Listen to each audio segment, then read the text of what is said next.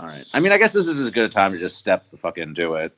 How did you find, like, I mean, it was so weird when I found out because I was actually Spotify recommends you shit, obviously. And I was just like, I have one spot at work where I get reception to like download shit on Spotify. And so, because the Wi-Fi is trash, even though I'm supposedly on like the better Wi-Fi. I don't know. They have Wi-Fi for the plebes and Wi-Fi for people who have to do shit on the internet. And even on the better Wi-Fi, you have to. I don't know. This is a really dumb digression. Point is, I had to like go out of my way to get on Wi-Fi and check stuff. And I was listening to a Doom song, and I thought I should check the Discord, which I don't normally do except on breaks. It was a slow day, but I should check the Discord after listening to a Doom song that Spotify suggested me. And that's when I heard it. It felt weird because why else would like? Yeah, I don't know.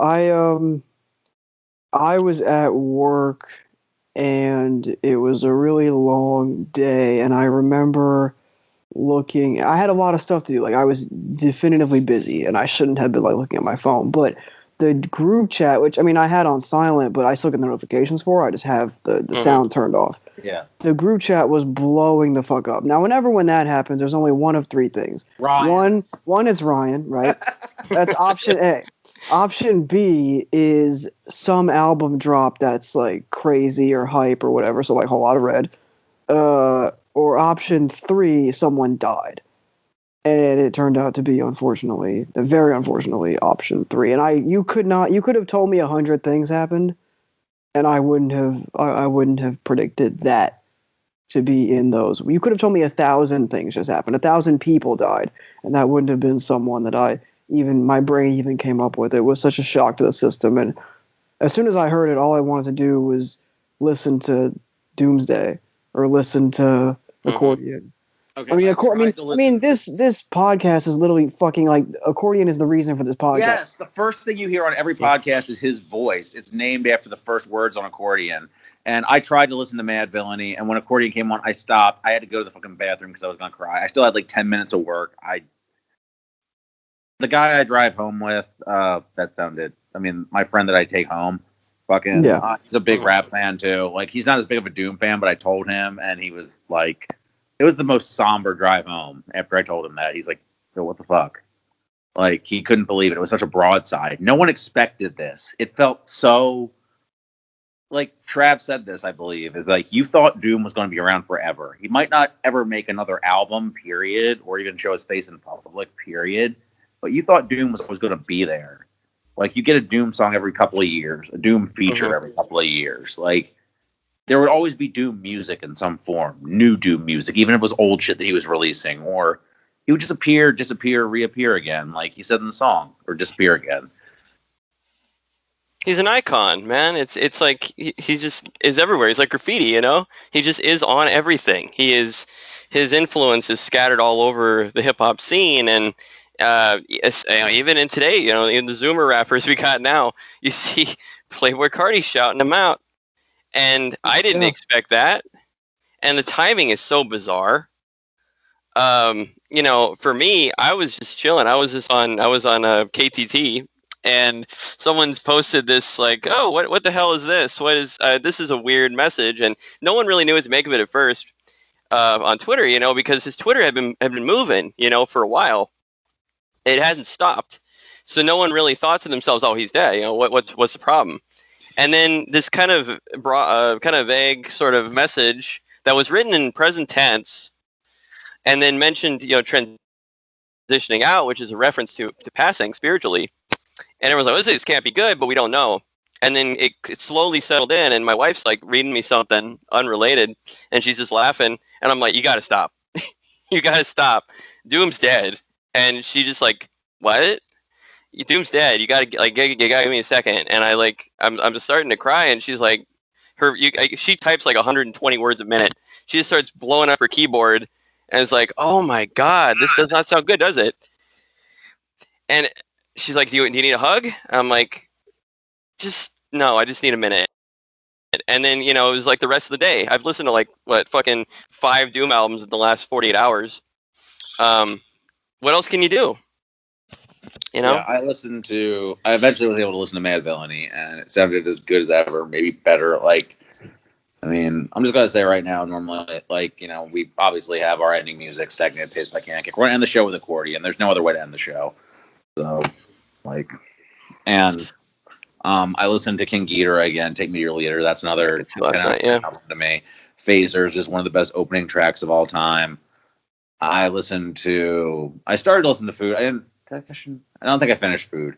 Because I just kept, like, then I started jumping around, like, Lucy's and stuff. Because he still did great stuff late in his career. It's not as, like, there was that one period in the 2000s. And we're going to do a Doom episode, by the way. Like, that's coming very soon. Like, not now. Like, I thought about scrapping the year and doing a Doom memorial, but I don't want to rush it.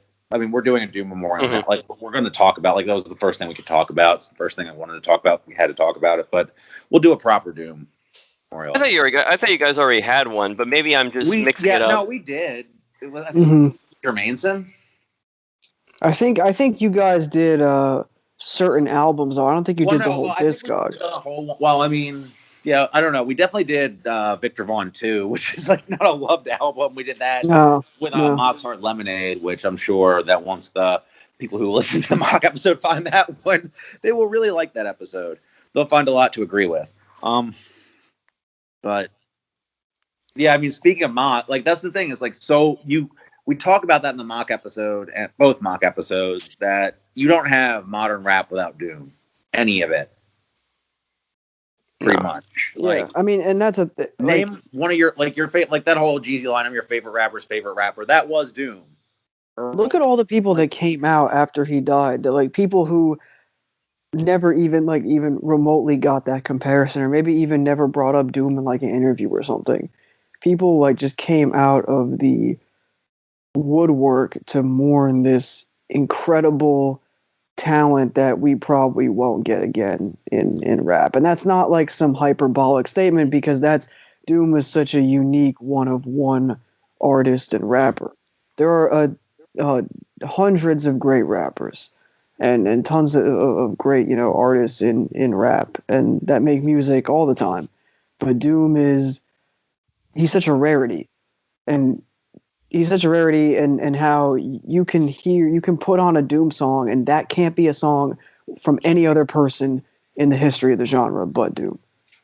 And it was even in the production too. Like you listen to Take Me to Your Leader, and even the songs where he's not rapping, which is quite frequent, it doesn't matter because the character is still there embedded in the music. And, who else can we say that about? There's a period on Food that people complained about that it's like just skits, and he made that shit work, I think, in terms of just making you listen to a whole album as a whole piece. The album was a character too. The album was a TV show. Like, he was taking everything that he watched as a kid and synthesizing it and giving it back to you, and sometimes the rapper was the character, sometimes the album was the character. He did so much that on such an elevated level that, like, the shit that just didn't... He rewarded repeat listening. He crafted a character before anyone else was really doing that as a rapper. The only one who was comparable in a little bit, well, two, Ghostface and Kool Keith. Like, but Doom himself was, and he came from such fucking tragic circumstances with KMD and his brother, and there were such throughout his life, his exile, his son.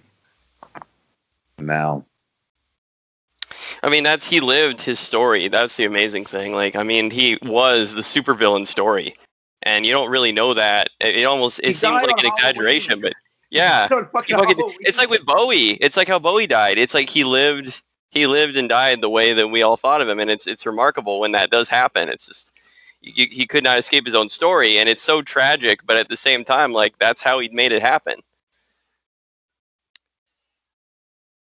Yeah, I mean, it's kind of, to sum up Doom in few words is difficult, but I think I think the point that I keep going back to is just the response, and the response when someone of his stature passes, like, and you think that Doom was only, I mean, he occupied such a niche, at least for a lot of his career, but Mad Villainy is a really celebrated album. I mean, for damn good fucking reason, but like, what struck me was how much, deserved like attention and plaudits Doom got upon the news. Like everyone, I couldn't go through social media without people posting Doom lyrics, or people who don't even not even rap journalists or anything, just like people that I follow. The thing is, Doom was so and unifying. I think that the first time I heard about Doom was actually on a fucking independent pro wrestling message board. Somebody was talking about how cool this would have been, probably Mad Villainy was. Mad Villainy or like Doomsday. And that led to me seeking it out on Soulseek. And that's what started getting me into that. And then Stone's Throw. And it just shaped my musical taste and aesthetic taste for the rest of my life and how I think about writing and everything. Like, Doom was such a powerful influence. Just incredible loss, dude. Like, yeah. I haven't even begun to really process it. He's the ultimate outsider. That's how he built him. That's how he built his entire career. That's how he fashioned his image, and yet he brought everyone together from that perspective. And I think that's pretty amazing. Yeah, I think you made a great point about the unification factor, Trav. Like, Doom is, I feel like no matter what style of hip hop you prefer, what lane your brain most gravitates toward, Doom is special to so many rap fans, and that's a great thing. And it's not often. There are plenty of great artists that are divisive. There are plenty of great artists that might not be unifying, but I think when it comes to Doom, he's just accepted as like one of the best. And that's think the thing about Doom is that you listen to him the first time, you might not immediately love him, I think, but he shares a quality where it's like with Biggie, another slow rapper, where it's like there's something ingratiating about his voice, his persona, where you want to listen to him again and again and again. There's something that even if he is not immediately infectiously like, oh, I find something to hook on to, like, or there's like pop hook quality to him or something. Mm-hmm. I don't know, because I don't think that I'm trying to think of my very first time hearing Doom, and I'm sure I liked it, but I don't think it was like blew me away, had to seek him out. I don't know. Like I think Trav, did you say November Has Come was the first time you heard Doom? Yes. Yeah. What a voice. That voice, like I'm trying to imagine hearing that as the first time, because the way it's produced on that is like Danger and Doom really worked. Danger really understood how to produce Doom and make him sound larger than life.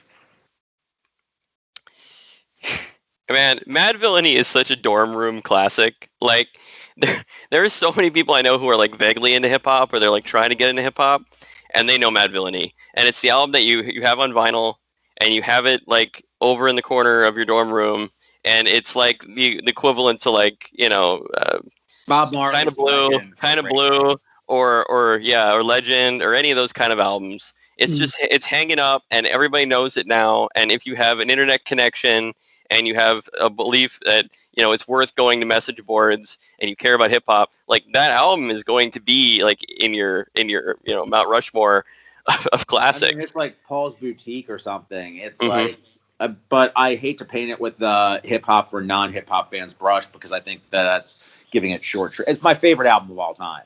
Like, my two favorite albums of all time are that and Relationship and Command by At the Drive-In. So, like, it's a heck of a top two. Like the difference is wild between those two. That's dope. I like what I like. No, that's dope. But yeah, and like that really, I think that's pretty much set in stone. I don't know. Like, I'm not going to say it is. Like, it could. Like, I'm not that type of person to say but I think your favorite, like when your favorite album is your favorite album, that's pretty sad. Mm-hmm. And MF Doom made my favorite album, and now he transitioned. So yeah, but the great thing about an artist like Doom is that there is so much to celebrate, and I'm happy that we'll be able to do that. So I agree. I thought it was so perfect that Little B came out. and praise Doom. But that's what I'm saying, though. That's Like, a great bit. That's perfect. The first project I heard was him going over Doom beats. Right. It's a terrible. lot of people, He shouldn't have done that. It's fucking terrible. But it's really endearing that he did it. There was a great tweet where it was like people are mad at Playboi Carti for like not breaking character when MF Doom was famous for never breaking character or whatever. Because he tweeted like "Rip MF Doom," but it was like goofy ass like right. But that's how he types. That's just how he types. So, but people were like in the comments like upset, and then this quote tweet was like, "People are really mad at Carti for doing this when MF Doom famously never broke character." But that's what I'm saying though. Like even people, I mean, like there were a lot of. I'm just thinking of artists off the top of my head. I mean, even artists that would make sense. Obviously, people like that Tyler fucking. Yeah, I mean Tyler. Well, all the clip of them. Yeah, that. Yeah, but even people like, I mean, even people like who may not have been directly inspired. Well, I mean, people were apparently giving Ye shit for not saying anything, but what I said in the chat was good. Kanye, stay off Twitter, just in general. Yeah. Like, I a really nice tweet that we like about Doom, but that's just like Kanye found Twitter again, and that one tweet's going to be 5 tweets, going to be 100 tweets, and then it's just not going to go anywhere good. So, I agree, and we know how Kanye, he's going to make how Kanye himself. Feels. Like it's going to be like, it's. But we know how Kanye feels about Jesus eventually being about himself. Because Kanye talking about Jesus is kind of like when Billy Corgan compared Jesus to himself on that shitty album he made after the Smashing Pumpkins with the thing where he couldn't spell swan. Living off borrowed time, the clock ticks faster. Living off borrowed time, the clock ticks faster. Living off borrowed time, the clock ticks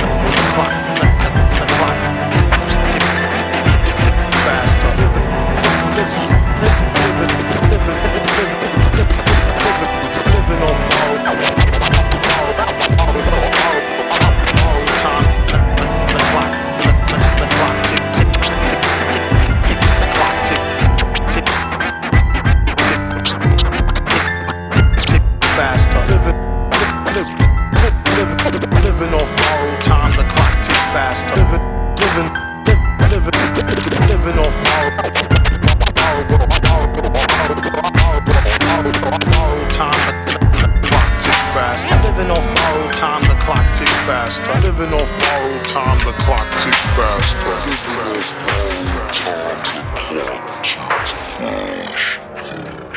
That new Smashing Pumpkins album not going to be in my top 10. I gotta say. Oh, is this where we get to the bad shit? That's the best transition we ever did of all time, and you didn't even mean to fucking. You ain't even know it. You ain't even know it. So good, so good. That album cover is ass. Oh my god! I did not listen to the album, but the single and that video are just fucking goddamn. It looks like Billy Corgan on the cover. I'm gonna pretend it is. Do like Trav? We gotta get through. What's some of the worst shit you heard? Because we did this last episode. All right, hold on. Well, I got it. Well, I mean, yeah, we weren't really supposed to. We were supposed to save worst for this episode, but we talked about Eminem. We'll talk about him again if you want. But fucking, let's shit on the Smashing Pumpkins for a little while. What the fuck is Billy doing? What the fuck is this garbage? Look at this album cover. I know. He's looking in the mirror. I just want to say, I had never even knew Smashing Pumpkins dropped an album until 5 seconds ago when you said it. Did you? Oh, that tells you all you need to know. You need to watch the video. All right, let's do that. Remember we did that with 21 Pilots that one time? Smashing Pumpkins dropped an album 2 years ago too? What the fuck? I forget what the video is called. I reviewed it. It was one of the singles. I'll know it when I see it. So hang on. I mean, of course, I watch all my Smashing Pumpkins music videos on mute. Patrick, you listened to a Smashing Pumpkins record that came out 2 years ago that I didn't even know existed? I don't hate Smashing. I mean, I can't. No, I'm not. Siamese Dream's amazing. I'm not shitting on it. I don't even really like Smashing. I don't even really like Siamese Dream that much. I love Melancholy. Melancholy's, yeah. I'm with you on that. I just mean like Smashing Pumpkins in the 2010s or really post 2000. Okay, the title track, Sire, Sir. I don't know. All right, we're gonna sync up on this and we're gonna count down like Zyreka after the ads go away. Okay, hold on. Let me. The last Smashing Pumpkins album I heard was Zeitgeist. Yeah, God. All right, Ugly album. I am ready. This video. I am ready. All right, let's go. 3, 2, 1. Oh my Christ! Oh wow! Oh shit! Oh yeah, this beat though. This sick beat. Is that Billy right there? No. This video has 26,000 likes. What are people doing with their life? It gets so. Wait, dude, Billy Corgan's dance moves. What are we doing? Oh, he's a priest. He's the Pope. Yeah, Pope Billy. The fucking everything. Oh, he's so flexible. It's like he's doing a Marilyn Manson thing and a Marilyn Also, the song itself is terrible. Just god awful dog shit. Does he have teeth? I don't think he has teeth. Why is he doing like little high kicks like a can dance? Why are they? What is this like diet? It's not even like it's like bland new disco. What is this? And yeah. Heard that hot new Dua Lipa release, and he was like, "All right." Did they listen to like the Rosin Murphy album or something and tried to make a new one? I mean, I think that the aesthetic of the video is the sassy / edgy aesthetic of the video is hysterical. Was that Anthony there? Anthony and the Johnsons thing? You know what this sounds like? It sounds like I don't want to disrespect this good artist, but it sounds like a poor like ripoff of the Perfume Genius record this year, like one of the more like percussion driven tracks. What sucks is that I finally did listen to Adore in full, and he can do synth shit. He has in the past. This ain't it, Chief. This ain't even remotely close to it. This is a oh my god. Like the graphic design is my passion. Washes on this are just like fucking embarrassing. You know, I would make comparisons, but I think this is just like a sludge. Like this is like 90 different artists that sound exactly like this from the last 20 years. Like I agree. Blended together. This is like sub-Muse. I think I described this as Muse without dignity, late period Muse without the dignity, which is funny because Matt Bellamy is not really known for his dignity. No, I don't think late Either period is Billy Muse Corgan for that matter, but this seems like lacking in dignity and self-awareness for even him. Well, now I'm just thinking of that drone song. The Muse. Also, I think he's talking about masters and stuff. I think he's talking about having to wear a mask. Oh yeah. Yeah, he's being kept from being himself because the government, the government's holding him back. God, this video is so terrible. He's doing the robot. 5G. Is he doing the robot? He's doing the robot. He's doing the. I just want to say that for those of you that are tuning. Oh, Nathan Drake. For those of you that are tuning in. Can you Susie slide? Going to the left, going to the right. Either way, we're sliding, man. Slide. Wow, the boredom in his face. Oh my lord. Yeah, damn. What am I doing? Live reactions for those of you that are new to the podcast after discovering us via Passion of the Weiss article. The live reactions are what we do sometimes on this podcast. Live reactions are where we live. Yeah. I feel like we do more than with Trav than with other guests. True. Well, we had it is unplanned. I assure you. Right. Yeah, I don't think we planned to go. The transition was unplanned. This is pure improv right here. Oh, this is great. This is great stuff. I've never seen this. I just saw the cover and went, "Well, I'm not watching. I'm not." Not great stuff. That was this video, which is just horrific, pretentious garbage with Billy Corgan dressed as the Pope doing fucking little shuffle dancing he's a retinal detachment. Like an old man playing playing silly games on a yacht, play silly games, win silly prizes. Yeah, for my common listeners. All right, that was really garbage. Yeah, the Smashing Pumpkins definitely. I didn't listen to the whole. I listened to the single. I watched the video. I listened to the other single. It's also pretty bad. I feel like this is one of those albums you can listen to a few songs and just slap a rating on that on principle. Oh yeah, the one you said from 2018 that had Rick Rubin producing it. Which you know how I feel about Rick Rubin. Rick. He's your favorite. You break dance every day to Rick Rubin. This year. Rick Rubin did something very good this year that we'll get to later. Or his part at least didn't fuck something up this year. Yeah, he didn't fuck something up. Yeah. But the one in 2018 was Rick Rubin, and it has a really good lead single, and the rest of the album is pouring dog shit. It was the original fucking lineup for the first time in a while, not just Billy and Jimmy Chamberlain. Like, they got Darcy Retzky back, and I don't think she was allowed to do anything. I think she just stood there and Billy glared at her. Get back in your cage. More or less. Yeah, and I don't know what Rick Rubin ever really does in some cases, but there's no real drumming on it, which is like, why do you have Jimmy Chamberlain around if you're not going to let him drum? Like, the fucking post comeback Smashing Pumpkins, quote unquote comeback, are just really baffling to me in a lot of ways. They're really, really unnecessary. Yeah. All I know is Zeitgeist is fucking hilarious. Like, it's the most cliche, like, blown out, like 2000s loudness war train wreck album. It's like 55 hours long. That are torture, like the 9-minute song "United States," where Billy Corgan wails "Revolution," like in just the most tortured ass. Like, this is why we have auto-tune, so you can't do that.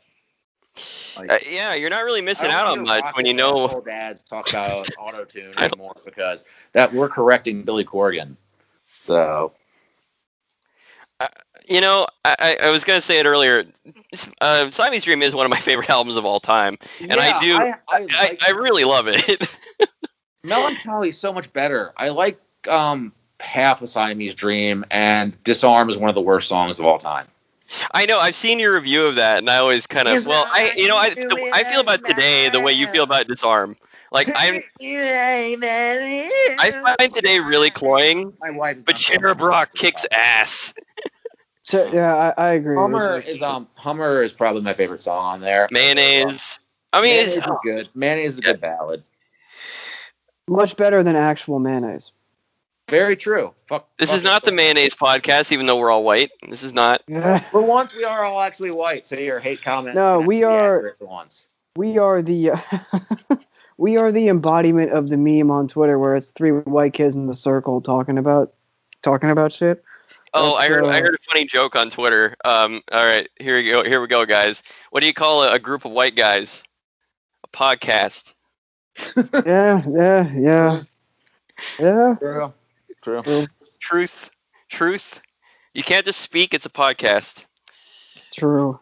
And then you have to tell people to listen to your podcast because your podcast is so interesting and everybody should listen to it. It was a Jada Pinkett Smith discussion, like, on Twitter. It was like, she's like, why do men start podcasts instead of going to therapy? I think that was the. I mean, well, you think about the first really popular oh my God, we're about to go into a fucking podcast interlude, not about the topic, about fucking podcasts and men on podcasts. This is meta. Wheels within wheels. This is, if you turn it off right now, I don't blame you. If there's a fucking plummet in the metrics right now, I don't blame you. KP, please have mercy. But the most popular initial podcast was Mark Maron, and he basically treats the shit as therapy until you get to the guest. Like, that was the most initial popular. Like, I think that he probably popularized podcasts, right? I could not tell you, but I him and Rogan. Oh yeah, for sure. I mean, Rogan made fuck Rogan. We're not going to do that. Yeah, we're not going down that. I'm not skilled enough to talk about Rogan right now. We've gone into detail about our feelings about Joe Rogan on this podcast. We don't need to rehash it, but you can look at the spreadsheet. It's not good. You listen to this podcast. Yeah. If you like Joe Rogan. So. Oh God. Okay. What the fuck? So other terrible shit from this year, aside from Billy Corgan doing that. 6ix9ine. Okay, did anyone hear the 6ix9ine album? Absolutely not. I did. I mean, I heard like half of it. Why?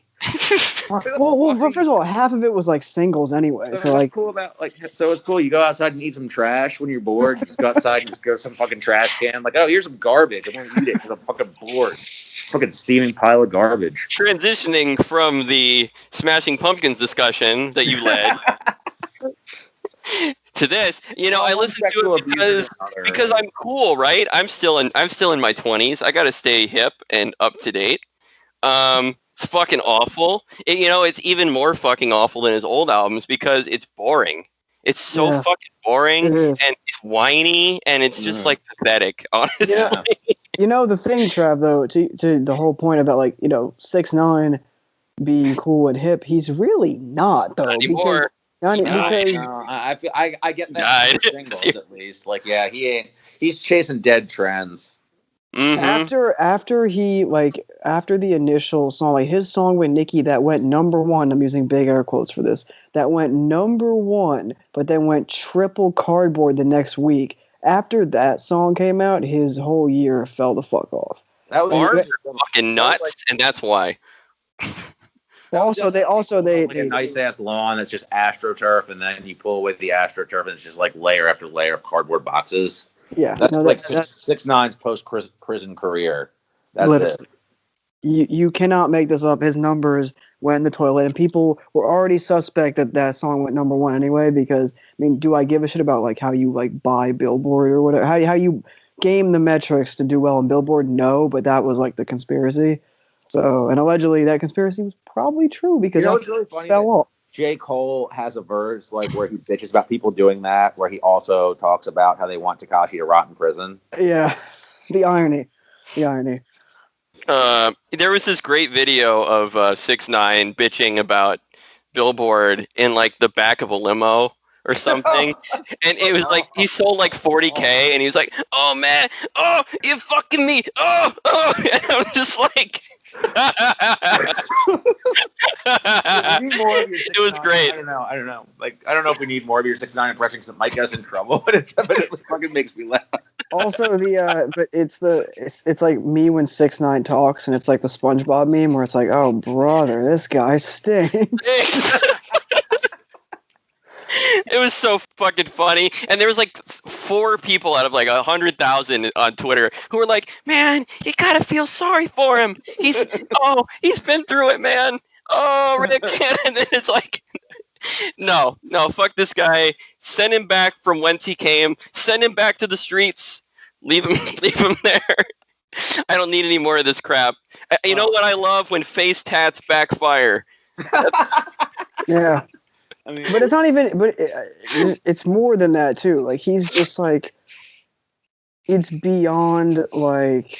He's repulsive on a lot of levels. Yeah. Like musically, he's dog shit, but that's fine. There are plenty of bad musicians that I don't care about. His personality, his approach, something about him just rubs me the fucking wrong way. Yeah, and the thing is that for me, I can tend to not give a shit if your music is going to be that good. But more often than not, his music, actually all the time, with the exception of like one or two songs for me, his music has been so terrible. 1 or 2 songs are just like, people make that argument. I'm just like, he has 1 or 2 songs that if a good artist released them would be mid. But some terrible artist releases, or at least would elevate the song, you know. And it's like, I don't know. I don't like Gummo was an incredible beat, but like anyone else would be better on it. You know what's sad is that crappy single that was a hit for like 5 seconds. It was the first song where he came back and he's like, hate is mad for like 25 like seconds total. That was like the whole song, and everyone's like, oh my god, he's back. Yeah. He's like, back. I told, so you mad now? What? Mad. And I'm just like, wait, hold on. Maybe the whole album is this. At least I can appreciate it on that level for just being so loud and obnoxious. It's fucking boring. No, yeah. I mean, so boring. So after the Nicki song, because like Diaper Rash or whatever that song was, like that, you know, that at least had the benefit of, I mean, quote unquote, I'm using what even bigger air quotes here, benefit of being at least loud and obnoxious. And it's like, well, he certainly was, you know, angry. Like I guess I remember it because he's like, you know, yelling at me and in my face and proactive like Poochie and shit. But then like fucking the album, I guess, is just a bunch of mid crossover shit because that's what these people always do. Like when you're a fucking like YouTube star, I guess, like if Jake Paul ever actually wanted to make a fucking album, like he'd do a bunch of simping crossover shit too. Yeah. Would it have a DJ Academics feature though? Maybe. This album does. Hey man, DJ Vlad skit. Oh, actually, DJ Vlad actually worse in Academics because some of the shit that came out against him this year. Like, I know, you know, it's bad when you're worse than Academics. I know. Complete the dream team with an Adam 22 intro. Like that's like, I don't know how bars are like beneath the soil, but that's Academics is. Academics, Adam 23, like that's the type of fucking like sewer you're swimming in. 23 Adam. Whatever. 23. 23. What was I gonna say? Okay, there's one other album I wanted to bring up because there's a bunch of trash. Like G-Eazy's album was fucking bad. Oh hell yeah, let's go. That was fucking bad. Thoroughly in the mid-year. I didn't listen to it. So I gotta ask. Okay, Pat, did you listen to this? Did you hear about this Danzig Elvis covers album? I'm gonna piss myself. Did you fucking hear about this? He recorded himself listening to Elvis over a fucking potato recording. Does he do Suspicious Minds? Hold on, let me read you the track listing. It's in the ghetto. There's a couple keepers on here. Okay, hold on. Let's see. So this album has a 1.42 out of 390 ratings. Haters. It's, you know what? A lot of these are older songs. Like Always on My Mind's on this. Okay, so some standards, fine. It's some standards. Cheating. Yeah. So he does the old ass shit. Rockabilly, right? Like that's the thought. Is like, oh, I like rockabilly. Some people think I sound like Elvis sometimes. I just YouTube Danzig Elvis. Danzig sings Elvis full album. It's the worst sounding album I've ever heard. Pocket Full of Rainbows. Here we go. More. All right. We don't normally do this many live reactions, new listeners. Okay. But hold on. You're getting this one. We don't do this many. All right. Danzig singing Pocket Full of Rainbows now. All right. Arrangement. Is Meyer Hawthorne going to come in on this? Look at that cover. Yeah, what the fuck? This is just like the worst recorded album. Is he like auditioning for like Jim James spot in My Morning Jacket? What's with all the fucking reverb? Well, this album's trash. Turn the reverb up.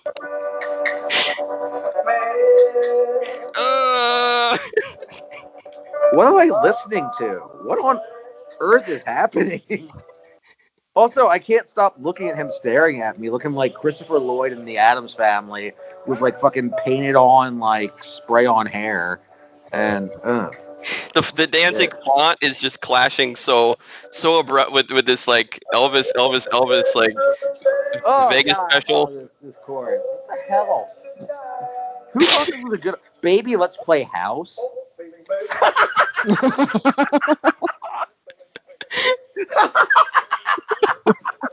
Oh, I'm going to absolutely piss myself. Oh, it's like 9 miles deep in reverb. Comments are turned off on this video. Pussy. It's the extremely 21 Savage voice.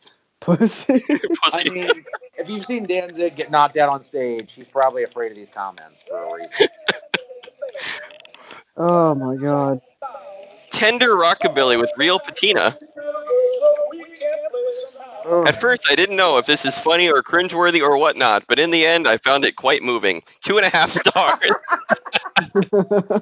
When it rains, it really pours. Does it, Glenn? He looks like evil Agent Cooper. Son, what the fuck? What the fuck did you just bring to It sounds like something a shitty small town bar band would upload to Reverb Nation. Oh my god. Dude, I have a friend who worships the Misfits, and I need to ask him if he knows this happened. Oh, Mookid reviewed this album. Oh, dude, what's Mookid think about this? What did Mookid think about this? He liked it, I think. Of course he did. Mookid like secretly wants to be a dad so bad. I don't know why. He has like dad aspirations, and I guess this is like, damn. What the fuck? I mean, I can't hate it because it's so sincerely awful. Like, who asked for this shit? Like, what the? It's really because Danzig is a god to me, and even if it sucks, I'm glad at least he enjoyed making it. Singing Elvis in some big dark house is how I imagine him these days.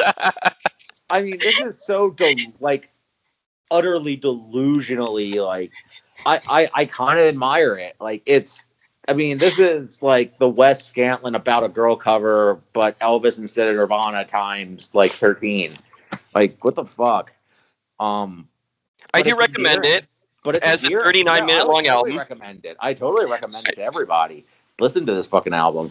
Don't listen to the Eminem album. Listen to Danzig singing Elvis, for God's sake. Like, do yourself a favor. Say, leave foolishness in 2020. Let's bring. Don't listen to the long-awaited Joyner Lucas album that came out this year.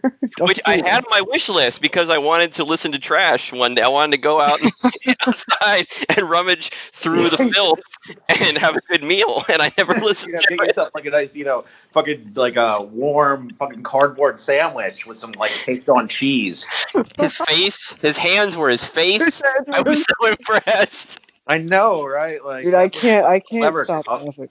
I can't stop laughing looking at this album. Face palm, get it? The Joyner Lucas album, which, by the way, most of the songs have been released for years, and they're all fucking terrible. And I didn't hear the new songs because I didn't want to. No, you got to give the people what they already love, and then, he's just catering to his audience. God. Ugh. I heard Eminem's A side of Music You Murdered By. I did not listen to side B. Oh, well, I mean, we cover it on once part one comes out, we cover it in pretty good detail. Too Broke to Care really, really, really, really hated the shit out of it. I was trapped in the car again, like what happened on the ICP episode where I got trapped in the car during like their worst album. I also got trapped in the car coming home from the grocery store listening to this fucking garbage. I don't know why. I was just like, oh yeah, sure. I already didn't like side A, so the B sides are probably really cool. It's really unfortunate. There's like 3 good verses on the whole thing, and some of the worst ideas he's ever had. There was a Kendrick verse, right? No. No? Yeah. What the hell's the point? Even the one with the Kendrick verse is terrible. Love Game. Like that's that was not good. Also, Kendrick didn't do any verses this year. Why would he do a verse on an Eminem album? There was one on the Busta album that was from like years ago. Yeah. Okay. He keeps digging stuff out of the garbage and throwing it so he can chill with his kid at home. Yeah, more garbage eating, but I can't really think of anything truly terrible aside from that I heard this year. I mean, obviously, obligatory fuck you Diplo. Oh yeah, that was really bad. Oh, yeah, I heard that. I mean, Orville Pack is cool. I'm glad he got a paycheck, but other than that, fuck you Diplo for that garbage. I'm trying to I don't think there was anything other super atrocious that I heard this year, like worst of the year level, because I don't think it was a great year, and I don't waste my time listening to garbage. Yeah. I mean, like some of the stuff I already spoke about. Bieber's album was really bad. Well, I didn't. That was really bad. Oh, that was the Bieber Jesus album. That was a career killer. Like Changes was fucking terrible. Yeah, and I don't get why he made. I don't know. I don't care. It's amazing how Yummy was like crowned the worst song of the year, and it came out in January. Was That's that like Green Day thing with the dumb marketing campaign. Yeah. That was this year. That was last year. Yep. Mm-hmm. Or you know what I mean? Yeah. 2020. Yeah. Super like lazy, dumb. The billboards were so funny. They were so funny. Punk rock is fuck, man. Like stick it to your label. But we got a much better punk rock record this year. From Machine Gun Kelly. I mean, honestly. I think I can speak for the podcast when I say Machine Gun Kelly is the modern Ian MacKaye. Oh yeah. These are the takes you get when we don't have any real negative albums left after. Yeah. I mean, the Machine Gun Kelly album was bad, but it was not Green Day level bad, but it was still bad. Ugh. Yeah. I was referring to a different punk rock record, but we'll get to that. Yeah, so I guess that's 1975. Pretty much it for the bad shit, of which I thought there was very little. Let's get to the good shit. Let's get to our top 10s for the year. I will give the floor to the guests to start the listing. Well, Trav, do you want to give some of your honorable mentions because you didn't get to? Oh yeah. You were giving honorable mentions because you weren't on the honorable mentions one. So yeah. Oh yeah. Okay, so we're doing top 10. So I'll do my next 5. Jeff Rosenstock, No Dream, which is really to me one of the best punk rock records of the year. It's fucking fantastic. It's the same as everything he ever does, and it's wonderful. Like, listen to it. Strokes, New Abnormal, which I would maybe might appear somewhere in this discussion. R.A.P. Ferreira, Pearl Moonlight Pages, which I know will come up at some point. Tennis, Swimmer. I never really liked Tennis that much. I think this is one of the best pop albums of the year. Fucking great. 32 minutes. Listen to it. Extremely catchy, piano-driven stuff. Fantastic. If you did not get to go to festivals this year like the rest of us, it is that kind of festival pop, and it's wonderful. And 11 is Perfume Genius. Set My Heart on Fire Immediately, which was referenced earlier. I think it's his best album yet. And I love that he's getting more shine this year than ever. So good work to him. I guess we can also just put in our 11 too, if you want to, Caleb, because I was just thinking about my list because I didn't really have too much time. My past couple of days have been hectic, to say the least, and I haven't really had too much the time I would like to tweak my list like an obsessive music douchebag, like somebody with a Rate Your Music account would. I've been toying with having this on my list all year. I even had it at 10 at one point. My number 11 is Gorillaz' Song Machine Volume 1, which I think is their second best album behind Plastic Beach and something everybody should hear. I think it's Damon's best songwriting in a very, very long time. I think every guest kills it. I think Schoolboy is remarkable on this album. Yep. I think that it's just production. Désolé is just gorgeous. I could talk about this out. Like, there's nothing. Like, the closest thing disappointing on here is St. Vincent and Gorillaz isn't quite as, like, sublime as you would hope. But Beck and Gorillaz is great. Like, that's the best Beck song in a long-ass time. He sounds alive again. Like, he really does. He sounds reinvigorated on that shit. Robert Smith and Gorillaz is, like, the better Flaming Lips song than anything on the Flaming Lips album, actually, and I mostly like that album. Earth Gang. I fucking love their feature. Oh, that Earth Gang song is great. The Peggy song is great. Fucking, I don't know who the policewoman chick is, but she's awesome on the deluxe. Ends with that really great Tony Allen and Skepta song. Like, just fucking packed to the brim with great pop music. There's not a bad song on there, even on the deluxe. I think it's just really, really awesome. Like, that and Carly are my second and third favorite pop albums of the year. My first is going to be on the list. Do not listen to the standard. Do not stick with the standard for that album. Listen to the full thing. Oh, it's not of course, that much yeah. longer. Yeah. A lot of the best songs are tucked in on the back end on the deluxe. I have not heard the Gorillaz, and I've been meaning to. So that is my fault because we had this conversation for the last few weeks on the pod about how I should listen to it. And I like Gorillaz. Like, I like Demon Days and I like Plastic Beach a lot. So it just slipped my mind. Like, there was just other stuff that I was checking for, and I wasn't. That guy on Kids in the Hall, it slipped your mind. Yeah, I slipped. You don't know. I slipped on the banana peel. That's really what it was.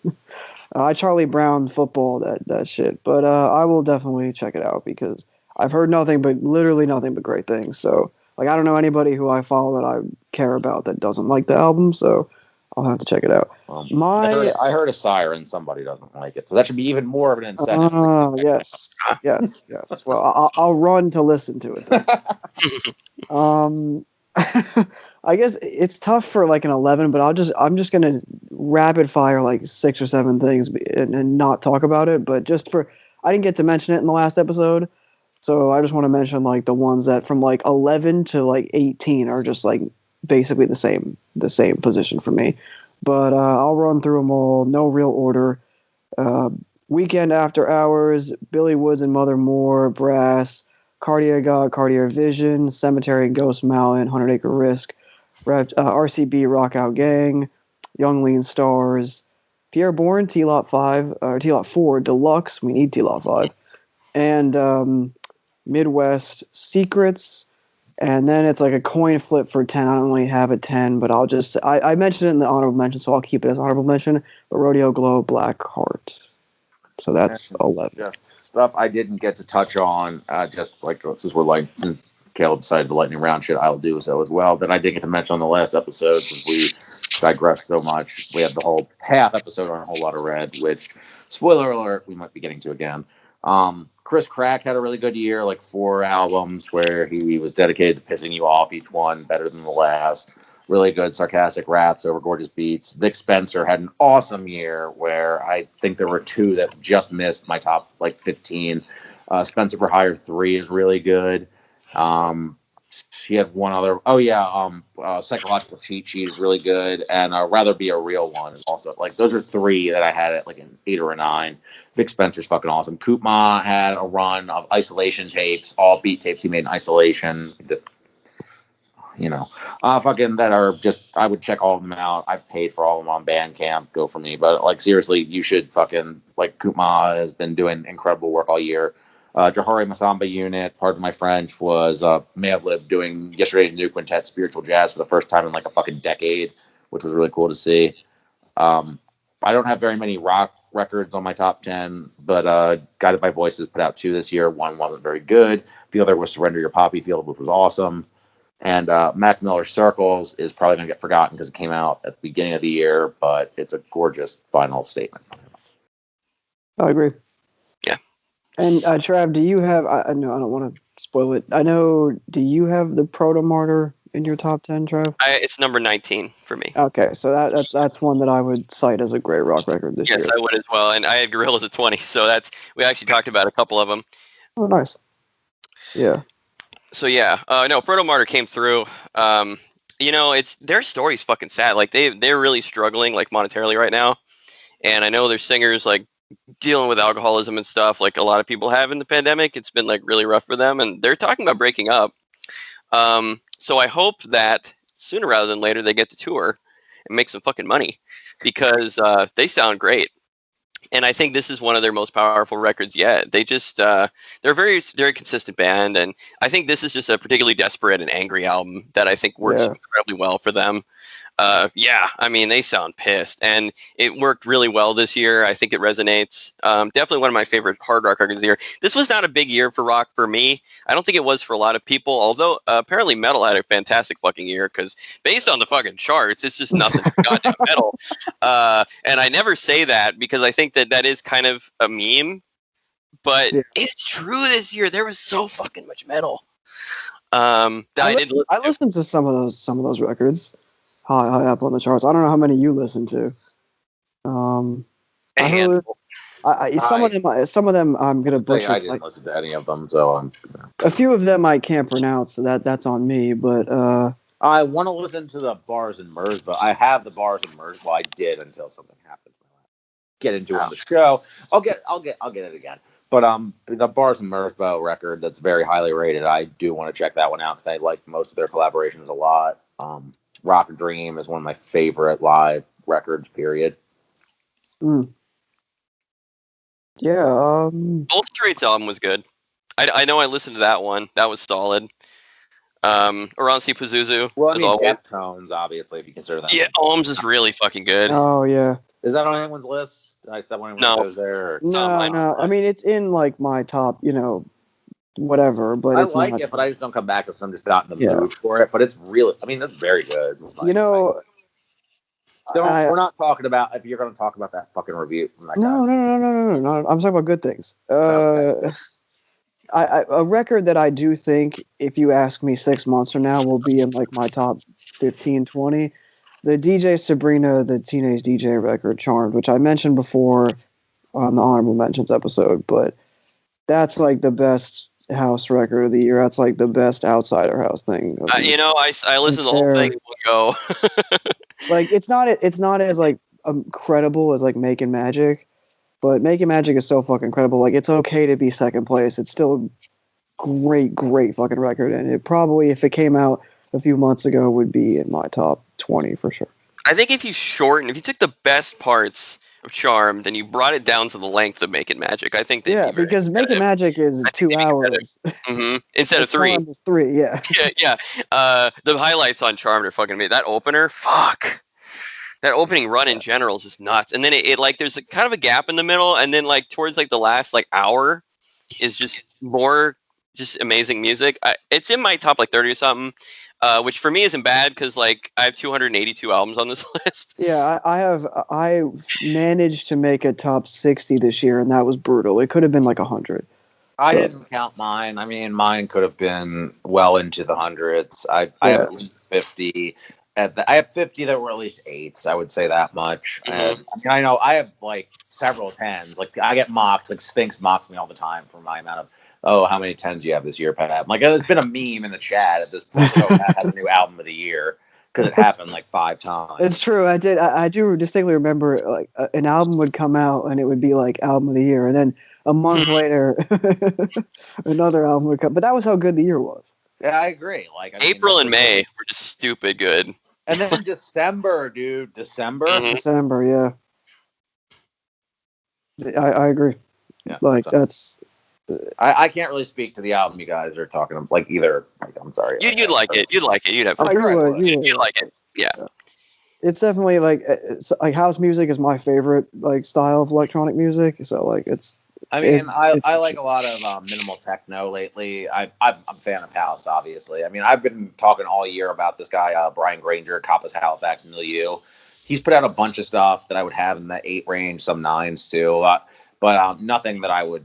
I don't know. I wanted to think of something of his to talk about on the show. I just want to mention his name in case anybody wants to check him out. He's Milieu Music Digital on Bandcamp. I listen to him all the goddamn time. He's my go-to filler music when I'm like, listening. Like, can't think of anything else to listen to. I'm sure everybody has something like that, but like when I'm reading or playing games or whatever, or just at work and I have idle time type shit. So yeah, I think he's great. He does a lot of like, ambient, drone, minimal techno, house type stuff. I mean, I plug him all the time. I don't know, but anyway. So I'll check that out.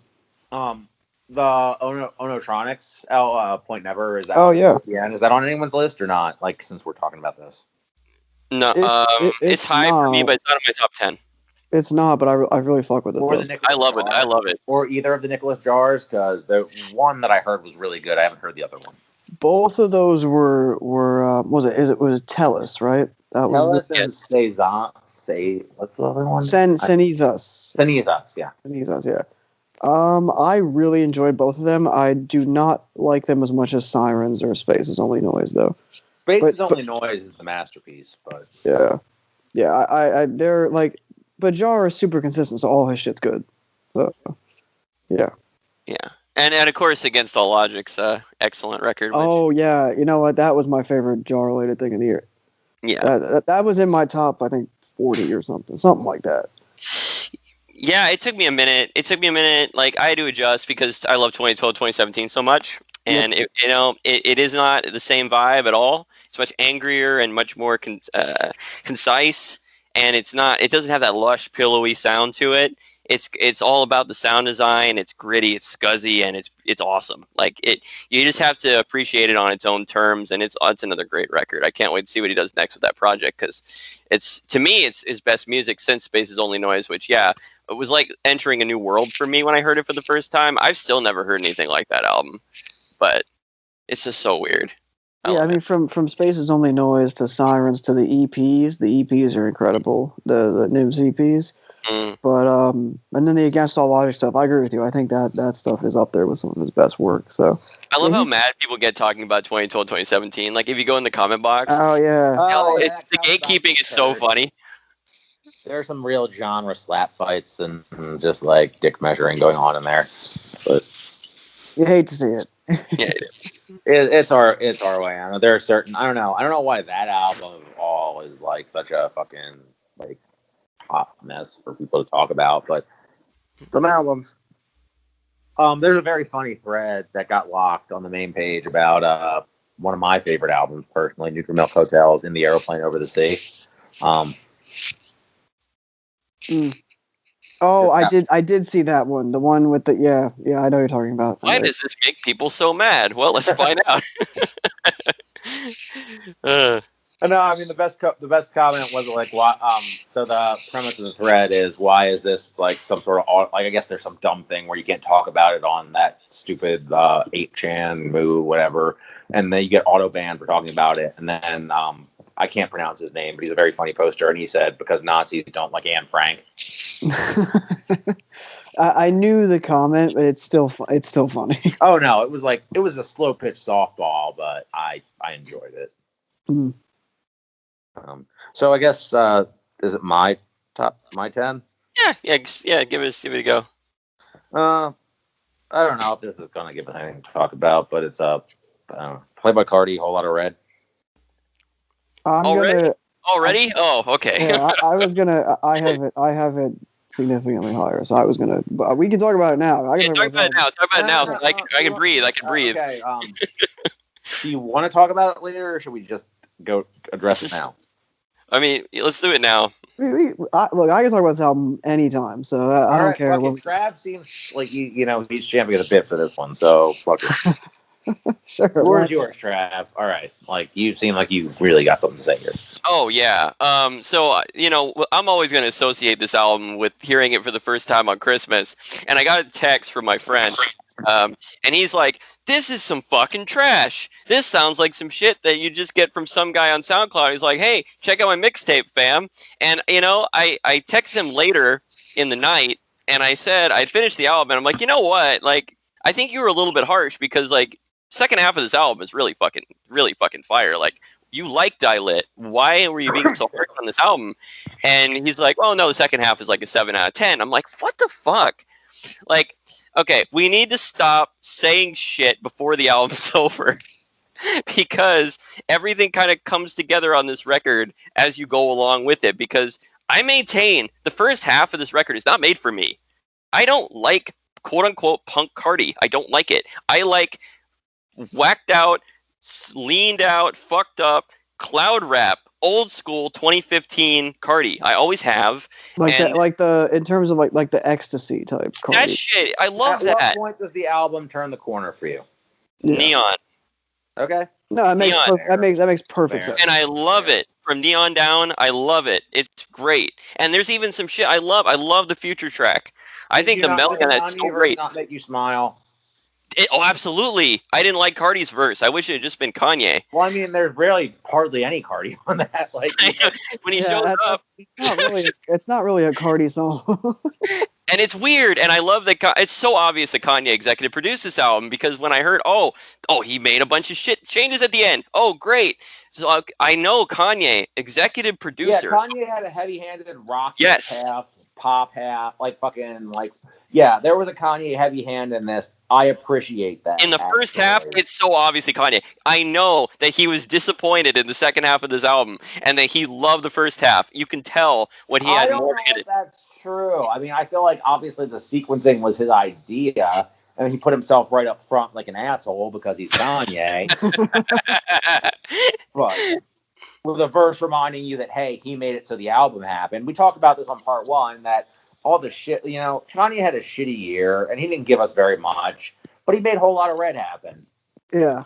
And I'm grateful because, shit, if this was 14 songs, I like it as much as the first album. I like it as much as the self-titled, maybe not as much as Dilit, because Dilit for me has become a runaway. I listen to this when I'm drunk, and only this when I'm drunk, and it's so good. And like 6 months from now, you're going to be listening to Rockstar Made when you're drunk. So well, it's already grown on me. I've started this album like 3 or 4 different times because like I'm like I want to, and then something comes up and I have to stop it. So I've heard Rockstar Made more than any other song on the album, and it's already starting to creep in. Yeah, it is. Yeah, it is. You know what I mean? Like you just walk around. Total fucking Danny Brown / most A$AP Rocky album opener move. It's like a rockest album, and it's Kanye being heavy-handed with the rock shit. Like, and Carti's heavy-handed with it too. I think the boldest move in this album entirely, I don't know if this is a Kanye call or a Carti call, is you can understand every Carti line on this album. That's got to be difference from Dilit. Yeah, he's not on the mumbling shit. I think that's no real baby voice. No, I think that's a Carti call because he's doing like literal. He's like yelling demon vamp Carti on this, and so I think like the vamp shit too. I mean, is real. Goes Herb, who I'm sure is real happy about this. Oh, the upside down cross necklace on the cover is so fucking funny. Like, I mean, it's so great. Like, it's very Uzi. Like, I got that from Uzi. Like his shit. I get an Uzi vibe off this too. Like, I get the eternal. I never pronounce Atake. Yeah, I think it's I thought it was all right. I always thought it was a take. Yeah, I always thought it was a take. I might be wrong. Both ways, and both ways, like, people look at me weird, like, when I have to say it in public, which I've actually had to say it in It's public. a weird fucking title, so you're going to be weird no matter what. I mean, I get that vibe off some stuff in the middle. Like, I feel like the album has a definite tonal progression from the straight up. It starts off with Rockstar Made, where it's, like, overt guitars, like, and not ironic guitars either. I don't think Carti's being ironic with this shit. No. Maybe online, but yeah. Everything is to me. Everything about this on this, like musically. Yeah. No, that's what I'm saying. Everything about this is deliberate and real. Like, first of all, and I know people as in my in real life friends in the general public do not like the song. I think "Stop Breathing" is fucking incredible. I love that song, and I know it's annoying as shit because I played it's it with so my fucking rap funny. friend that I talked about in the first of all, he was kind of making like the Larry David face while I was playing. When the beat comes, he hadn't heard it before. He hadn't heard the album before, and he's a Carti. Like, I think he really liked the first shit. I don't know how he feels about Die Lit, but like, I was playing the album, he hadn't heard it. It was interesting to get his reactions, and we're kind of talking through shit. But when "Stop Breathing" came on, and the really abrasive, squeaky, like high pitch, like, you know what I mean, like when he's really hitting the register on the "Bitch Stop Breathing." Yeah, he's like raspy. There was like a definite like kind of cringe reaction out of my friend hearing that. When the hook comes in, you think it's going to be one song, and then it's something else. That's what's so brilliant about it to me. That's the most Young Thug moment on here, I think. Yeah, I agree. Oh, I mean, first of all, I mean, I just walk around like, and this is not a. This is going to mushroom into a topic for an episode because this has come up on the past couple worst songs to have in your head that you sing to yourself. Yeah. I'm literally I burst out laughing the first time I heard the hook to the song. I just was like, "It's a great hook. What the fuck are you doing?" And I burst out laughing. Wow. I burst out laughing at two separate, like, I think I said on the previous episode, two beats: the Cuddy beat and Vamp. Yeah, the Vamp. Yeah, Vamp Anthem. Vamp Anthem. Like, that shit is so funny. So silly. But that transition made me laugh was the transition from Vamp Anthem into New Neon. I burst out laughing because it's so rough, and there's such a clear like change from that moment in the album. It's like there are some transitions on this album that are perfect, and there are some transitions that are just smashed, cut, like. I really think that, like, I really truly wholly believe. I'm not even saying it because I love the album so much, but I truly wholly believe it's everything's intentional. And I think, my only disagreement with you guys is I think a lot of that is Carti, not Kanye. I think because when has Carti ever? Okay, I think the framework of it is Kanye. I think the general, we're putting the rock shit up front and the Pierre shit, quote unquote, on the back is Kanye. Yeah. I think the general, that sequencing is Kanye. I think we're putting my verse up front is Kanye. Oh, absolutely. We're having the Cuddy song this way is Kanye. I think everything else generally is Carti with Kanye making little tweaks. Yeah, and I think I do think speaking of Cuddy, that song grew on me. I love that. I love that song from Jump. It's a great song. I think more Man on the Moon 3 than you guys. Like, I mean, I'm fully on Cuddy's and no one was. It's fucking the way even slang, but the way Carti's ad libs drive that song is fucking brilliant. Like, it syncopates with the beat. Like the beat is going with his ad. The vocal mixing on this needs to get a lot of credit overall. Like, and even Stop Breathing in the background, the ad libs, like his crazy whacked out like yelling is propelling the beat. And not like the typical stuff that we hear. Also, I think it's super cool. So, Trav, you're not hot on the first half of the album. So, Jump Out the House does nothing for you because that was my initial first like holy shit moment, really. Well, I mean, it kind of blends together. At that point, Jump Out the House blends together for you. Okay, look at it like this. When the album starts, it just fucking goes. Like, there's so much momentum with this album. I really kind of just got lost in the first like 12 tracks. I just kind of let it go because I was waiting for something because I'd heard before, like, okay, this album is going to change. There's definitely a mood change. I'm going to kind of let this thing ride. And so Jump Out the House to me and Stop Breathing, like songs like that, I'm just like, okay, this is a vibe. Like, this is very powerful. This is like a lot, right? It's very extra. It's very explosive. And I'm just like, okay, when is this Kid Cudi feature coming? When is this future feature coming? Like, I'm like waiting for these moments to happen. And so it kind of got lost for me. I guess I'm glad that I didn't I deliberately didn't check out. Like, I saw the track list when it leaked. I got spoiled. Yeah, I got spoiled. Yeah, everyone's talking about it. Spoiled on this one because I didn't read any reviews. I didn't get to listen to it on Christmas morning with everybody. Sadly, like Look at Ghost. Like I was talking about how I was listening to Christmas music with my wife on Christmas morning and Look at Ghost, and I was bitching about it while y'all were talking about a whole lot of red in the chat. And Look at Ghost said the vibe is listening to a whole lot of red in your basement in your underwear while your wife is still asleep. I listened to it while I was cleaning up garbage from unwrapping presents, because we did that on New Year's Eve. So I was like, all this trash all over my house. I was just like going up and down the stairs listening to Carti, going, and I'm just like, it gave me life at 2:30 in the morning. So that is that. But I've been giving me life at work though lately. I can tell this album is going to be something I'm going to live with because I've been listening to it more and it has not been getting old. It's been like definitely sustaining the same way Die Lit has, like, but in different, like in the same different ways. Yeah, has like been like consistently quality. That's something I appreciated more. But musically, I appreciate different things about this album than I did about Die Lit. Except like the rock energy. Like again, I said on the boards, and I think I said this in the previous episode, that I think that Die Lit's cover is more appropriate for at least the first half of this album. I think Kanye probably saw the Die Lit cover and was like, yeah, homie, we're making another fucking punk rock album. And so that's why he did sing shit. Like, that definitely seems like a Kanye move. Like, it's a little heavy-handed, but the songwriting's there, so I don't mind it. You know what it actually, everyone saw it sounds like punk. It's punk rap. Like, no, you know what this album reminds me of? It reminds me of Triple X. And, yes, and also some A$AP Rocky, where it works like the stuff on Long Live A$AP. Not the most recent one, the one before that, the one with all the Joe Fox crap on it that has like the Flying Lotus. Yeah. That one had like a lot of like rock, like quote unquote psychedelic stuff on it, but it was like really not that psychedelic. Like, but that one didn't have 1/4 of the energy that this album does. Oh, no, because Rocky's not an energetic rapper like Carti. No. Even though he bites a lot of Carti shit and approach, Carti can turn it up in a way Rocky never does. Rocky is incapable of turning it up. Like, that's just not his appeal.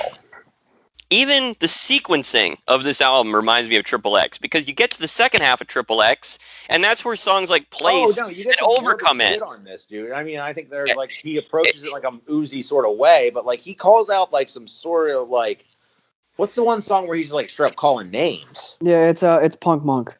Yeah, Punk Monk. Yeah, where he's like, I could have signed Trippie Redd. I could have signed Pierre. Like the Trippie line, the TJ line. Yeah. He's like, oh, I could have signed Pierre, but the label wouldn't like let me, something like that. Yeah.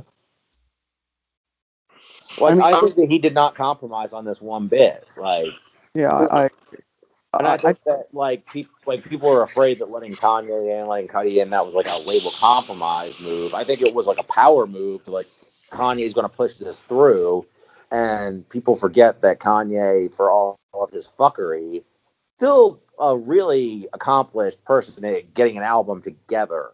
You might not like every decision he makes. Like, I remember when Watch the Throne came out, there was a lot of complaints about what he did to I Don't Like, what he was doing to Keith's aesthetic.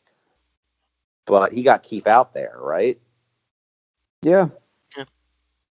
I just want to say also, and I will say a little more about this album later because I have more to say, but there are 7 tracks on here produced by Filthy of Working on Dying fame, and I just think it's super. One, all those songs are ridiculously hard. Like, just my face uncontrollably contorts and does the scrunched up face whenever any of those beats come on. They're just ridiculous.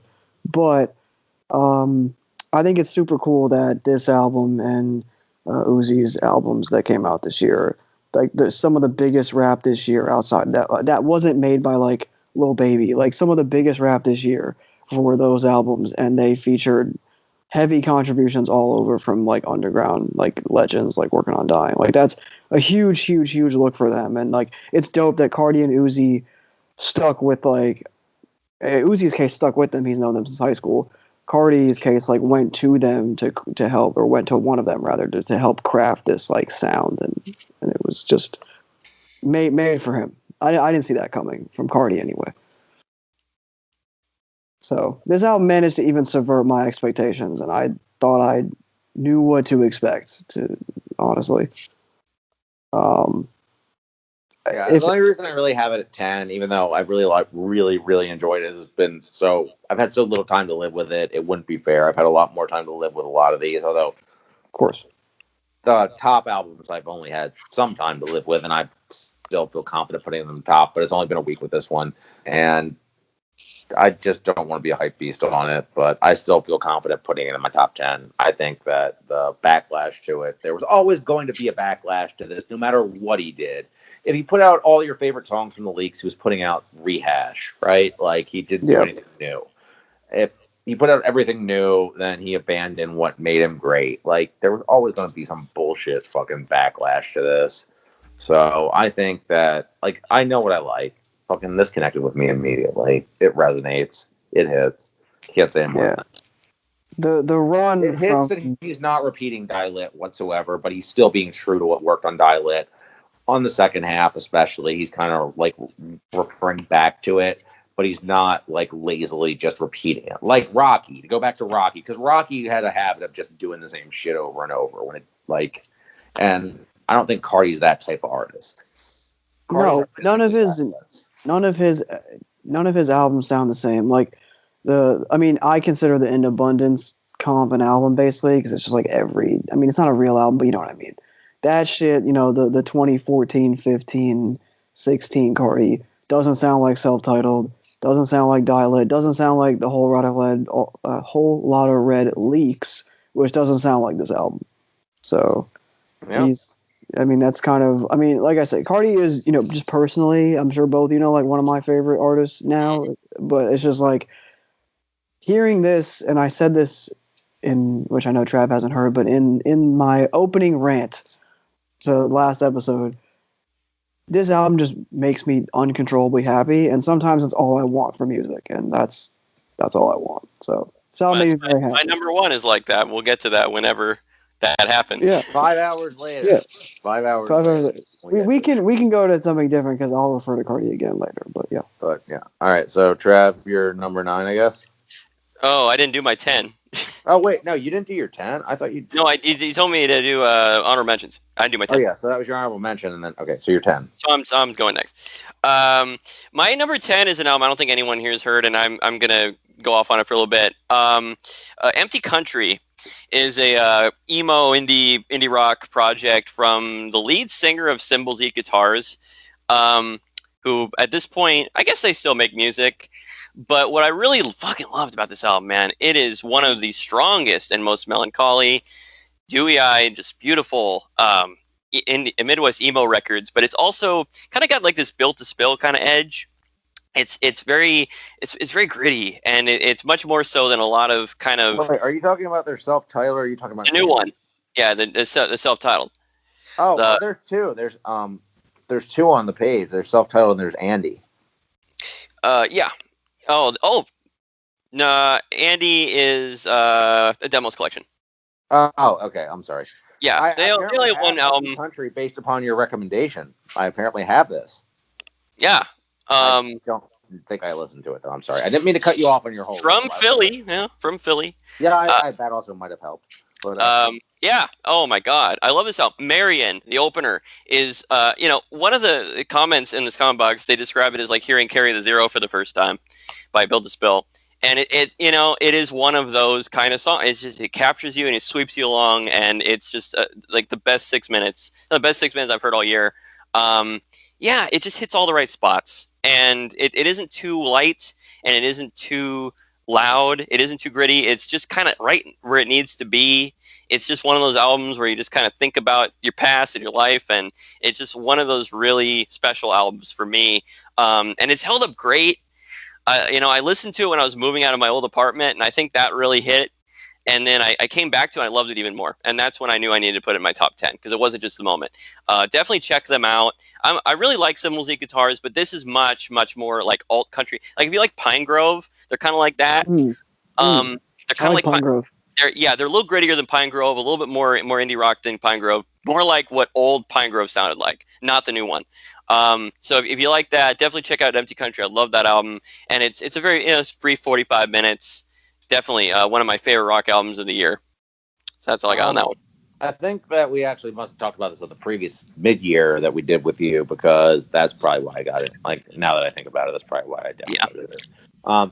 Other emo stuff from this year that I liked or got into is not recent, but Texas is the Reason did a what do they call them? Day Trotter sessions. They did one of those where they did like 2 from their famous one album and 2 from an EP, or like 3 from the album, 1 from the EP, and like a completely different acoustic style. It's gorgeous. That's like the best emo thing I heard all year. Young Jesus is a really good emo band. Yeah, they're on my top 50. I wrote about my article is coming out Monday. I have a long with capsule reviews for 50 albums, and that one I wrote a review on. I need to go back and listen to their old stuff because I fucking love that. They're very, very good. They have they're hard to describe. They have like a kind of Modest Mousey vibe, but like they're like post rock, but Modest Mouse, but they kind of transcend a lot of influences. What else emo wise? There was a few other things. Oh yeah, Land of Talk. Land of Talk put out an album this year that was really good. Indistinct Conversations. Yeah, because I think I wanted to get into this either when somebody mentioned Taylor Swift pissed me off, so I could say that, oh, she's just ripping off Phoebe Bridgers, and then like, well, you should have all just been listening to Land of Talk anyway because she's better than both of them. But yeah, that's a really good album. Indistinct Conversations came out on Saddle Creek. Not their best album.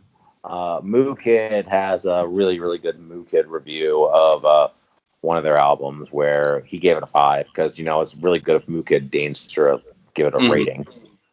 So, did you hear the new Owen? I didn't get around to it. Yeah, I did. Didn't I mention that on the mid-year? I said it knocks in your therapist's office. I think you did say that in the mid. I remember this distinctly. Yeah, it's like a divorce record. It's really gorgeous. It's really, really sad. It's one of the best. I think it's called The Avalanche. Yeah. Yeah, it's one of their best albums. Joan of Arc put out their last. I was gonna say, yeah, they're gonna break up. Yeah, they're breaking up. Fucking Kinsella is always being sad, but yeah, I've not listened to the Joan of Arc final album yet, but I'll get to that. But yeah, the Owen album is very good. I don't listen to it very often because super sad albums about divorce are really not what I'm into right now. So all right, yeah. So, Caleb? Yeah, I'll go with my 10. Like I said, with my 10, like it could have been anywhere from like 10 to 15. Like I said, this Billy Woods album fucking kicks ass. It's not. It might get there, but I don't know if it will. But I'm just putting that out there. There's a lot of. Are you talking about Brass? I'm talking about Brass. Yeah, with Mother Moore, I'm not giving. Okay, we're gonna talk about Brass a lot later, so we're just. Okay, cool. Yeah, no, I'm glad that we'll talk about it later because it kicks ass. And yeah, like I said, like honestly, I think my favorite album from the I'm using air quotes here, like the hyper pop scene or however they want to call themselves. Like I think that's the Midwest album, but I did mention that last episode. That's kind of like a 12 or 11, but my number 10 is ATL Smook, or 10K Smook rather, by 10K Duncan and ATL Smook. It's in Atlanta, in the Atlanta underground, basically like, you know, your standard trap, like pop rap, southern rap kind of album, but the defining album for me in this Atlanta underground scene that has been put on the map kind of by 645AR, which I know both of you know as the Squeaks guy. But it's these are guys that, I mean, this is in his crew, SOS. And I don't know if I think it still exists. But these guys put together an album, and 10K Duncan's voice is one of my favorite voices in rap that I discovered this year. Like, it's just super smooth, and every line is like a hook.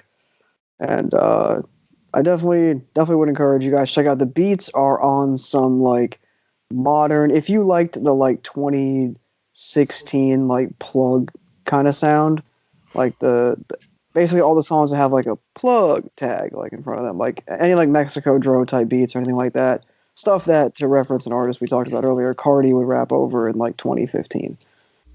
stuff like that. It's kind of like a 2020 version of that with some differences.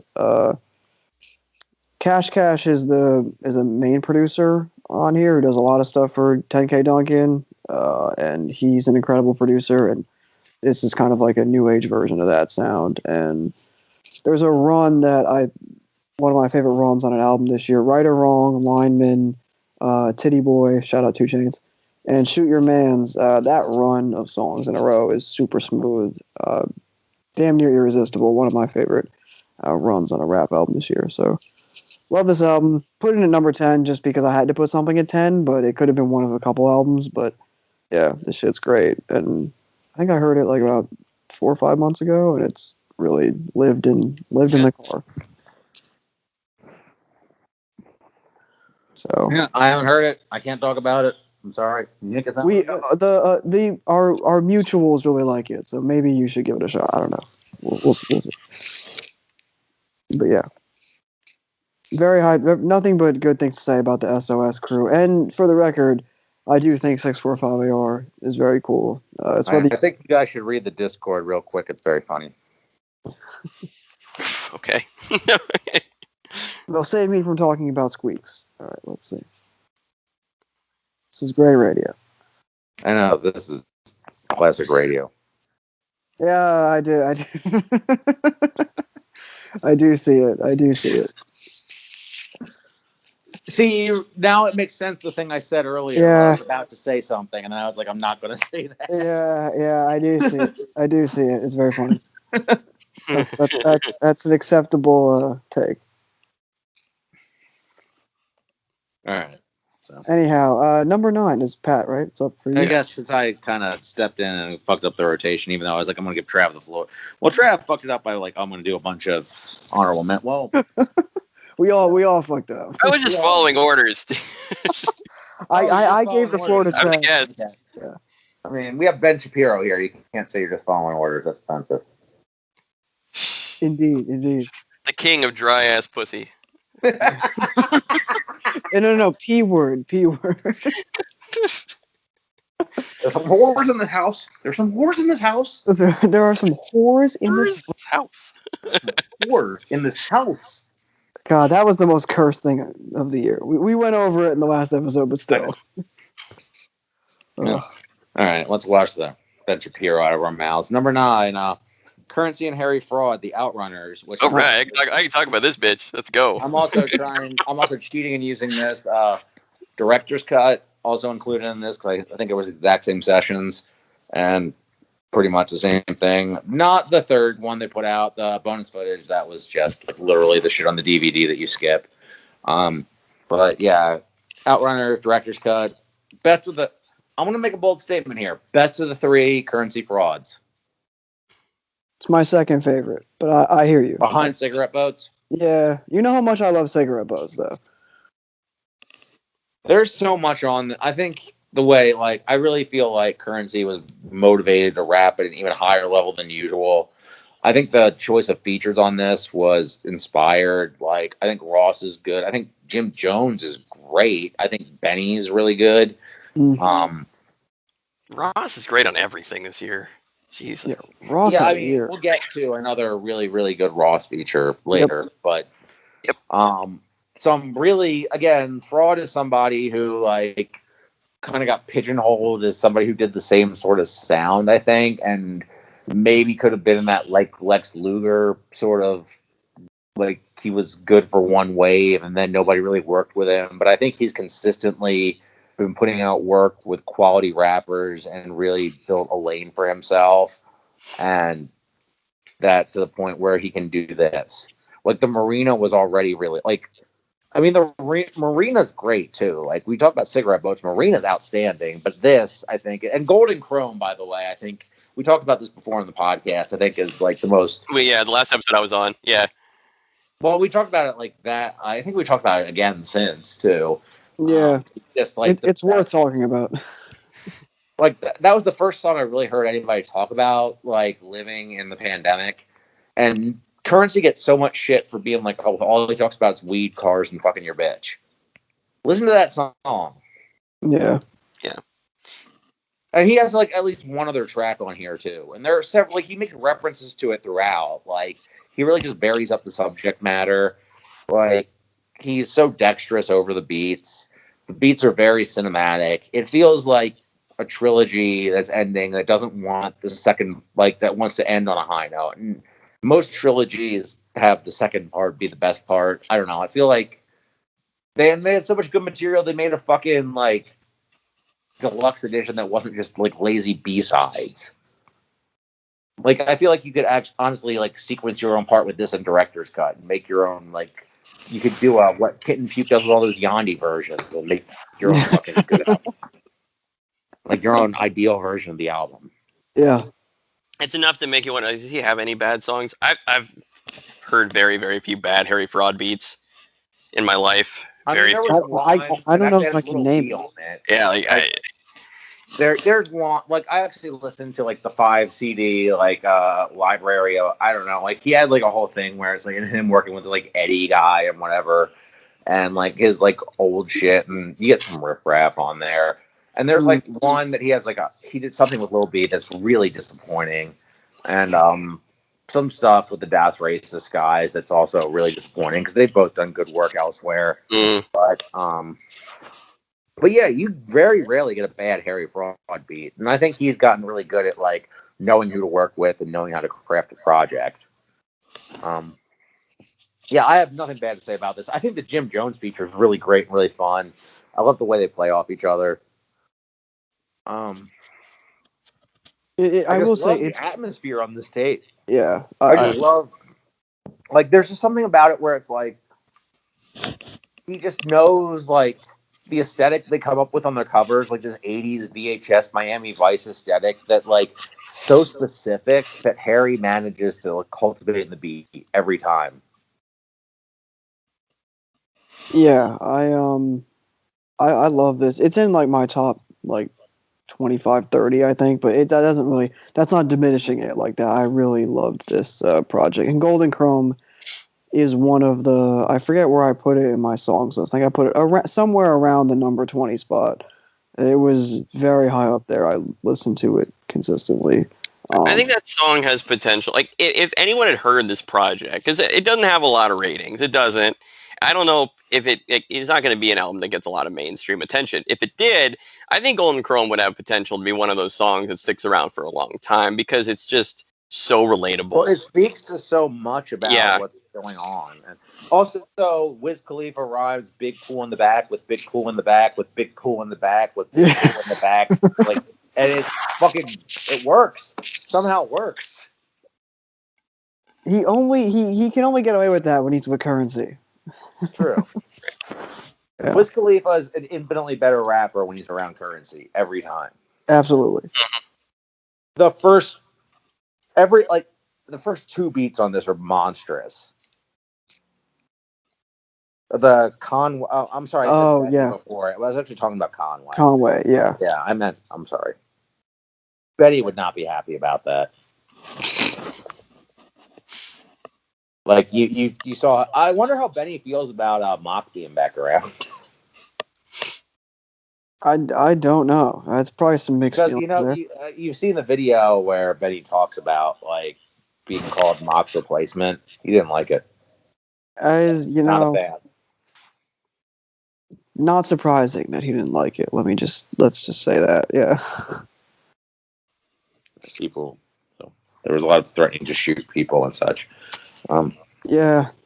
But yeah, no, this is a great fucking, I don't know, like, Currency put out a lot of good shit this year, actually, as, you know, he tends to do, put out like 7 albums. He even put out a good one with Corner Boy P that, shout out to the one guy on RYM who takes the time to edit Elucid out of Armand Hammer projects, but I asked him to edit Corner Boy P out of that album. He didn't do it.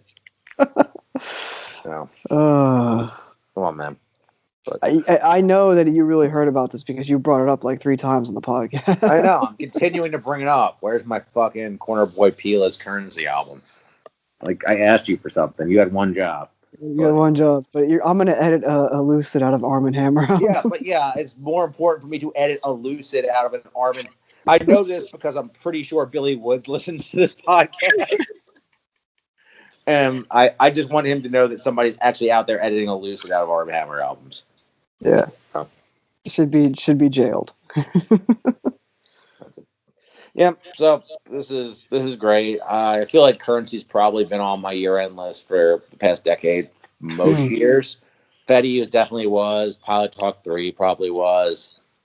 Pilot Talk 2 was 2009 made it last year.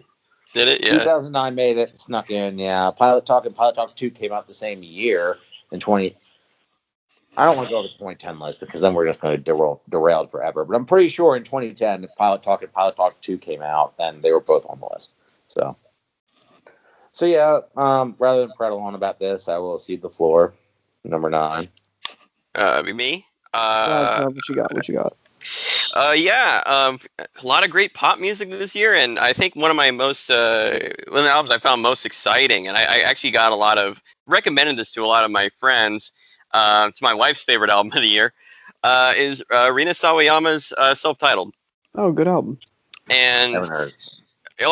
Get around to it. It's one of the most exciting, weird mashups of genres that you're gonna hear this year. I mean, let's look at the fucking genre tags on this thing. So we got dance pop, we got R&B, we got alternative rock, we got alt metal. I think there's some bubblegum pop in there. There's definitely some like Disney style ballads. I mean, it's one of the weirdest fuking albums. It's a lot. It's a lot. Yeah. And she's a fucking great singer, so she sells it. Like, there's like what song is it? It's like STFU is a fucking new metal song. Okay.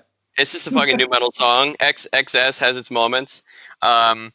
And like there's moments where she like goes into like growls and she's like cackling and then she'll like turn into a fucking great note that she holds for like 10 minutes. Like she's just an amazing singer and just a great personality. And then within a couple songs, she sounds like Britney Spears or Mariah Carey.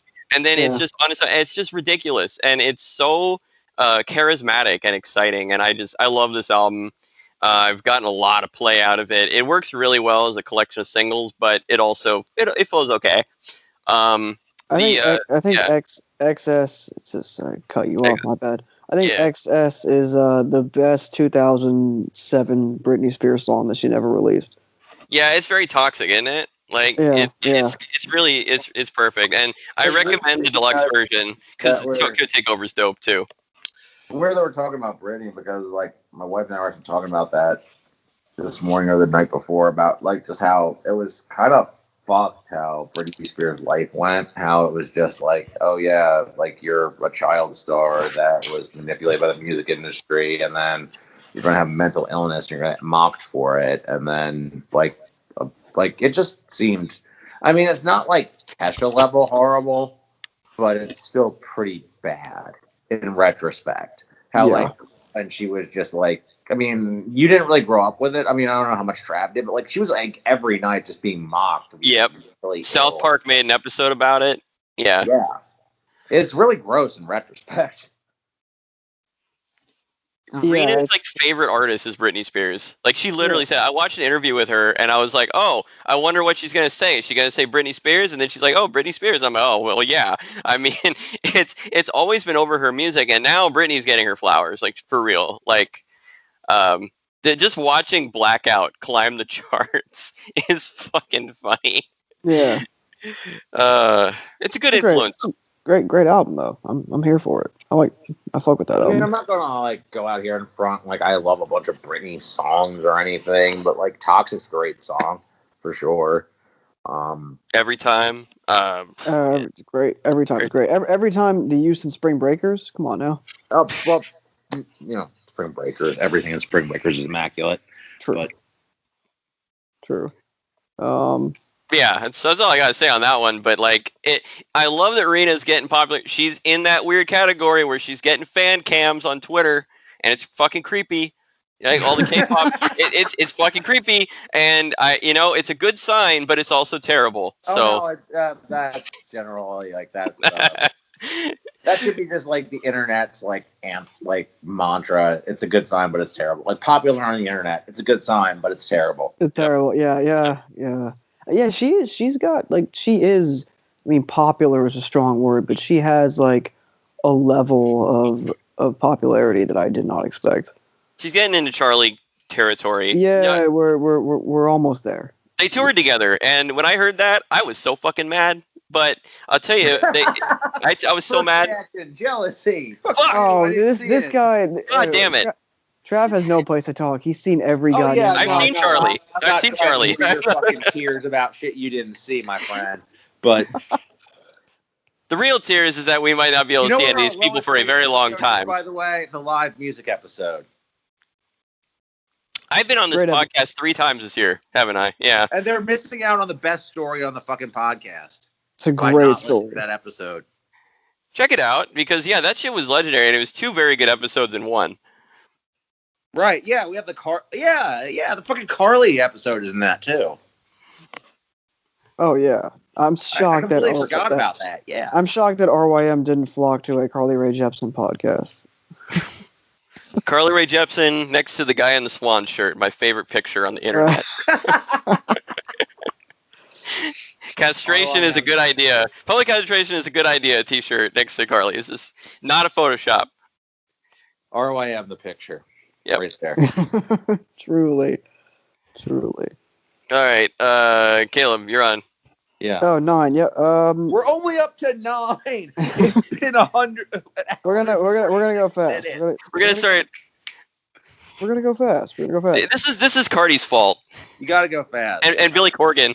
The Billy Corgan video took up an inordinate amount of time. Danzig, Billy Corgan, and Carti. I did not anticipate the Danzig Elvis interlude.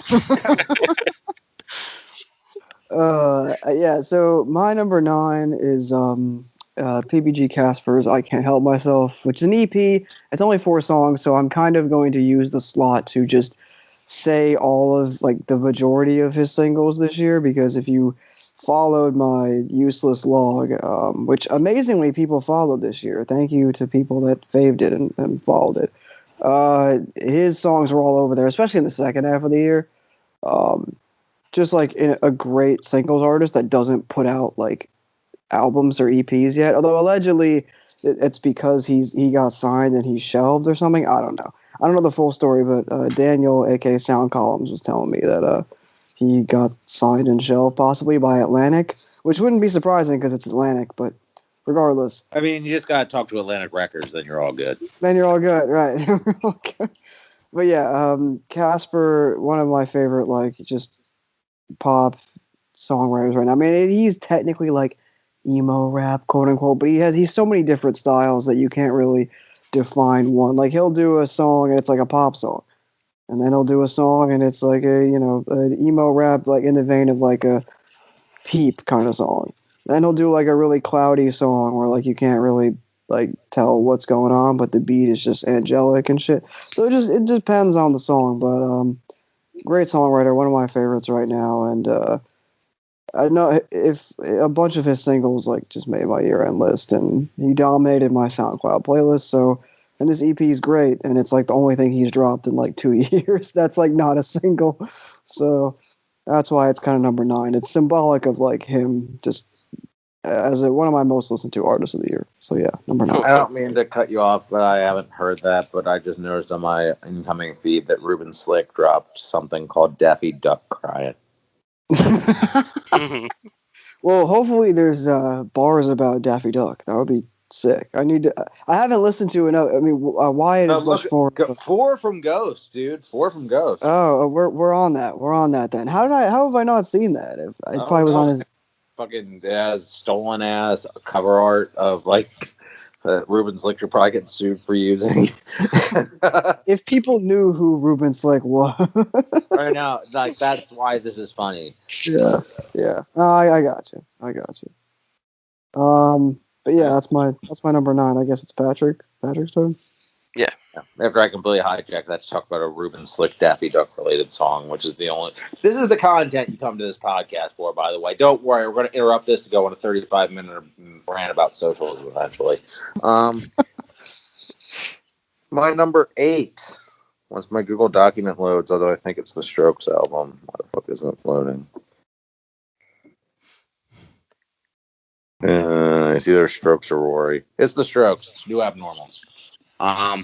Yeah, this was an album that, okay, so I can't say it was fully a Blindside because I was a really big fan of the Julian Boyd's project. Mm-hmm. Although I can't say that I was like, I love the Strokes as a singles band. Although Last Night was a song that always annoyed me, hard to explain, was a song that I always loved.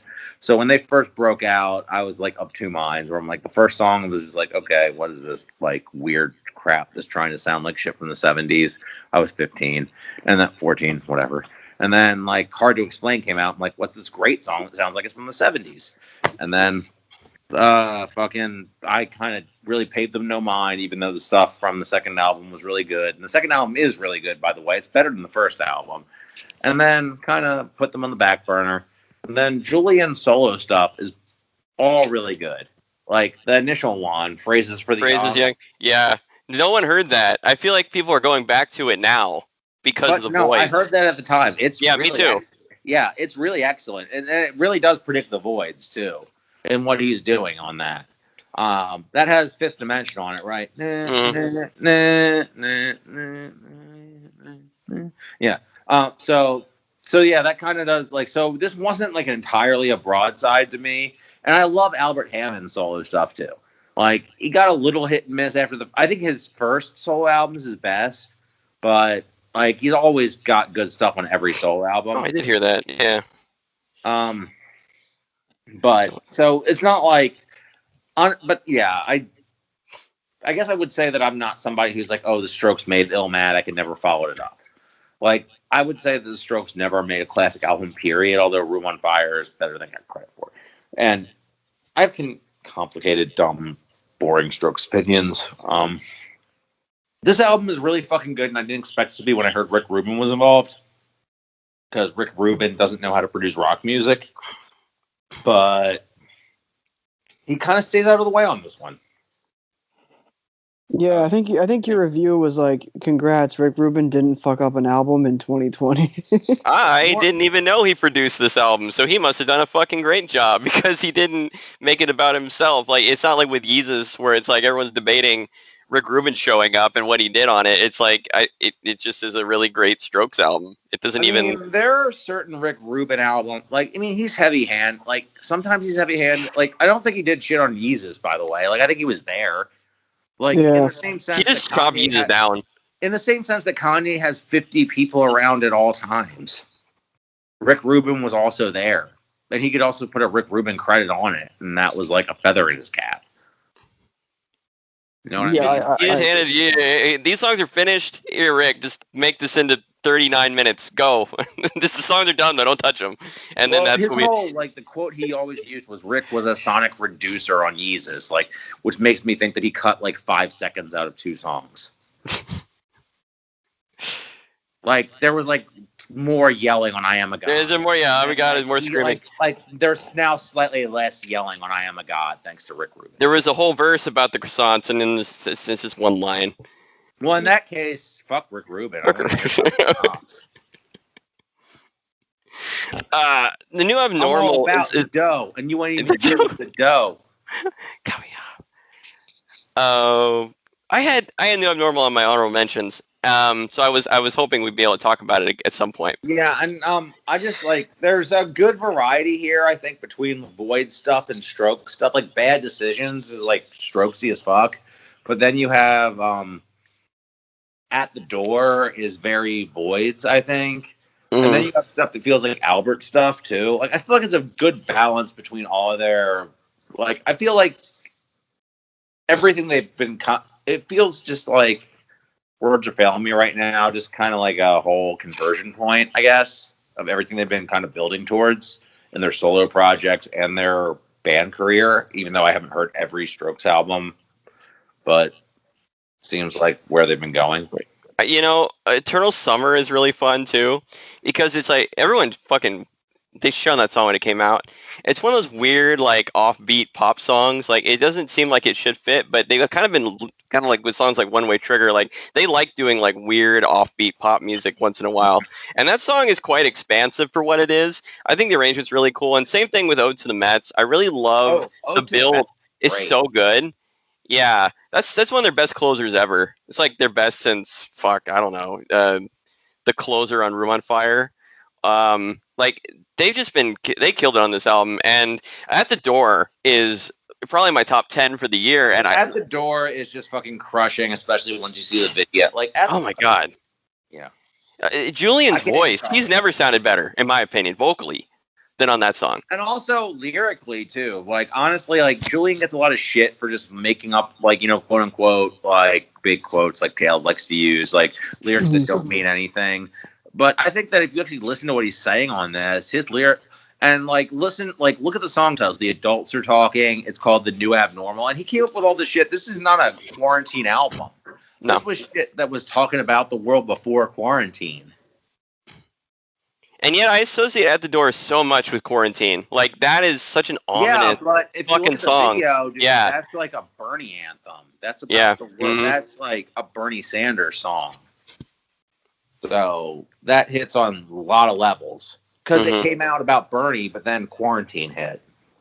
Right, and it became about something else, This album literally, like, straddled the fence. Like, it was about, like essentially, this album was about building a better world through, like, activism for their preferred candidate and through Bernie Sanders, which we on this podcast are kind of fond of. And then quarantine hit, and then people just immediately gravitated towards the title. And the lyrics work on two levels, too. Yeah, absolutely. So Julian is just not going to, like, and the Voids albums too, like, their lyricism is very good too.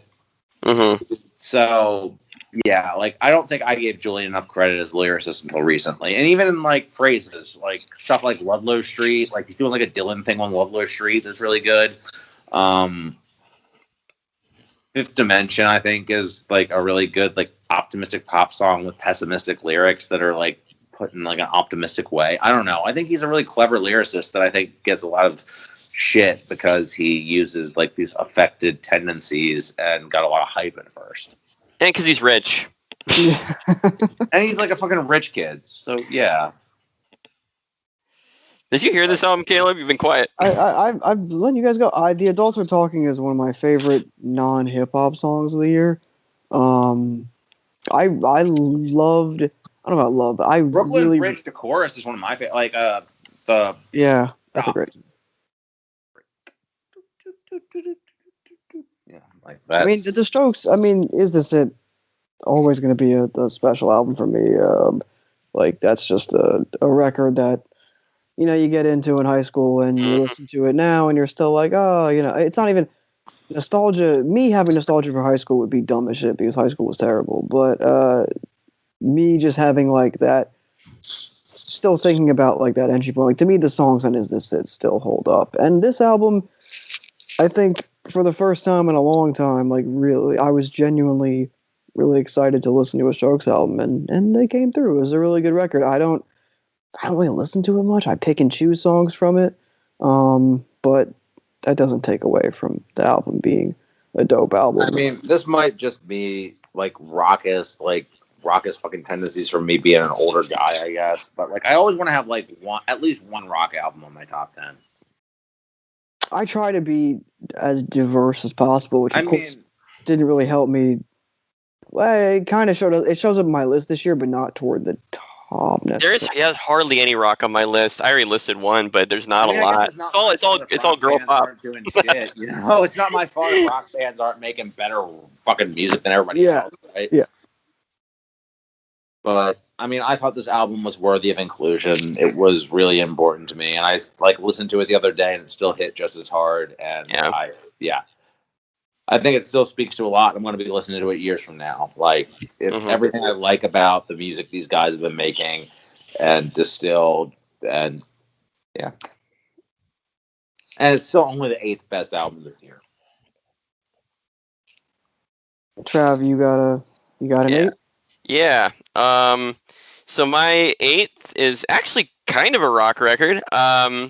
I don't think most people would think of it that way, but it kind of is. Yves Tumor, Heaven to a Tortured Mind. Oh, nice. Great record. That's fucking awesome. You know, my comparison point for this album is, and people have compared him quite a bit to TV on the Radio with this record. It kind of reminds me, between this and the previous record, it kind of reminds me of the transition to Dear Science. It's a much more accessible record. It's much more, it's like 11 tracks, it's very tight, it's very consistent, there's like broken up little pieces, and it all flows together very well. It's funky, but it's not too niche. It is very accessible compared to some of his previous work. It definitely works as singles. Like, there are pieces on this album, unlike some of his other stuff, which is more expansive. He definitely used to have like a lot of longer songs on his records. This one definitely has like songs that are very like anyone could pick them up. And of course, Kerosene is one of the highest rated songs of the whole year. It's a masterpiece. That song, that outro, that guitar solo outro is like up there with some of the best funkadelic I've heard. It's wonderful. So I think it's just a very it's very sexy, very carnal, very warm, and kind of like at the same time just kind of sleazy and ugly record that just has all these different very human qualities that really didn't work in this year of just like being very cold and isolated from each other. I think that is something that really makes it stand out. This is not a sexy year, so when an album like this comes out, it really stands out. And so, yeah, you get the David Bowie, Diamond Dogs, Prince, type of influences, and also TV on the radio. And what really I just love about it, I love the flow of it. I think the production is excellent. Wonderful guitar work. I mean, it's just such a great album if you like funk, and if you like, I suppose some hypnagogic kind of stuff as well too. Because he didn't completely forget that. That's still there. But it's more grounded in pop, in a different kind of pop. So, I mean, to me, you could just go through any of the singles that came out from this, and there was complaints when it came out, when it leaked, like nothing is as good as Kerosene or Gospel for a New Century, which is one of the best TV on the radio songs in years. That is a fucking TV on the radio song. Wait, what song are you talking about? Gospel for a New Century. The intro track, the first track. Yeah, the first one. Off of what? Oh, never. I'm sorry. Haven't touched your mind. Yeah, he's TV on the radio song. Never mind. Yeah, he's making it. I understand what he's doing. Yeah. And then the Romanticist Dream Palette single, which was a double A-side, which I thought was really cool because those two songs blend together as one. Also a fucking great single. And then you kind of dig into the album tracks. Honestly, I thought the thing was super deep. I thought it held up really well. The non-singles are great too. And yeah, this is his most accessible record, and as such has his most ratings. As oh my god, almost 10,000 ratings. That's really awesome. So I hope that when the pandemic breaks and he can go tour again, that he gets his flowers and starts to see more success from this, because this album is fucking great, and it's been with me the whole year. Yeah. Gospel for a New Century and Kerosene are two highlights of the year for sure. Yeah. I think I on the mid-year I compared this favorably to the Childish Gambino record that came out around the same time. Mm-hmm. I totally forgot that came out. That was a decent one. Who? What? Yeah, the Childish Midbino record.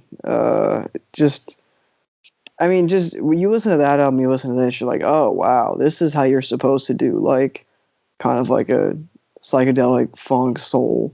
Yeah. Sort of record without sounding completely sterile, and way better than the Gambino record. I'll say that.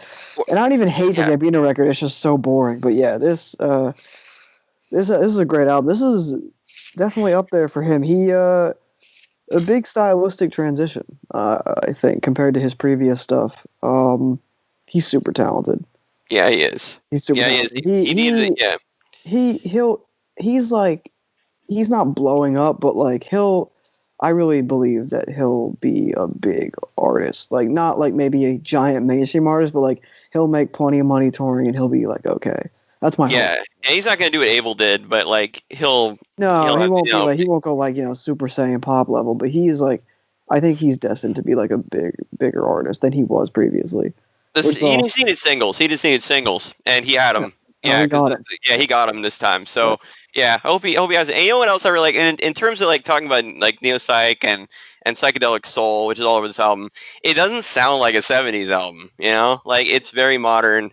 And like it still kind of fits in his discography, like in terms of the production, it's still very washed out. Like it does not, like a lot of times when you listen to like a neo soul or psychedelic soul album, there's been some good ones this year. Monophonics put out a fucking great album this year that I'll have on my list. That it sounds like a Curtis Mayfield album. Like it sounds like the 70s.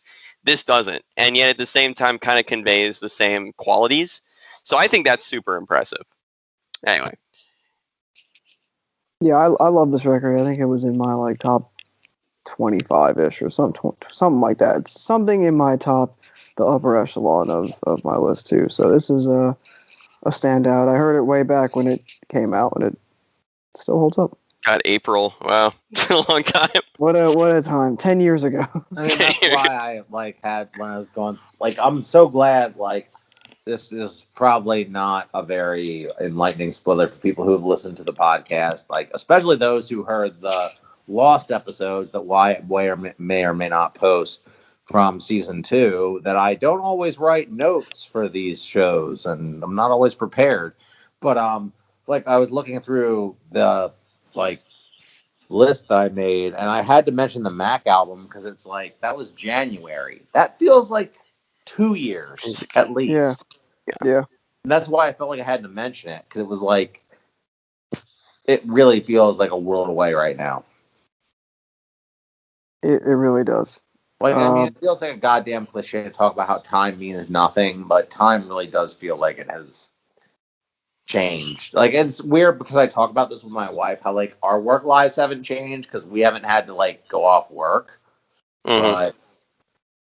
But time itself feels like it means less than ever regardless. So I can't imagine how it feels for people who don't work or who have their work lives disrupted. Right. Or a lot of these artists.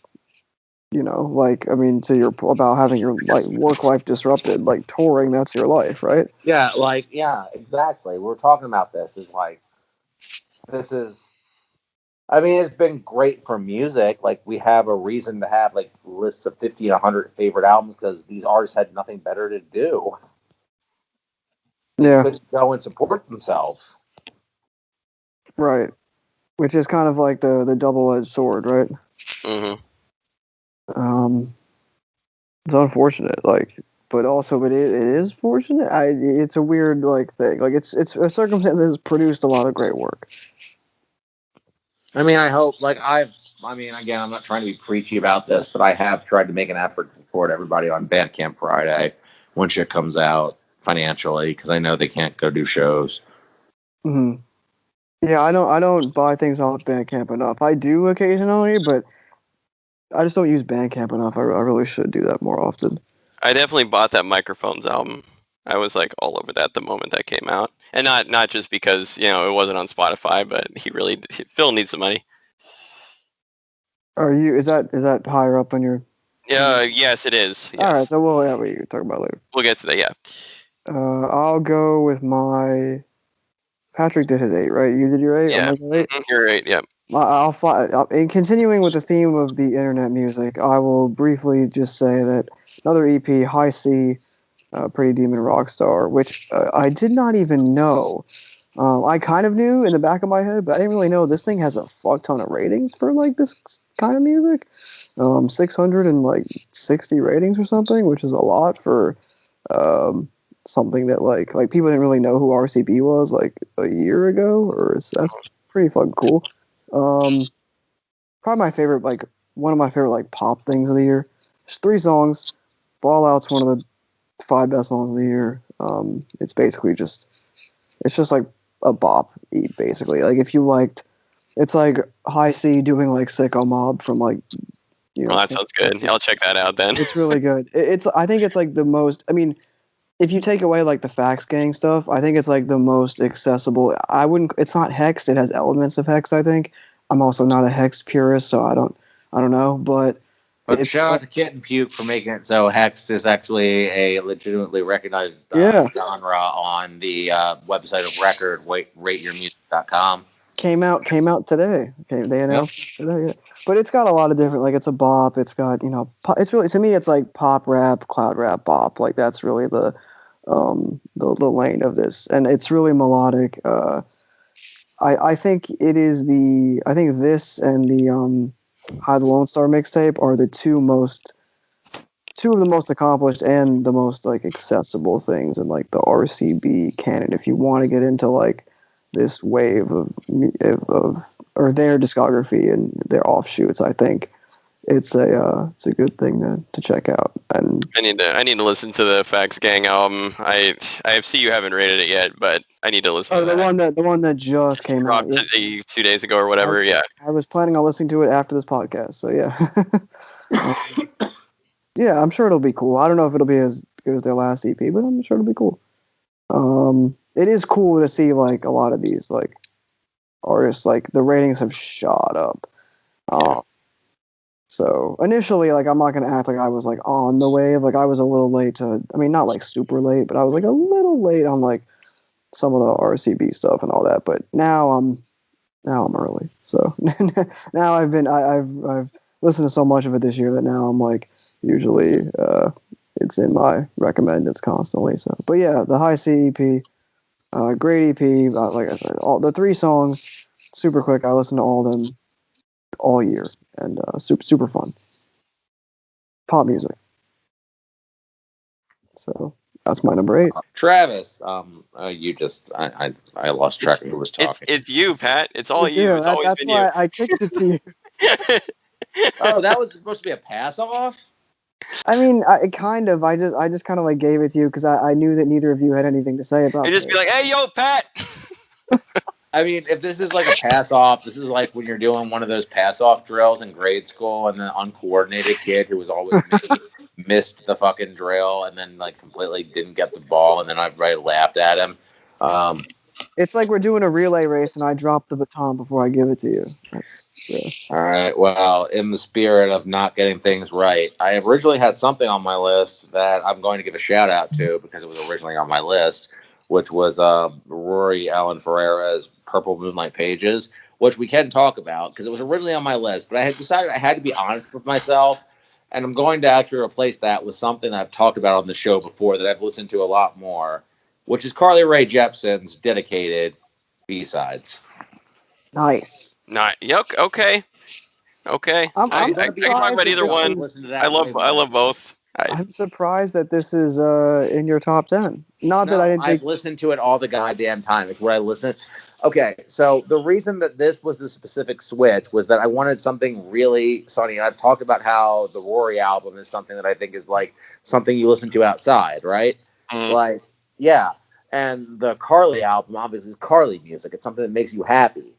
And I felt like I was always going to the Carly album on my last hour at work when I was feeling shitty or going home from work. Like, that was my go-to music. And I feel like everybody had that list where it's like, oh, 2020 fucking sucked. What did you go to? I went to that Carly album. Like I said on the previous podcast, like, my top 2 songs on Spotify, I don't think this was accurate because I got Spotify in like 3/4 of the way through the year. The first one was a Bright Eyes song, and the second one was a Carly Rae Jepsen song, which somebody said, what's that say about you? I said, duality of man. I think it says that I have bipolar depression, but it kind of does. It kind of really, that hits. It's different. I mean, that one Bright Eyes song was way better than the rest of the songs on the album, by the way. I don't know if anybody, I know you didn't listen to it. I don't know if Trav did. There's one song on that album way better than the rest of the songs on the album. And, yeah. But either way, so there was one song I listened to. Then the second song was the Carly song, the first song on the album, This Love Isn't Crazy, which I would always listen to when work was about to end. Yeah, I'll put you in a good mood. So, and, like, I've talked about my love for the piano ballad on it, which I can't call the name up right now. Heartless. It's not Heartless. It's not Heartless. It's what's it fucking called? Heartbeat. Okay. Heartbeat. Yeah. Close enough. How could you be so heartless as to tell me that was the wrong title? I had This Is What They Say as one of my favorite songs of the year. Let's Call the Whole Thing Off, which is like the most John Hughes 80s fucking theme. Yeah, I I think I said that was. I think in our live music episode, or in the Carly episode rather. I think I said that was the best Cole commercial song ever. That song is, and also I actually listened to since we had that episode, I listened to Now I Don't Hate California After All on the beach with my wife. Since that, and as the fucking sun was setting on the fucking shore, and yeah, it hit. Yeah. That's a very pretty song. "Summer Love" is my favorite song on the album. I mean, "Summer Love's" a Prince song. Like Carly Rae just. Yeah, absolutely. Yeah. Like I'm glad someone doesn't hate California. The way "Summer Love" comes in, like, and just the hook. I mean, it's just a perfect hook. Like the whole, like, "I'd like to get to know you," like, just it's just so easy to sing along. It's just such an I mean, I think that Dedicated probably nothing on here is as perfectly crafted as Julian. Although I think Heartbeat is probably like the best I mean, like Carly, like not known for a ballad, so I can get why Heartbeat's like an outlier. I think Julian's a better, like more of a song that she was born to do. But I think that this might be a more enduringly appealing album than Dedicated. I mean, it's weirder for sure. Like it takes detours, but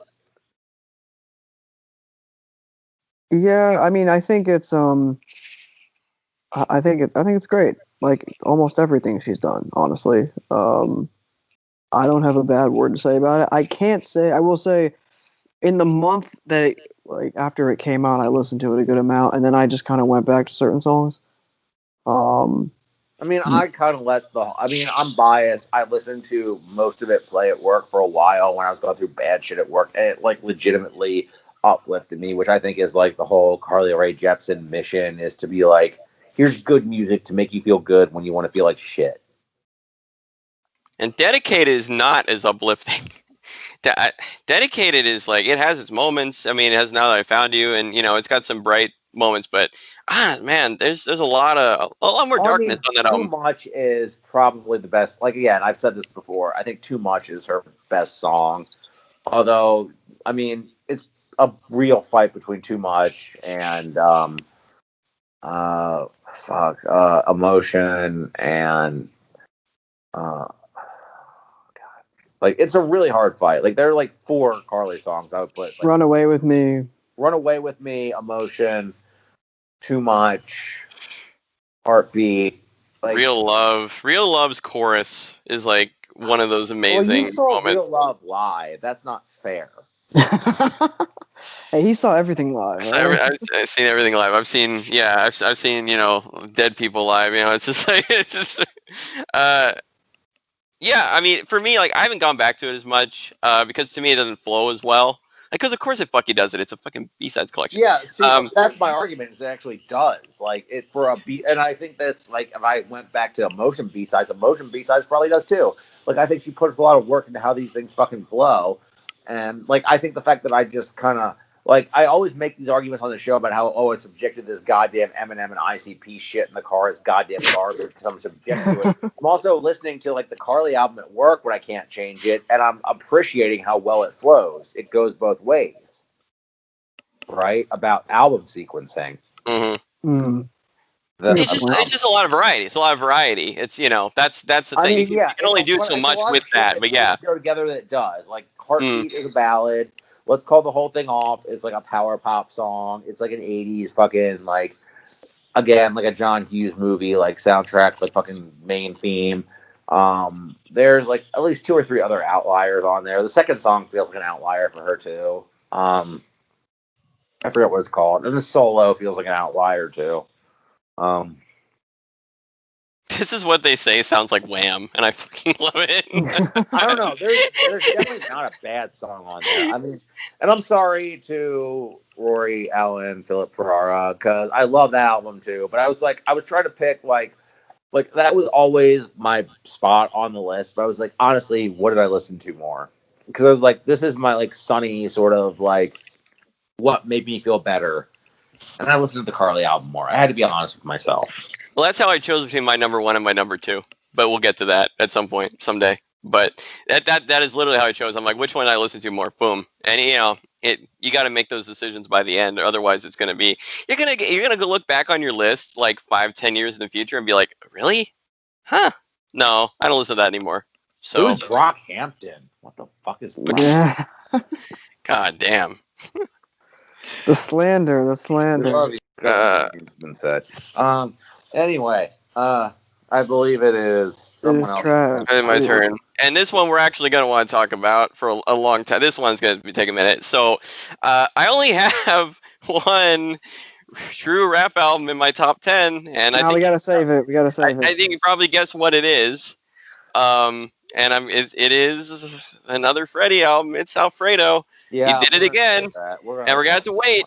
Bandana was number 2 for me last year, so he dropped. He's fallen off. He's all the way down to number. What a fucking hack, man. He's dropped all the way down to number 7. Man, yeah, this Freddie Kane, like he's falling off like Herman Kane. Jesus. I'm smiling. I got that gif going. You know. He's falling off like a cold slice of Godfather's pizza. I am going best to episode ever, by the way. I am gonna wait to talk about this incredible album. Yeah, we're tabling this. We'll table this one. So Caleb, it's you for 7, unless it's Alfredo. No, I am much higher. I think Patrick and I might have it in the same spot, but we'll see. I have Blade 333 at number 7. Or as my wife likes to call him, Bladee. Right. Well, you know what I hear about Bladee? I hear some people listen to Bladee, but never be with a lady. It's. I knew it was coming, and it's still funny. It's still good. I'm sorry, I could not. God, that's an incredible. I love it. So, Trav, hold on. Before I get into this, your wife listens to Blade? Yeah, she does. And, you know, I think she gave it a 4. Dude, your wife is on RYM? Yeah, she has an account. She has an account. Absolutely. She's actually been really active on it this year. Does your wife... What's the... I'm gonna leave her alone. I don't want people stalking her. Okay, that's an interesting response to that question. All right, moving on. Your husband's a jackass. Make him stop. Like, get him away. Yeah. No. I actually know a shit ton of people who listen to Blade in real life. One of my best friends is a huge Drain Gang guy. It's just like, really? Well, they've. I think 2020 has been a year where they really skyrocketed in popularity compared to previous. It was what was more niche in the past, and I think some of that has to do with like the actual music being warm and no, I don't think so. I mean, no, you're right. I was just being snarky. Like, I know. I haven't heard nearly enough to comment like that. I do like this album, by the way. I set myself up for that because I said, "Oh, that has to do with the music being," and then of course that was like the natural progression of being like, "Oh, it's better. More people like it." Girls Just Want to Have Fun was such a great start to the year, and it's a great song. Such an amazing song. That's Cameron rapping over Cyndi Lauper. It's kind of a sad song, so I'm gonna say. I don't even know. Not comparable. Not really an apples to apples on that comparison. No. I think Echo 2K is one of the best. Is one of my favorite lyricists right now. But anyway, I don't know. I feel like their lyricism still isn't hitting for me. I like their overall. Like I'm gradually growing to like them. Like I will not say. And also, I mean, I guess. Considering my initial reaction to Young Lean, I did dislike them actively at first, and I would say I'm a fan, but like lyrically, they don't connect for me. I will say that. Like I like the sound, but lyrically, that I'm not hearing it. Like I would say that like something like the Carti album hits me a lot more lyrically than this. Interesting. I mean, I concur that the Carti or even the Uzi album, like. Okay, I take whatever hits me a lot more than this. I want White Armor to work with more people. Like, dude. Seriously. Like, what the fuck? Like, I hate when like they have these like fucking pocket producers. Like Skywalker never works with anybody else. Like fucking Boy Wonder works with nobody else. He's past his prime at this point. Man, I wish 40 had worked with more people at his peak. Like, yeah, now he's dead. Wait. no. Sad joke. Oh, poor 40. That was in poor taste. I'm sorry. There's a really good. I don't know if either of you guys have. There's a journalist I follow who interviewed 40 this year, and wrote a really good piece on him. He just like stays in his like compound and makes beats basically, and then like hangs out with Drake sometimes. Like that's that's kind of like a normal day. That's in like all he life. can physically do. It's fucking sad. And I don't mean to say. That's why that's like the Pusha T verse is like the most fucking cold thing anyone ever said to anybody. Your best friend and your only producer is gonna die. It's like that's why like when they asked 40 about that, he was like, "Yeah, I didn't do anything." Like, what? God damn. Your best friend is gonna die. You're very like You'll be private. alone. Your very private best friend who doesn't like speak publicly is dying. Here's how much I hate you. Your dad is a piece of shit. He looks like Steve Harvey, who can't pay child support, and your best friend is going to die. And these aren't even the meanest things I said about you. Right. Your mother, your baby mom is a porn star. Own it. Don't be like your dad, who's a fucking man whore. Right. Your dad's a deadbeat. All this stuff. You're following in his footsteps. Yeah, but Bladee, let's go. actually, like warm and inviting music, not the like story of Story of Odyssey. Story of Adidon, yeah. Yeah, I think there's a lot of like, I don't know. It's just a really.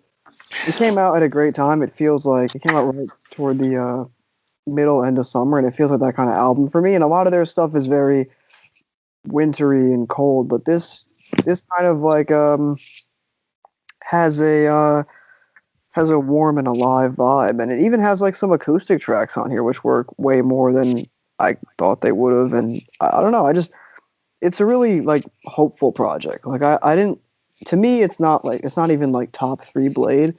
But I still love it, and it sounds like the cover art.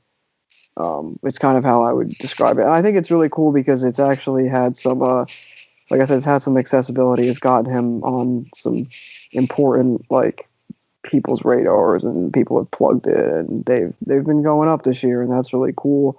And, I'm glad that he's not just a meme anymore. Like, it's cool, that, people are,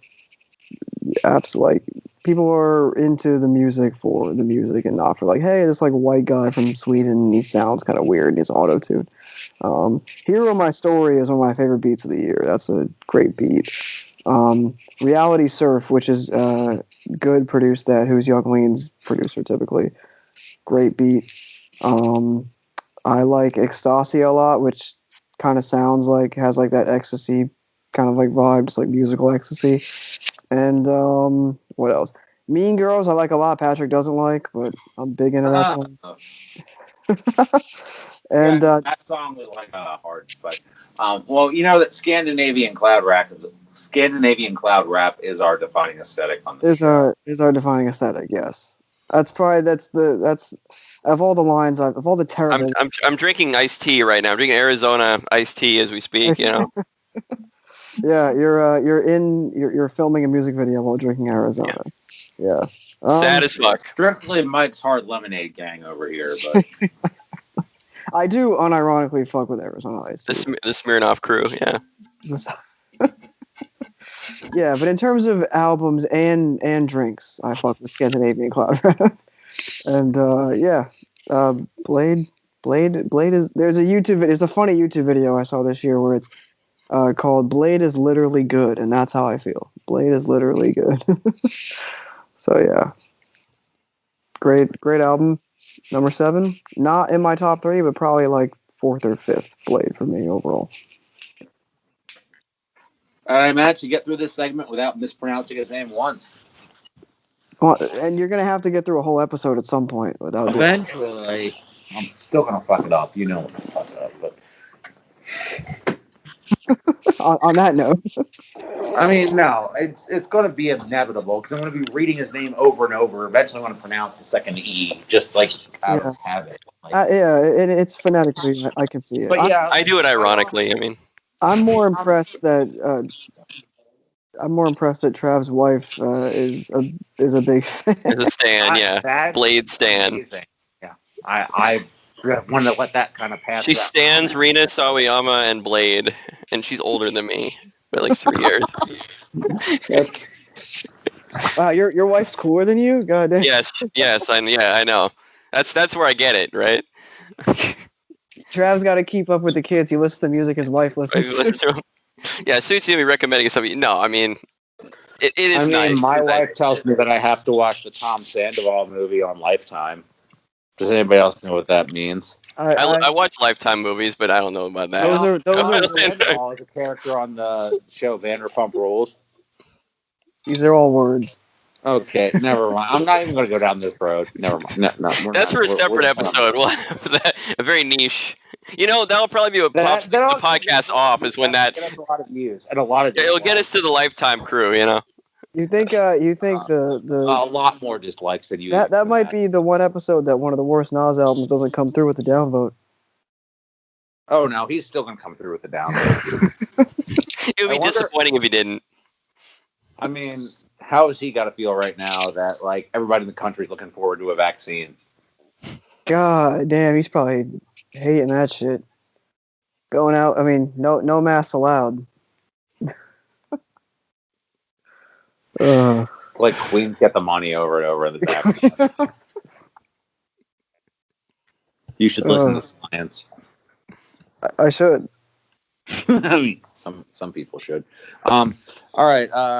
I'm not going to go down that road either. But you know, shout out to our number one fan. Shout out to Swim Fan. As he continues to listen to our podcast. Yeah. Whose turn is it? It's yours. Number 6. Oh yeah, an album neither of you listened to. Zilla Rockin' and Strong Wizard, Midnight Suns. Nope. I've not. Although I learned that he is. I didn't know he was signed to Passion of the Whites. I didn't know Passion of the Whites had a label. Yeah, it's fairly recent development. They don't put out very much stuff, but I followed them on Bandcamp, so I get notifications for all their stuff. I like this album so much, I actually own a shirt about it, and I got into a fight at a guy with five guys over this shirt.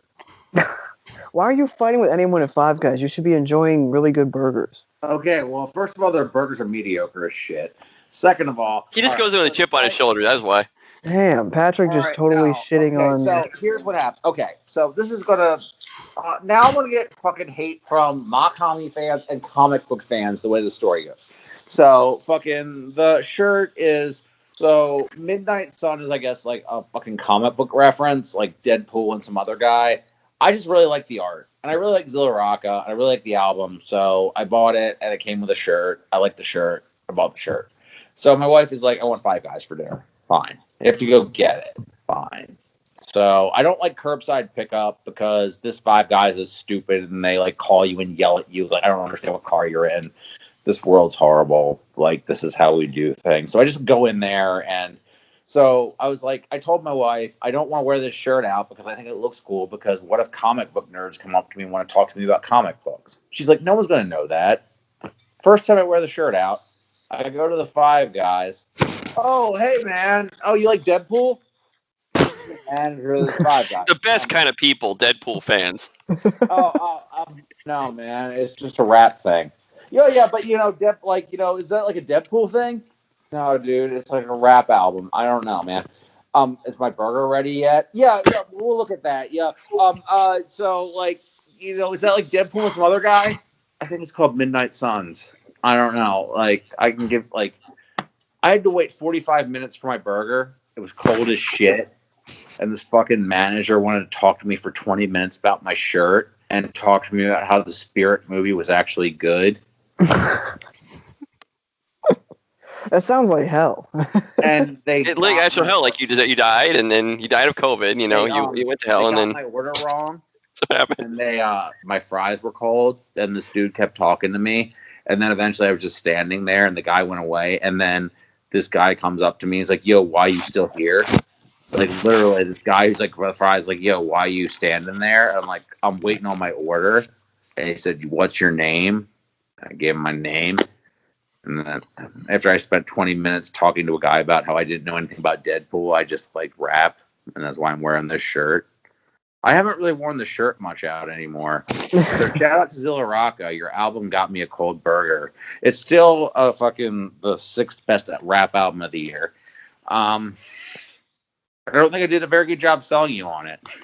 No. Your album got me a cold burger is an iconic line. I love it. It's a really, really fucking good album, though. I'm glad I have the shirt. I wear it to work. I don't wear it to any Five Guys anymore, though. I don't go to Five Guys anymore, actually, after that.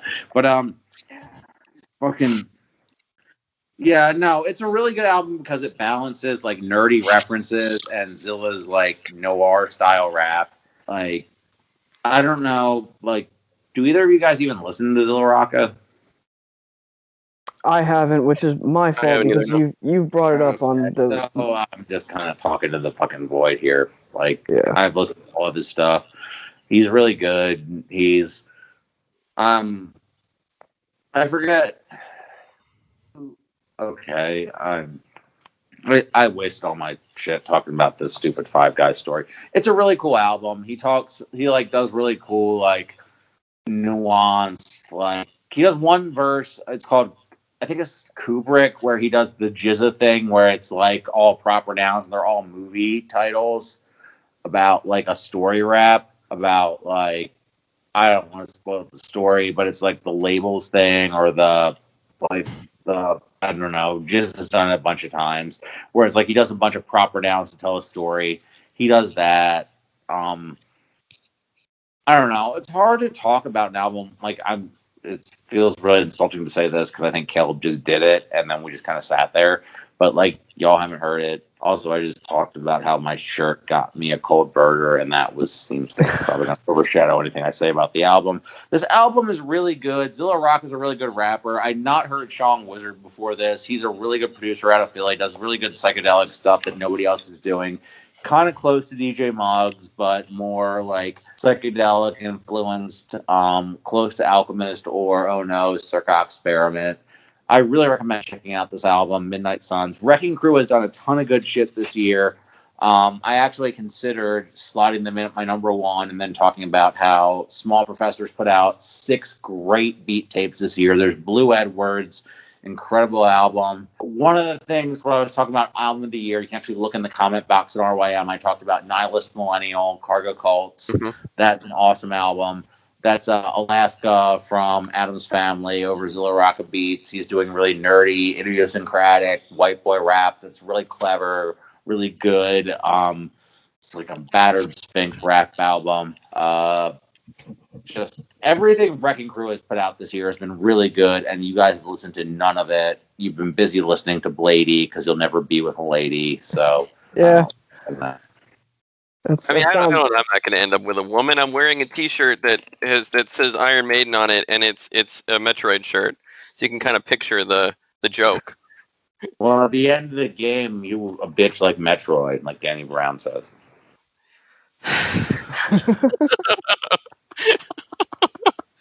Damn. He's even coming at the guests now. God damn. I am the Steve Martin of this podcast. I am not a member, but I just I show up. I'm a jerk. I leave. What strikes me about the Zilla Rocca album, real quick, is for one, I love the cover art. Secondly, you haven't heard it. Well, yeah, but I was gonna make the joke about it comes with all the instrumentals, so you don't have to ask for an instrumental version. Well, I'm glad that I stepped on your joke before you could make it, so it took all the air out of it. So. What are you gonna do? I will listen to this. I'm bound to listen to it. At least he's laughing about it. How much you're not going to listen to it. True, that's true. But Patrick, no respect. Although it's got a glowing diction review and a 3.5 stars. So that seems that's like like everything else. Yeah. Anyone else? Every album Diction likes 3.5 stars. 3.5. If I ever see him give 4, like, dude, he gave some 4s. He gave like 2 4s this year. Wow. Celebrate. Usually jazz, like just straight. They were both jazz, I believe. Yeah. I think he said he was going to listen to the More Mother jazz album, so I think he's going to give Irreversible Entanglements a 4 if he listens to it. I listened to their whole discography in one night. I just sat down and listened to everything. I didn't mean to, but I just like loved it. I don't know. I don't have a lot to say about Brass. I've only heard it once, but More Mother had a great year. We'll get to that later. Yeah, right. I have to hear. I think Diction's probably like, honestly, Irreversible Entanglements would probably be his album of the year if he got to it. Sounds like the most Diction-ass album ever, because he said he liked More Mother way more than Billy on Brass. He says he always likes Billy, but doesn't like Billy's beats. How do you not like the beats? We'll talk about it later. Yeah, we'll get to it. As usual on this podcast, we spend more time talking about the things we're going to get to than the things we actually get to. True. So this is Trav's number 6. Yeah, Trav's spot. Yeah. This is a pretty deep cut. This is like a 500 rating or something. It didn't really pop off, but very early album. Came out in January, I think. A girl called Eddie, Been Around, and this album is like kind of like, I'm trying to think of the influences on here. It's kind of sophisti-pop, but it kind of has like these Amy Mann, like deeper, like rich kind of vocals. I feel like I know this name, and also Amy Mann is okay. There's one Amy Mann album I really like. She did a collab with Ted Leo called The Both, I think, or the. They work really well together. Yeah, I think it's called The Both. It's like a power pop album. I think they only did the one thing together. It's got like Milwaukee is a song on it. It's just like, yeah. I'm gonna look it up right now, but I'm not actually not gonna look it up on air. We already had enough great radio on this episode where we just sit there and look.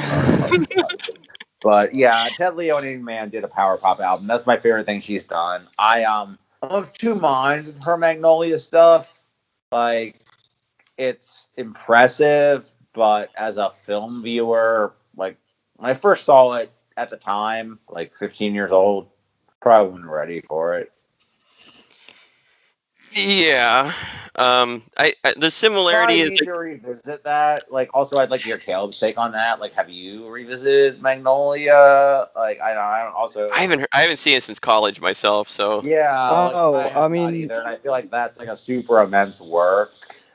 And I've seen it like 1.5 times. I love the movie. I don't know. I like it, but I also feel like it's. I don't know. I feel like there was this compulsion, and maybe it's going to happen again. I feel like there was this compulsion at the end of the millennium to do like end of the millennium like significant works, and Anderson was certainly the type to do that. I think he did a very good one. Like, he got one of the best Tom Cruise performances for sure. And now you mentioned 1999 did have a shitload of movies like that. Like, obviously Clubs of One, but yeah, but Beauty. I mean, American Beauty, say what you will about it, was definitely trying to make a significant statement. Mm-hmm. And Fight Club, and yeah. Oh, where was I? 99 did have Eyes Wide Shut. Yeah, it had Eyes Wide Shut. Great meme that I posted that no one gave credit to in the chat was Tom Cruise smoking a badly rolled fake joint, saying this pot is making you aggressive. When did you post that? In the meme channel. I don't know. Gosh, I'll find it. That's Tom Cruise saying this pot is making you aggressive, because I feel like as a Scientologist, he probably would say that this pot is making him out ethics. Yeah, that movie was a documentary for Tom Cruise's life. I actually really like that movie. Oh no, I love that movie. Yeah. I just think that certain aspects of it are very funny, like the straight gang. That's the funniest shit. It's so like staged. And Notting Hill came out that year, guys. Just add that to the pile. Why do you want to do this? Because I type in 1999 movies, and that's the first thing to pop up. Oh no! It's Notting Hill. It's almost like someone's like, you typed in top albums, like, 1989 came up. Let's talk about that too. Let's see what happens when you type that in top albums. ever. Loveless? Does Loveless come up? No, it doesn't. It's not popular enough to come up. No, Not in Google. So yeah, we talk about Loveless, 1989, and Notting Hill. These all seem like things that won't make me. Google mad. Images. You type in Google Images, you get Thriller. You get Beatles albums. Yeah. You get Thriller. Well, the and Beatles you get invented reggae, so they're gonna. They invented R&B. They invented reggae. They invented hip hop. Ringo invented hip hop, man. No. Stop. I'm putting that my log hasn't dropped yet this year. I'm putting that in my log right now. The Beatles invented hip hop. The Beatles invented Hex. The Beatles invented hyperpop. The Beatles invented aquacrunk. The Beatles invented crunkcore. Lowlycore. The Beatles invented slow and reverb. What the fuck? I was talking about an album at one point. Yes, your deep cut album that you like so much. Deep cut. Yeah, if you fuck with like Prefab Sprout type of stuff. Oh shit, really? Yeah, Prefab Sprout and kind of like like I said, Amy Mann, a little Carole King. Like it's got that. We got our whole thing about Amy Mann that led into Magnolia, which is like all this shit. Which I thought was gonna lead to Pierre, you want to come out here joke, but it never got materialized. Came around to that. And Steely Dan, I guess. But not quite like that, because it's definitely more pop forward than that. But what I love about it is just like better than any actual Steely Dan song. I say yes. Yeah. I didn't hear what he said. Oh, I said is Champion better than any Steely Dan song? It is hard to sample Steely Dan because their music is so fucking polished that it just kind of feels like you're just throwing it in there. Trash. What is what Doom song is that has I fucking forgot. Operation Greenback, something like that. What song was that? He has Doom sampled him before Kanye, because obviously Kanye doesn't really have his own ideas. And also Doom doesn't clear his own samples, so that makes sense. Black Cow, Steely Dan, that's what it was, and it's on Operation Doomsday. There was a lot of good sampling on there. Is Champion and also Operation Greenbacks better than any actual Steely Dan song? Well, I'm a huge fan, so I'm gonna say no, but it's okay. Well, you can leave at any point. You're welcome to leave. Damn. I mean, do you want to agree with Mark Kozlik this year, though, about anything? I don't know. We wanted to have him on the podcast, but he no-showed. He would have, too. If we told the whole thing was about him, he would have showed up. He wanted to go to Panera Bread to get a hand job. There's an attractive but not particularly talented younger woman who wants to meet you. Come to our Skype. God. That is I'm just going to avoid all of that. A 4-paragraph text message to somebody named Caroline about how he's at Panera writing his next magnum opus while he's getting a hand job, ordering a bread bowl. I quit. You go on. Number 6. You go. I'm avoiding all that. I just want to say, Trav, you had me at Prefab Sprout, so I should check that out. There's been some good Fizz Pop this year. That one though, I really like. And what's really cool about that album is it's her first album in like 16 years or something. Like one of those really weird comebacks. It did not happen because of COVID. That's the other thing. This is a great year for comeback albums, but a lot of them were because of COVID. This was just a coincidence. Well, number 6, my number 6 is very different from that album. It's decidedly a little more aggressive, I'll say. It's Savage Mode 2. Savage Mode 2 is a fucking banger. 6? I mean, I like it a lot, but I don't think I'd have it that high. I like it a lot, though. I mean, I kind of... Very good album. Yeah, great. I kind of forgot about it. Sat here and realized how much I played it. It seemed like more than a lot of people. I mean, I know that it was pretty universally well liked, but I just played the shit out of it, and I can understand that though. Yeah, super charismatic. I think Savage just keeps getting better and better as a rapper. Yeah. Mm-hmm. There's just so many. It's one of those albums where if I say what my favorite run is, I kind of just name most of the album, and it lived. There's something to be said for I just have been a lot of like driving and like a lot of times the way my job is, I'll get in the car, I'll go do something, and I'll come back. I won't have time to like really do like queue up a lot of songs, right? So I'll just pick what I've been listening to recently and throw it, and then just have it on. And so you just listen to like you basically just pick like an album a day almost. Mm-hmm. Savage Mode 2 ended up being that album for a lot of days in like October and November. It's weird because that's like, I mean, we talked about this on a podcast that this is the first anachronism that I was worried about with the way the podcast is going to roll out. We have an episode about Rock Marciano coming out. The DJ Muggs collab, Chaos became that. It just kind of lived in my car for a while. Mm-hmm. And kind of the same sort of thing, actually, like a really cold voiced rapper. But Savage Mode 2 is a really unexpectedly fun album. It was so fun. Really fucking funny. He's fucking funny on that album. Look at the fucking cover. Like, you just kind of know what you're in for. It's such a different vibe from the first one. Yeah, and I think like what really impressed me, but I mean, for one, anyone that's, and I'm not saying you guys, but I just mean like anyone in general who says Metro even fell off is just a lunatic. Is a lunatic. Like the beats on this are ridiculous, and it has some of my. It isn't quite like Without Warning level for me, but it's still. I mean, it's an album that like. I mean, there's so many hard ass songs and so many like Patrick referred to funny moments. Like I think.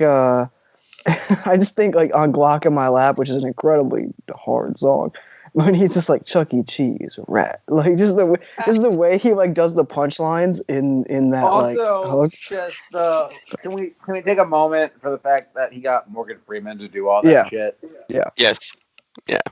Morgan Freeman talking about the difference between snitches and rats. That is But a rat is just a fucking rat. It's so good. Probably the best Morgan Freeman Deep Impact. Honestly, yes. But Morgan Freeman on this sounds better than Morgan Freeman doing like Planet Earth narration or whatever the fuck he was doing. I love I really enjoy this album. I like listened to it a bunch. Just there was so much other shit coming out that I didn't like have it in steady rotation. But so it's not my top 10. It'd be in my top 50 for sure. Maybe even my top 25. Mm-hmm. I don't think it replaces Without Warning as my favorite Savage, but probably second, I'd say. Yeah, it's definitely. I know it's definitely. I would have it as my second, and I am on record as opposed to you guys as loving the first Savage Mode. But I think this I've come album. around a little on that, by the way. I'm gonna revise my review on that. I haven't come back. I keep meaning to because I thought it was boring as hell the first time I heard it. It's been a long time though. And I mean, in general, I find 21 much more engaging to listen to now. I just prefer his style these days, but I think that Trav will appreciate that. Moo Kid and I went around the streets of New York just doing 21 ad libs at each other for like 20 minutes, stoned as shit. 21. We would just go in like alleyways and smoke bowls and then go out and like poke our heads out. 21. It is arguably the most infectious ad lib in rap right now. One of them anyway. Like it's just very distinct. And I also just love, I mean, I refer this earlier, but all of the ad libs, like in the beginning of like Glock in My Lap, again, a great song where he just does like the pussy ad lib like 20 times. It's just great. Like you just know what you're in for. It's not on this album, but I was listening to it the other day at work on Without Warning when he's bragging about, yes, I'm mobster, shrimp in my pasta. Yeah. Jamaica. Really mobster, fucking like, he's like doing the Rasta voice, like, so you got like, you spent the extra $2 to put fucking shrimp prawns on your pasta. Really that, but still, it sounds gangster as fuck when he does it. Just, shout out to Drake for having the worst song on this album. It was it's such like a. It was such a. It's still not that. It's not that bad. It's a fine song. It's just a. You know, it's not that bad when I'm like, lay off Drake. Like, you know, it's not that bad when I'm like, let Drake live a little bit. Yeah, I thought it was pretty boilerplate, like Drake. Like it wasn't. I mean, it's not good. I'm not gonna go to the wall for it for sure, but it's not as egregious as his features on, like, I don't know, YG albums. when he's on the fucking Chains album and he steals Chains Blow, like, wholesale. Like, whenever Drake does the swag Dracula shit, I hate that. That just really gets under my skin. I think the best thing I can say about this album is it sounds like the cover, and that's a great thing. Because this is probably my favorite cover art of the year. And also, I would be remiss if I didn't say that Sound Columns RYM, aka Daniel, has a amazing review of this, and a lot of people have. I think it got front page, but definitely deserves to be read. Hey, you know what my only front page review is? What is it? What is it? Bryan Adams.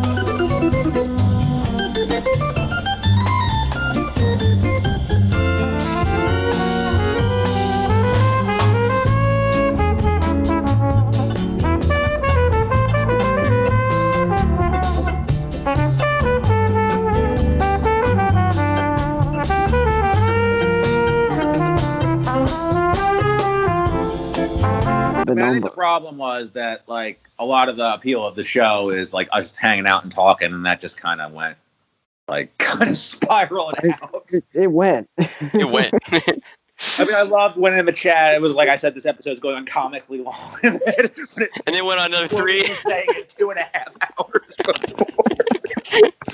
I was so tired at the end of it. Oh, God. I just need to go to bed. Oh, so the fucking thing about my laptop. So right before we did the show, it died, quote unquote, died, as I said, or whatever. Which is so when I had the big accident that I told you guys about, I got everything up. I got like unplugged all the wires. So I thought there was water damage and shit. And then I said I plugged it in, and the light went on or whatever, and it dimmed. And you know what happens when you plug like your laptop dims and a red light goes on? It's because their battery is dead. What did I forget to plug in? Battery. Oh my God, you're old. You're so old, Pat. I forgot to plug in the fucking battery. It's totally fucking fine. I made the biggest, like, I might, like, this is up there with just, did you turn it off and on? Sometimes batteries do get so fucking dead that they really seem dead as fuck. Like, they won't charge right for a little bit. I've had that happen and panicked. Yeah, it was just, it was an insane overreaction on a lot of levels. I don't know. It was just a bad week that just had, like, a pile of bad shit at the end of it. And I just wanted, I don't know. And yeah, the episode just got out of hand. But all right, so Travis has a limited amount of time, so we should get to it. So let's just go 5-1, and then we just kind of say, do you want to do this one? Yes or no? Yeah, let's hop into it. Well, this guy got off the rails, and we're gonna kind of rein this one in. I don't think I spoke particularly articulately about. Are you recording? You're not recording. I am. I have been. Oh shit! Yeah, there's a little red dot. Yeah. It's weird because it's saying Skype video for me, and it's not saying the whole thing that you're recording that you need to legally tell me about. Oh, yeah. I will say that, yeah, again, with regards to my number 7, not to go back, even though we're on kind of a limited time schedule here, is that I would say it's a tie between Carly and Rory, and that they both serve the same purpose for me, and I don't want to shortchange the R.I.P. Ferrara album, even though we didn't really talk about it at all. But they serve the same purpose in terms of being like a bright, sunshiny thing in completely different genres. And we will be doing a Rory episode soon, and I will talk in depth about that album. I think it's kind of the full evolution of where he was going, and I think there's a reason he did that under a different name than the Milo stuff. But just to briefly touch on that. As far as the Midnight Suns album goes, that album is just, it's everything I like about Zilla Rocca's like rapping over something he's like sounds that he's never really rapped over before.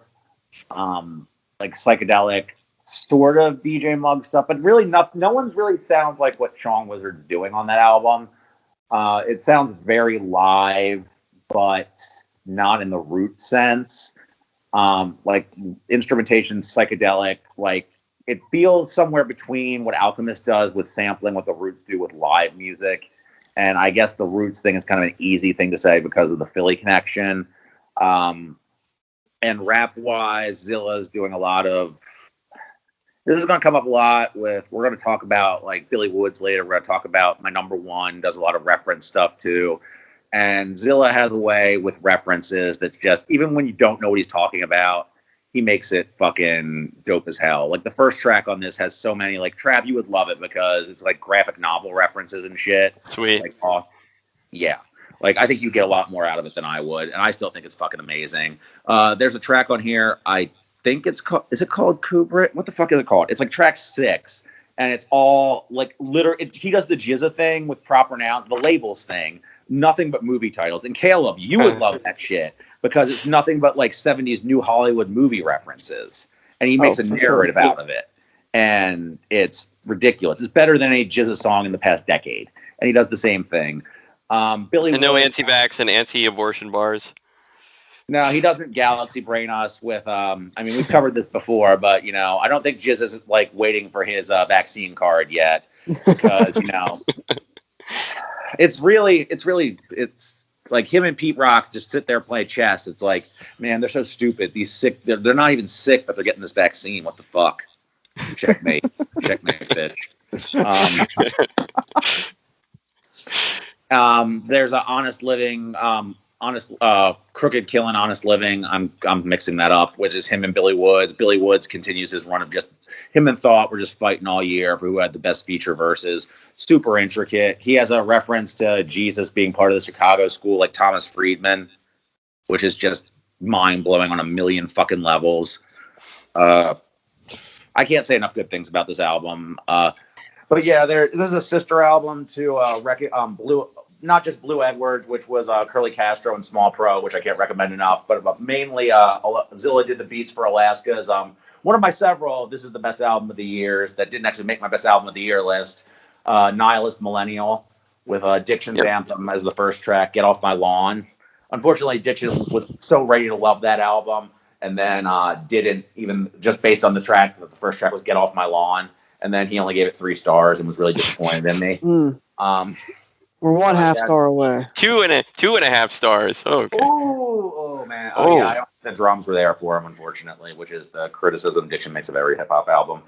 But it's a lot of thematically the same topics, like growing old and trying to balance your rap life with your home life in a fucked up society over like just really cool, intricate beats that are sort of throwbacky without feel. Dusty in a good way and not dusty in a staid way. Can't say enough good about this album. I own a shirt. I had a problem with a guy at a burger place. We're not going to go into it. Excellent fucking album. Check it out. Give them your money. Wrecking Crew fucking ruled this year. Small Pro put out 6 beat tapes. You should hear all of them. Can't say enough good about it. Good shit. Yeah. I look forward to hearing it. I see it's about 20 minutes long, so I don't know why I haven't taken the time. I promised Patrick I would listen to this album, to which he said, "No, you're not." So now I have to listen to it. Yes, he said, "Oh, no, you're not. You fuck." That's usually how conversations about rap albums with Patrick go. I still have not listened to the Yves Tumor album, by the way. God damn. Well, that one you said you were going to listen to on at least like 3 episodes. I've heard it since the podcast. I love it so much. I've gone right back to it. I was like, damn, I talked myself into listening to this again. However, I will say, since our initial aborted draft of the second half of this episode, you did listen to my number 1, so I'm glad. I'm excited for us to talk about it. Yes, and I loved it. Yes, and I'm glad that happened. So yeah, that was my number 6 real quick. We're not going to talk about your number 6s. I just wanted to get that one in because you guys didn't want to revisit those. But so we'll get to the top 5s for everybody now. Well, you have 5 because it was in that order. What's your 5? My number 5 is something we've talked about extensively on the show, Alchemist and Freddie Gibbs' Alfredo, which I guess since we talked about so extensively, we're not really going to go into too much detail, but best, probably top 3 rapper going right now, probably top 3 producer going right now, fucking immaculately produced, just front to back, and we're right now in the part where everything I mentioned is a 10. Everything from this point on is a 10. That's amazing. There have been some years in this decade where I don't think my top 10 had more than... Probably didn't even have any 10s. Some years. I'm trying to think of... I'm not going to go into that. That would take forever. But there's probably been... Yeah. Some people don't like Rick Ross on Scotty Beam. I think we've discussed this before. And we've discussed what they can do with this podcast. They can turn it off and not listen to it anymore. We don't need you. You know, we still have 120 more. Exactly. Hell yeah. 200 by the end of the year, hopefully. No. 500 by the end of the year. 500. Yeah, we already. Right on. We're clear at 200. We're flying. We're flying over that number already. All right. So we can have the pool like Tyler does on something to rap about. The boat we haven't bought yet. Not yet. Yep. Yeah. The boat we haven't bought yet. I just like the thing about this is it encapsulates everything good about Freddie as a rapper and Alchemist as a producer. The features really bring that out. You get a different side of him on the Conway song. And the thing is, like something like the Conway song brings something different out of Conway than you normally get out of him. And Ross song is like the same Ross stuff, but putting it in this context gives it a different gravity. Like the Ross song kind of reminds me of like hard piano a little bit, and the flow he's using on this. Yeah, interesting. Yeah. Also, another like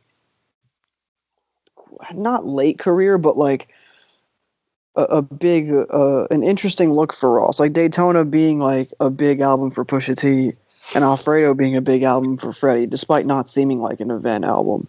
But it kind of turned out to be.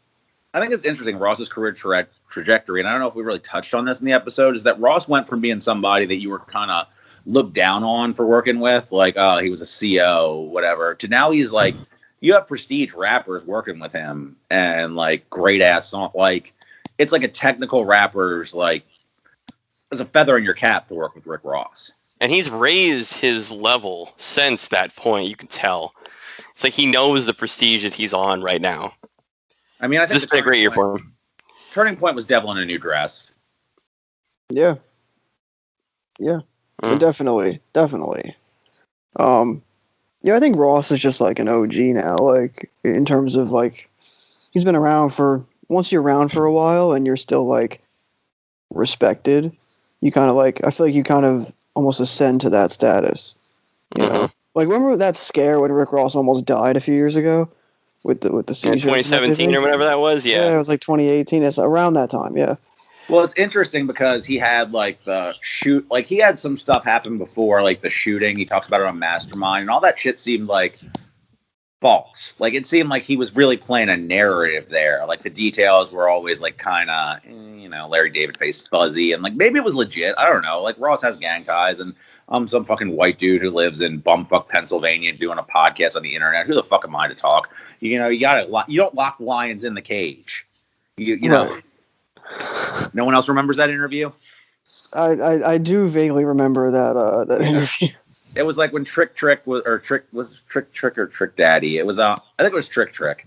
It was like he wasn't allowed to play in Detroit, and Rick Ross went on the radio and yelled about lions in cages and zoos, and like you don't lock the lion in the cage out of the cage, you lock the lion in the cage. It was a really weird understanding of zoos. But I don't know what my point. I don't really know what my point was. But Rick Ross is just like his status as a rapper has kind of overcome what. I mean, his ability. Definitely, he's. I don't know if it's.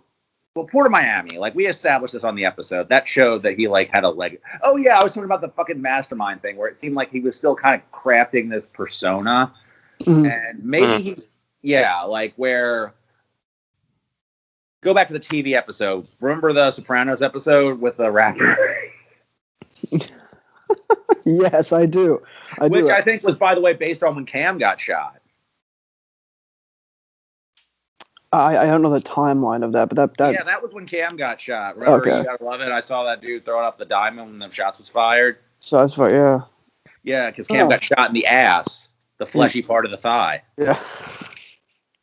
Yeah. So it's like everybody accused Ross of having a staged shooting, and then he did that whole thing on Mastermind about like a staged shooting. So everybody's like Ross, studio gangster, and it was like, but then like he had this real health scare. It wasn't a gangster thing, and then in Port of Miami too, he seemed way more vulnerable. So all his verses seem to have way more gravity. Point is, fuck you if you don't like Scotty Beam. I've told the story on the show before about how like Scotty Beam came on and there was a storm. When I was driving, like the worst storm I've ever driven through, and then the Tyler song came on, and it was like as the storm was breaking, and it was beautiful. Like, yeah.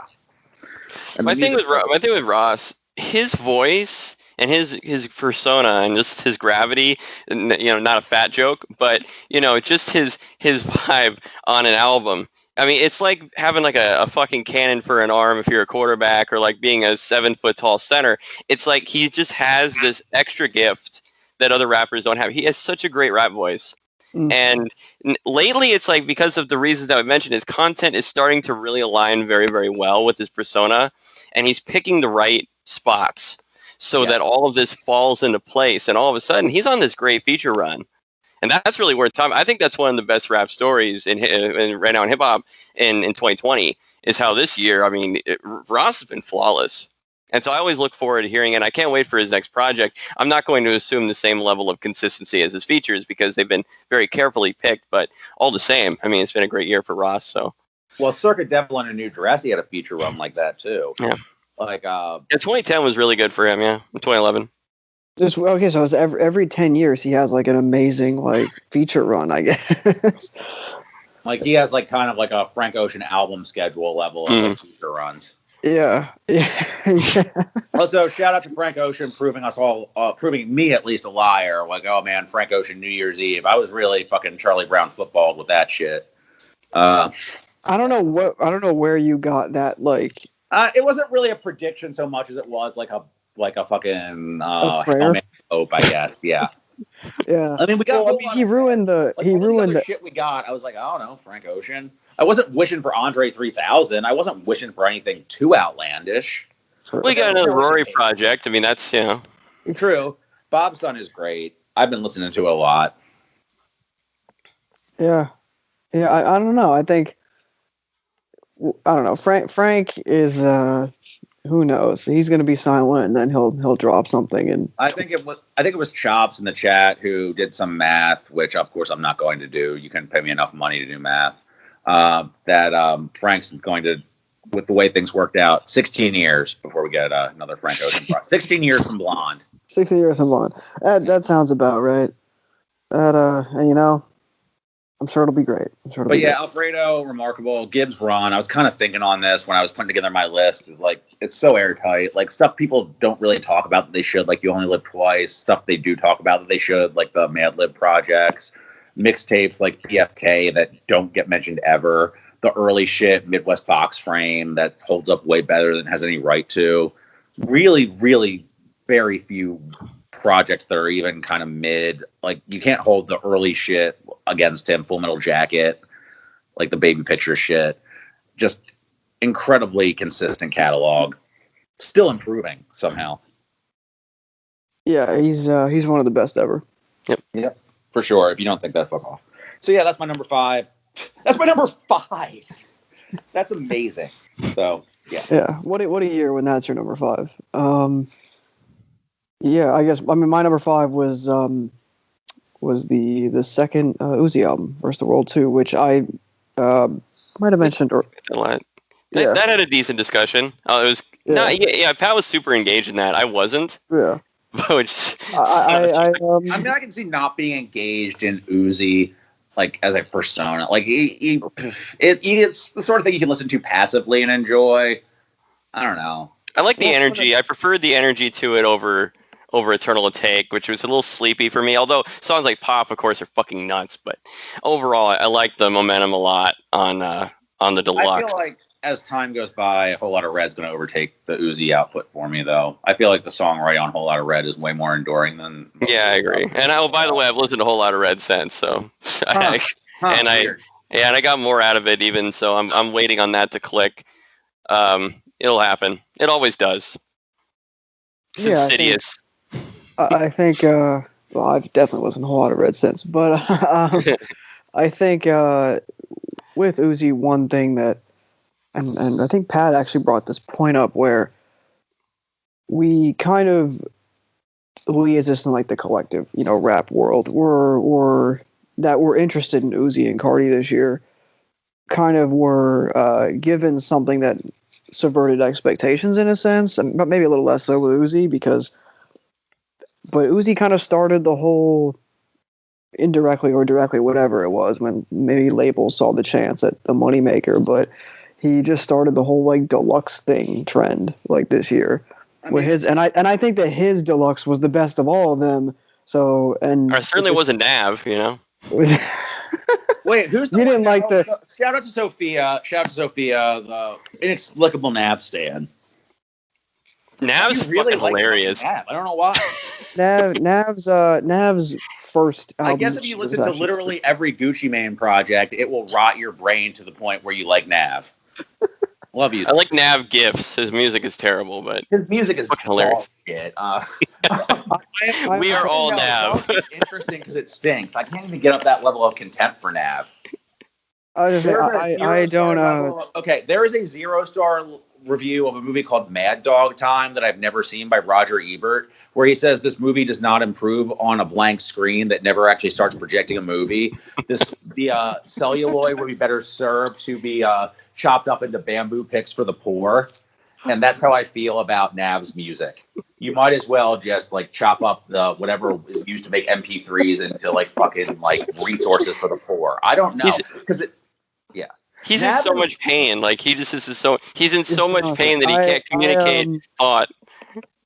He doesn't communicate any thoughts. That's for sure. There's so many bitches on his dick that he's in pain. Like, you know, listening to Nav's music is like listening to an Instagram algorithm with a really good beat. But I kind of like an Instagram algorithm with a really good beat sometimes. So there was a great value version of Great Value Post Malone. Nah, I like his music. I like his music more than Post Malone a little. But that's well, it depends. I think Moo Kid was the one who pointed this out to me. Is that Post Malone? Say what you will about him, like, and yes, it is algorithm music, but it's a finely honed algorithm, if nothing else. Yeah, I don't hate Post Malone. I just don't. The thing about Post Malone is it's so finely honed that it just fails. It literally is background noise to me. I've had like several Post Malone songs play in the background of me not even notice that it's the same artist. His vocals give me a post grunge vibe, you know. Though it's kind of like that ICP Juggalo kind of shit.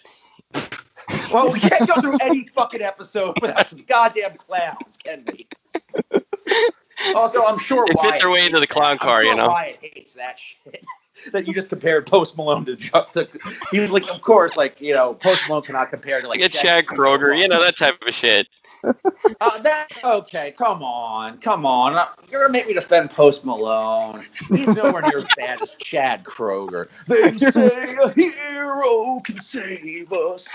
I'm not going come on, dude.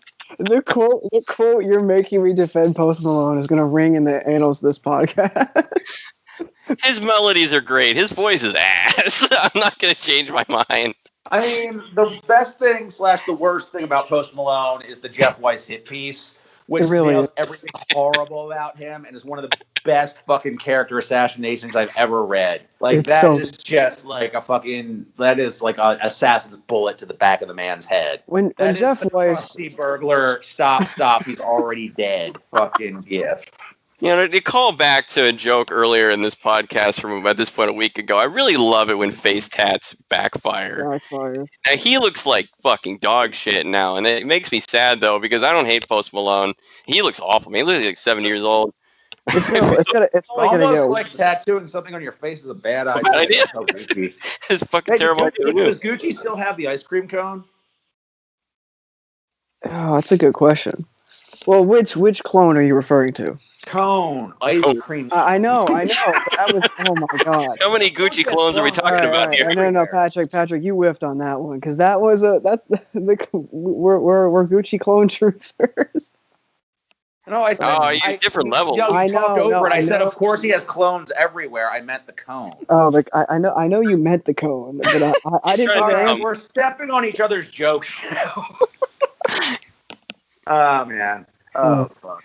Gucci clones. Anyhow, it's over for you, Gucci clones. By the way, I guess we'll keep the original Uzi discussion. I mentioned that my favorite Uzi project previous was First the World 1, the mixtape from about 4 or 5 years ago now that broke him out, and I like the fact that like the direct sequel is now my new favorite project of his, or one of the top. Also, I would just like to disagree with that. Well, actually, wait, no. Well, Dedicated Side B came out after, but you said that he came out with the whole Side B Cash Cow. No. The deluxe thing where they just make a whole new album and call it a deluxe instead of a new album. Oh, okay. Dedicated Side B is all like you don't. Yes, Dedicated Side B is different. Now I get Side B where it just starts with "This Love Isn't Crazy" on like at the end of it. Yeah, no, you're right. That's different. And by the way, I like to think that since Eminem just stole that title, that he is a Carly stan. Dude, don't say that because we were talking about this in the chat. That if there's any fucking famous rapper that has an RYM account, it's definitely Eminem. The way he responds to his critics. So, in no fucking hell world do I want an Eminem featuring Carly song. No. Carly being the new Skylar Grey? No. No. I mean, Carly. Look, Haley Williams did the Airplanes hook. Like, yeah, that's probably the worst thing she ever did. That gave me a fully formed negative opinion of her for years. That was a good period for Paramore too. Yeah, no. Once I actually listened to their shit from that period, I really liked it. That Future song, not. Yeah, I know. Yeah. Not that. That's a great fucking song. That's one of their best songs. Totally atypical for them, but yeah. It's like the best Godspeed song that was never recorded by Godspeed. But yeah, the Uzi album is it's good. I think Whole Lotta Red's going to overshadow it. I honestly think on a production level for this sort of stuff, Pierre did better of the sort of style on Wolf of Peachtree. But obviously, Jelly is nowhere near as compelling as Uzi. Whoever, obviously. I mean, I do, I mentioned this on, I think I actually mentioned this in the Carti part, but like I just said, I think that the deluxe had Working on Dying, Pierre, and Metro beats on it. Like that was the whole album. Correct, yeah. Like that was the whole, like it was just not going to be good. And yeah, like Uzi actually having that tread influence, which you can speak to a lot more than I can, on such a mainstream level is huge. Like Working on Dying, still sticking with them is huge. Yeah, and like making it, like fusing it with like pop rap stuff. Like, it was more pop rap than tread, but some of the beats had like tread flavor, and that was cool. Yeah, I mean, I would not be in my top 20. I can't say I really spun it that much, but I enjoyed the hell out of it. It definitely... The thing about it is that's the thing about 2020 and the way it just sped up time. How much were you waiting for this? It was like, it was one of those football pulled away situations over and over and over. Yeah. But a Whole Lot of Red came out, and that was this times 1,000 in a lot of ways. The situation came out, and also the music. Yeah, I think... they were both had been announced since 2018, and they both had been. They both went through shit. Uzi had label BS, and Carti did too, and he couldn't stop sleeping with Drama's wife or whatever the fuck it was. Whatever. Look, I don't really know. Allegedly. We're gonna have Kittenpuke come up with a we can't afford lawyers graphic when we have elected statements. So. Yeah. Overall, though, I really was, like I said, I said this. There's something to be said for just music that makes me just incredibly happy, and right. The Uzi output this year did that for me. And like I said, it was stuff that I played a ton around other people that I knew I could just throw on and not worry about, and that was another thing that was so great. And they would all enjoy it. It's that sort of deal. Right. I mean, aside from the people I work with, I don't know what you're talking about. What are these other people you're talking about? But that was when they came out, and I was still at school, and that was in pandemic. Was it infancy? So Pandemic State University. Shout out to State College. You guys did real good this year. Better than Michigan. Yeah. I mean, Michigan did really well at rapping and swinging other things. Anyhow, Trav, you got anything for number 5? Yeah, I had the microphones record. The microphones record away, which I thought that discussion went really well. That was a good drunken rambly good. You know what I mean? Like I feel like we really talked to each other in that. We did. And Sufjan. Trav, what was your Yeah, four? I You think said we you didn't read want to more mention about it. Sufjan Stevens in that one, didn't we, than anything? Yeah, they're ranting about Carrie and Lowell being overrated, which is, it's fine. I mean, it was relevant. Yeah, my number 5 is microphones in 2020. And I know he'd have something to say about this, because this is in the same exact vein. It's weird that this is a microphones album. It's a microphones album because it's a nostalgic record inherently. And it's one of the few times I would recommend watching the visualizer, the YouTube visualizer with the album. It made a big difference. He just is like dropping these photos from throughout his career and his life while he's speaking these lyrics, and it's really fucking powerful. It's great. I don't really need to describe the music too much, because if you heard Now Only and if you heard A Crow Looked at Me, it's not way off. A little more guitar fronted, but it's kind of in the same vein. And it's lyrically, it is definitely more looking back rather than in the present moment, like his most recent stuff has been for, obvious reasons. That's what he's had to write about, except for some moments in Now Only where he kind of looked back to his childhood. But, Microphones in 2020 is, reaching back from his past to now. And, what does music mean to him? And, where's this all going? And so it's very effective that it is a Microphones project, even though it doesn't really sound like a lot of the, it doesn't sound like The Glow or anything like that. But it is much more high fidelity than that. And you can hear the change. It definitely sounds more like the last couple of Mount Eerie records, but just with a different lyrical focus. It's one song with several movements, and it uses its time very well. Very few moments, I would say, don't work properly. The intro is going to throw a few people off because it's like 5 minutes of one chord, or two chords, just kind of back and forth. And, I remember watching the visualizer and kind of looking at like the live feed while the comments, while it was in, they're like, are we going to get a second chord soon? And I'm just like, shut the fuck up, dude. Just relax. But they were like, did Legends write a review to that yet? Oh yes, Phil Overham is a singer-songwriter who was very popular in the 1990s. He plays guitar and sings in a morose manner about life. And this is his new album, Microphones in 2020, which is a Microphones album that came out in 2020. On the first track, oh wait, that's the whole album. That's all. On the first track, the singer-songwriter strums his guitar morosely. and thinks pensively about his life, and we all enjoy what he's doing. Please listen to Microphones in 2020. Hit the like, hit subscribe. I wish that Legends wrote avant-garde film reviews so I could watch him review Andy Warhol's Empire. Do a John Waters review. Pink Flamingo's Divine is a cross-dresser who. Yeah, pick that one up. I don't have anything else to say about the album, honestly. It is, if you're a huge fan, if you're in that pocket, and you can tell from the ratings for this album, people fucking love this record, but it hasn't quite had the crossover that A Crow Looked at Me did. It doesn't have the same hook, other than it's the microphones, except it's not. I don't know. I love it because it is so personal and it's so detailed and lived in, because it was. And I think the little bit of additions that were made to a sound that he was already perfecting on Now Only come through very, very well. Again, it's very consistent. It's one excellent track. It'd be one of the best singles of the year, too. Highly recommend it to people who already like him. But again, I think it crosses over more. Anyone who likes folk. It's been a pretty decent year for folk music, but I would put this one near the top of the pile for that.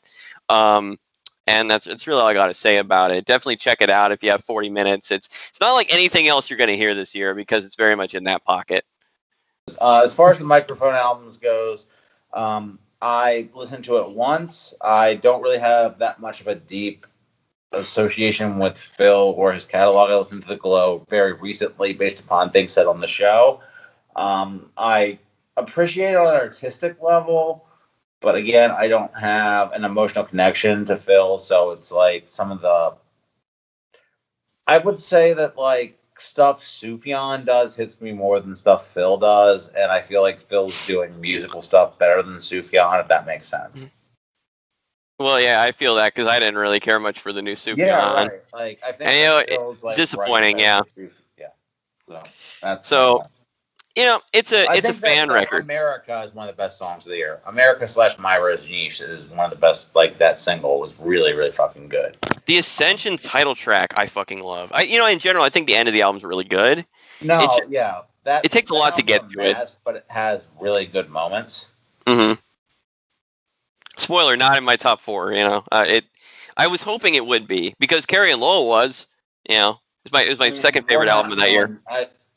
We've spent a lot of time on this podcast talking about roads Patrick's not going down. We're also not going down the road where I shit on Carrie and Lowell because I made an album about people dying, and I'm kind of sad about people dying lately, so I get it. But that album just didn't fucking hit with me. Like, I felt like a lot of people wanted to have takes on that to feel like they were, how can I put this? Being on the level, I guess, or like, oh, I feel it like you feel, like Bill Clinton, I feel your pain. Mm-hmm. Whereas, how often are they really listening to it? Right? How often are they really spinning Carrie and Lowell? Me? All the fucking time. No, Microphones, not as much. Because actually, I'm like you guys. I haven't spun this one as much, but yeah. Don't cut me off. I hate that when people do that. I will say, as far as Carrie and Lowell goes, No Shade in the Shadow of the Cross is an incredible song. But I was talking about reviewers of Carrie and Lowell who were really kind of trying to like get on the whole, this is, and I think that was kind of like a discussion that happened with, I didn't listen to, by the way, Crow. Oh. So I can't participate in that discussion. But I think that people who litigated what Phil was trying to do on that are fucking gross. I would agree. Yeah. I didn't know that was even a thing. So. Oh no! Go to the comment box. Oh, that was your. I don't read those. Oh, he's taking advantage of his wife's death, and trying to get sympathy, clicks and likes, and Amazon buys and shit because his wife died. So, easy route to critical acclaim. His wife died. Critic bait. Yeah, right. Wife death, critic bait. Horrible statement. And I had a parody album made of it, which is, I think, the worst album I've ever heard. One of my few 0.5s. I don't give out a lot. I got very angry about some of the reaction to that album. And he hasn't really evolved much from that point, and I can kind of understand. I guess if someone's been listening to him since like the 90s and 2000s, maybe they're kind of disappointed that he's sort of in this sort of arrested development with his career, because like the last 3 projects have been kind of stuck in that. For now, I'm just loving it. Like there are people who are bigger fans than I, like Horse, who would rant about this for like 25 minutes. I'll just say, like, I appreciate that not everyone's going to love this album and connect with it in like that kind of personal way, because again, like, this is such an autobiographical album.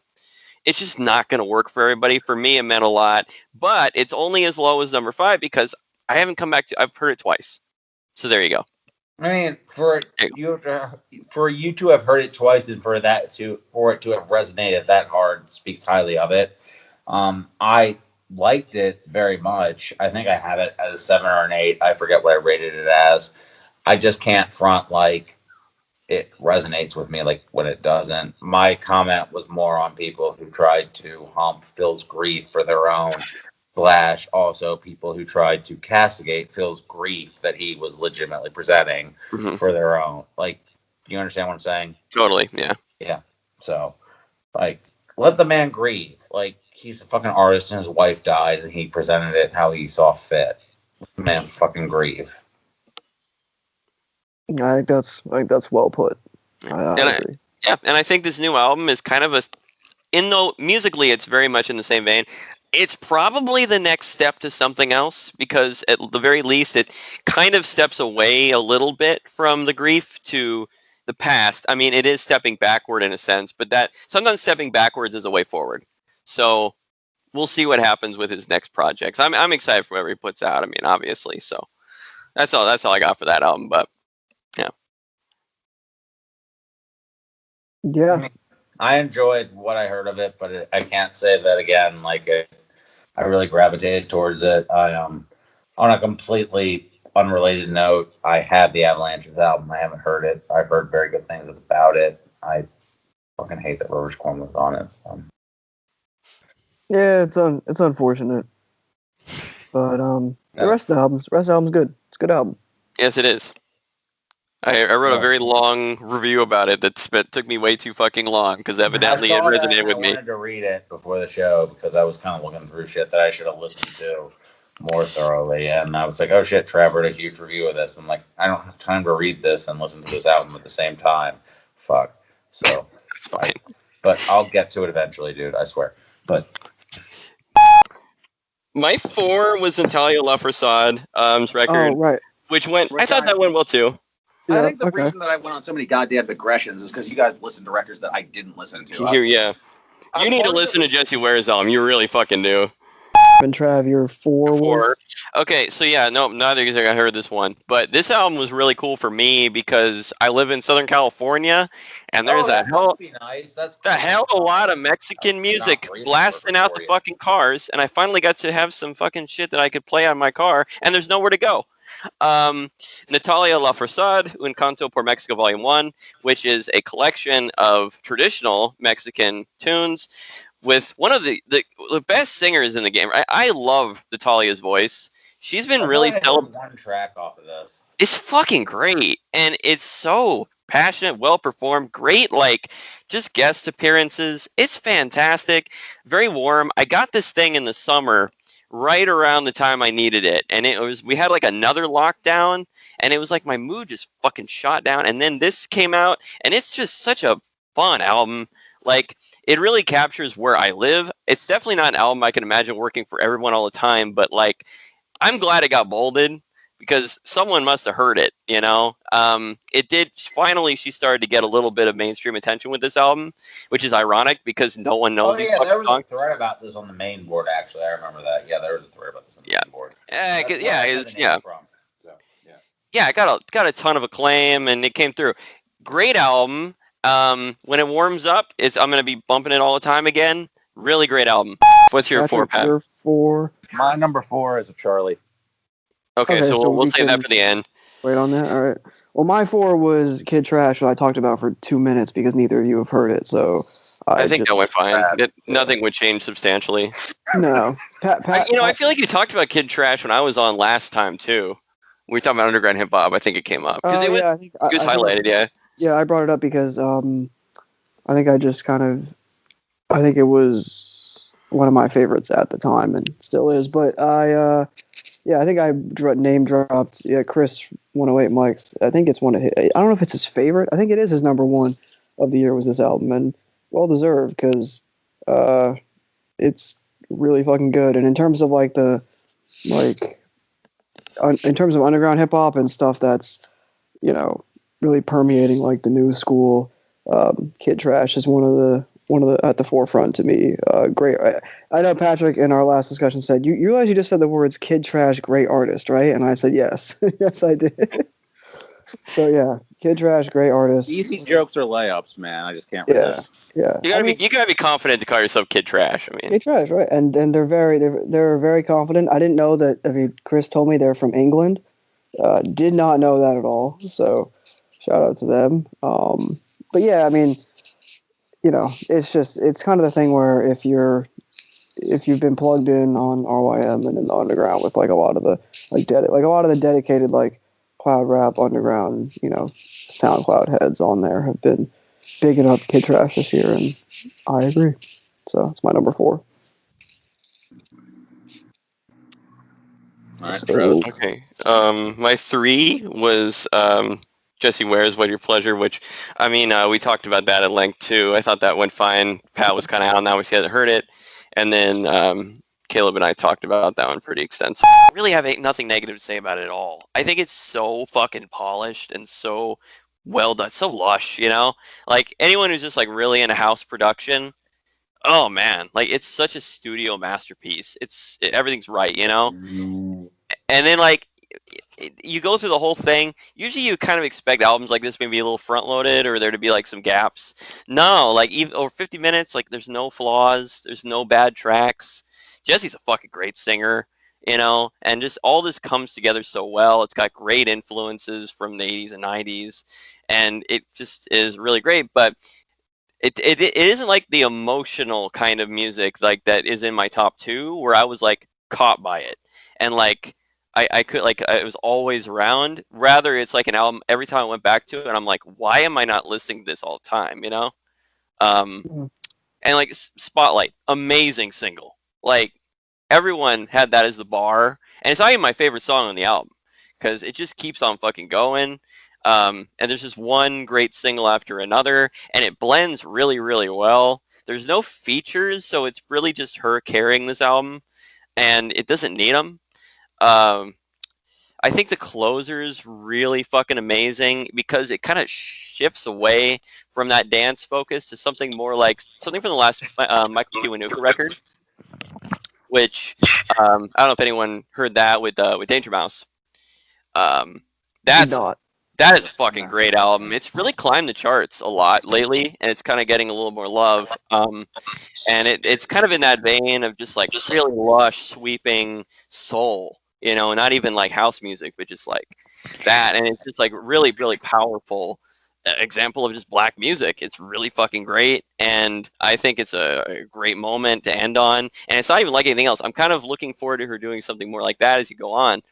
But man, if you just want some like late 80s, early 90s house type of stuff, but a little bit more modernized, it's perfect. There's just no flaws. It's just excellent music. And, you know, like there were 7 singles from this album, I think, before it came out. I knew it was going to be a great album. Like there's no way it couldn't have been because every song was good. Jessi's been great for a long time. I would also like to recommend her first album, Devotion, which is very indebted to Prince and a lot of, you know, 2000s R&B. That was a really excellent record from 2012 that I think a lot of people forgot about, and I hope people go back to it because finally with this album, Jessi's getting a lot of praise. So I have nothing but positive things to say about it. I think it's about as consistent as any album I've heard this year, except maybe Alfredo. So yeah, definitely check it out. Super consistent. All your points ring true. The I think Spotlight is my favorite song. Kind of was at the head of that and some other records this year of like this like new disco revival we had going on. Mm-hmm. Pretty cool. Didn't expect that to be a major force in pop music, but glad to see that it was because it was a nice switch up. And I think this is easily her best album. I like Devotion. I will probably never listen to it again, just because it didn't leave like a huge impression on me. Actually, my favorite Jessi Ware thing prior to this album was the Disclosure remix of one of her songs, Running. Running is such a great song. And great mm-hmm. remix. Great remix. Like total like 90s house kind of vibes. And that's probably where What's Your Pleasure, you know, that might have been a seed. Right. Yeah, Dua, Jessi, fucking Regine Murphy, really great record that I did not have a place for here. Carly has some influence on there too. I mean, it's just been a really great Kylie Minogue's album, which I didn't like as much, but it got a lot of hype. Mm-hmm. It was fine, but it didn't quite leave the same impact. But yes, man, there's so much good new disco and house music this year, and I think Jessi was at the top. But I can understand any number of picks. Again, that Dua Lipa album had a shit ton of great singles on it. So I mean, I totally get it. Yeah, so yeah, it was a good year for dance music, which is very ironic because of course there was nowhere to go, and so it went indoors. And I'll talk about that on another album in a minute. But that's what I have on this one. Okay, so pass number 3. Shrines. Okay. Yeah. Yeah, Shrines, which we had an episode. You may or may not have heard it. Somebody who may or may not be Billy Woods has definitely heard it. And I told him that we may or may not be doing some more Backwoods podcasts. So he's probably going to be listening to these. So that's partially why I wanted to re-record shit, so I didn't embarrass myself to Billy Woods. Yeah, this album's fucking amazing. It still holds up. It's a very like I don't know if it's their like. Would you say this is their lightest listen? So that's what I was thinking, because that album cover threw me because I was waiting for something completely different, and then I got something that was actually quite, I wouldn't say comfortable, but it was familiar, and there's some heavy fucking songs, but like like Pommel Horse, very heavy, sonically very heavy. Content-wise, obviously, he's not going to be Sunshine Rainbow. This is a very difficult time in human history, but I was actually surprised by how accessible this record was. And everyone was kind of going in with the assumption that it was going to be the opposite, especially when you see the cover, which is, by the way, like the hardest of the year, in my opinion. It's a great cover. Shout out to Germ for his excellent analysis of the cover on the episode. Yeah. Excellent. I would say that, yeah, they definitely kind of leaned into, the perception and then pulled away from it of what they were and kind of laughed at the knee-jerk reaction to what an Arm & Hammer album's supposed to be and gave them something different with what you got. Although there's still the deep darkness in the middle with stuff like Frida, stuff like Slewfoot with the whole CTE theme. But ultimately, shout out to Caleb for his title on the RYM list of one of the real key lyrics from this. We're tired of the apocalypse. They are. They came up with a natural album. Like what I said on the episode, this is like the rose growing from the fucking shattered nuclear half-life. And Germ kind of disagreed with me, and he's like, should it even grow? That's your question, I guess, as the listener. They're just kind of presenting it to you. You can analyze from what they're giving you historical context. They're giving you their own personal thoughts. I think Earl's verse on here, I've been listening a lot to Mock's Hard Lemonade now. We're all Mockami experts, certified. We got the licensure. And is now on streaming. So I've been playing that a lot because it's a really easy listen on 20, 25 minutes. I've been listening to it on the way to work. And Earl's verse on that is kind of talking about his headspace and comparing it to being in a slave house. And how he doesn't want to go there because he feels like a slave in his own head. And kind of think about what he does on Ramses, where he's talking about his black skin. Like those two verses feel very at peace with each other to me. And who else is on that? Moor Mother. We're going to talk about her. Yes. Very important. Just really feels like this whole collective, like I talked about Wrecking Crew earlier, Backwoods did really, really important work this year. I think it's going to be very enduring for the future. I think that still Paraffin is their best work, but this is probably second. Paraffin, then this, then Rome. But you should hear everything they've ever done. And race music near the back, yeah. I really hope this inspires more people to get into Elucid. And shout out to the guy who makes no Elucid edits of Arm & Hammer albums. You're an asshole. You're a fucking asshole. And you're weird. What the fuck is your problem?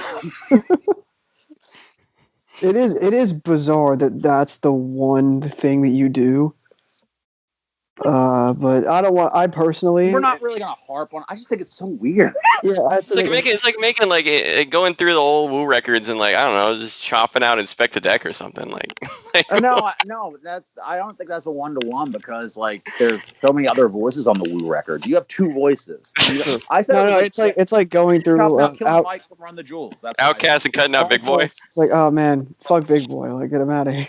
Which I've heard people say that. I've heard that. All right. Well, and that's awful. Well, I've heard a lot of things. I've seen a lot of shit. Okay, if you cut Big Boy out of your Outcast record, first of all, you obviously can't listen to this podcast anymore. You should also be deported.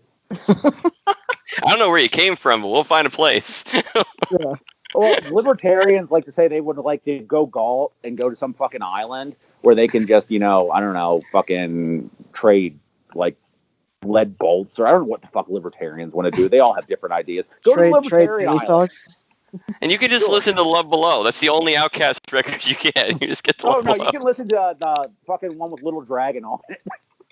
Oh yeah, no, we'll give you Idlewild. We'll give you that one. Yeah, there's your punishment. No, you won't. You don't want any of the Big Boy. And you can be verses? like me and be like, well, at least I get to listen to Hollywood Divorce. Fuck you, don't. It's not on there.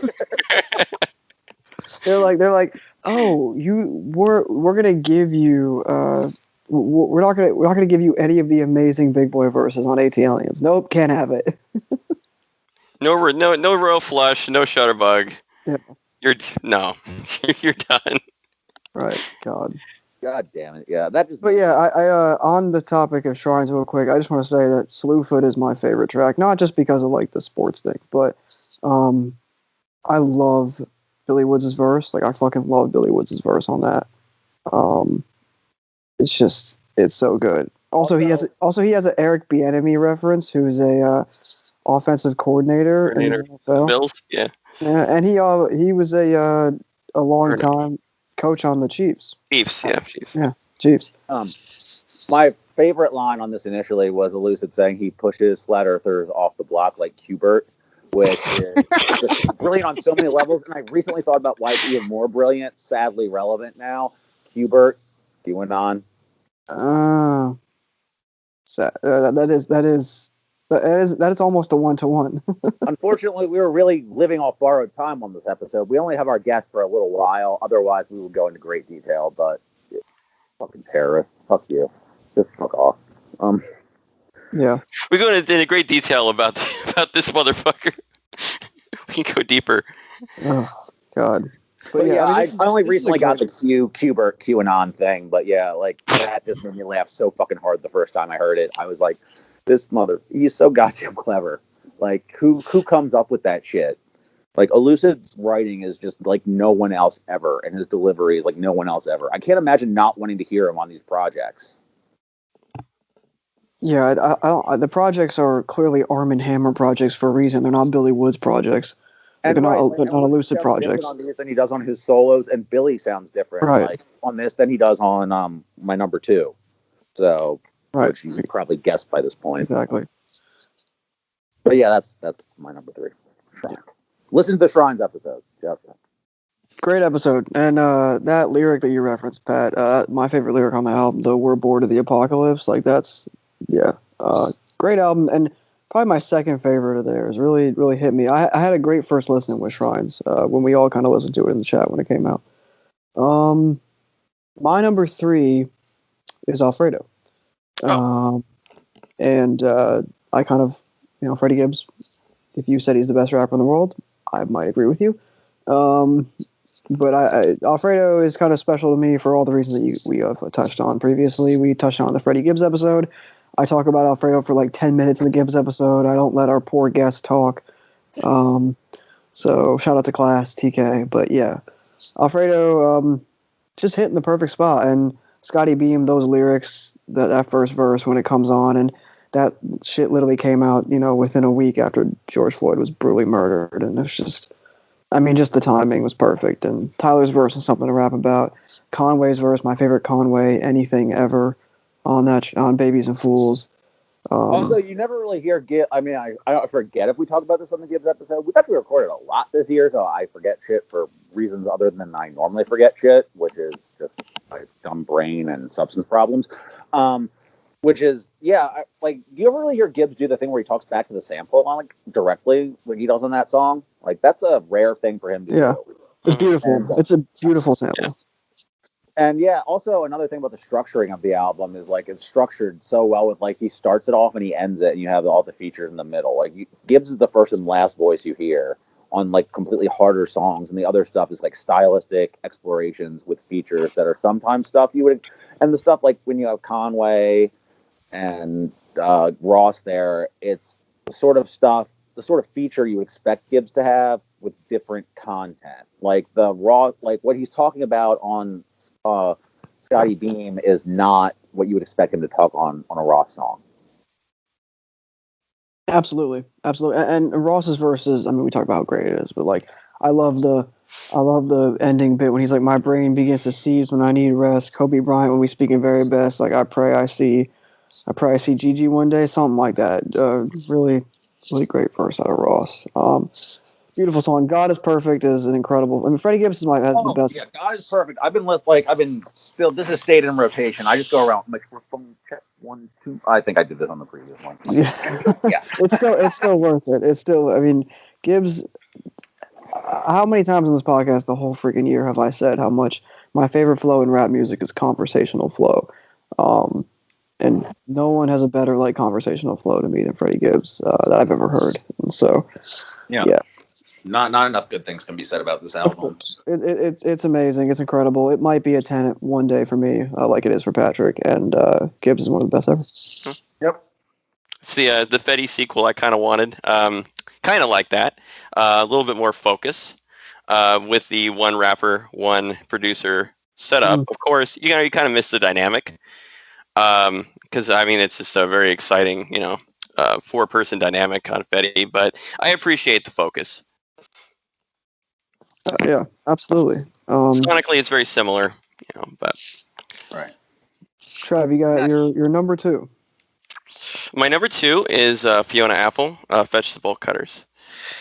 You mean the worst album of the year according to RYM? the album of which we cannot speak. But wait, hang on. I need to check the comment box. No, I don't. You can't. That might be. I think that was the worst in the history of the site, and we've been on the site for a long time, guys. Oh, no, that was the Woodstock '99 of comment boxes. Holy shit!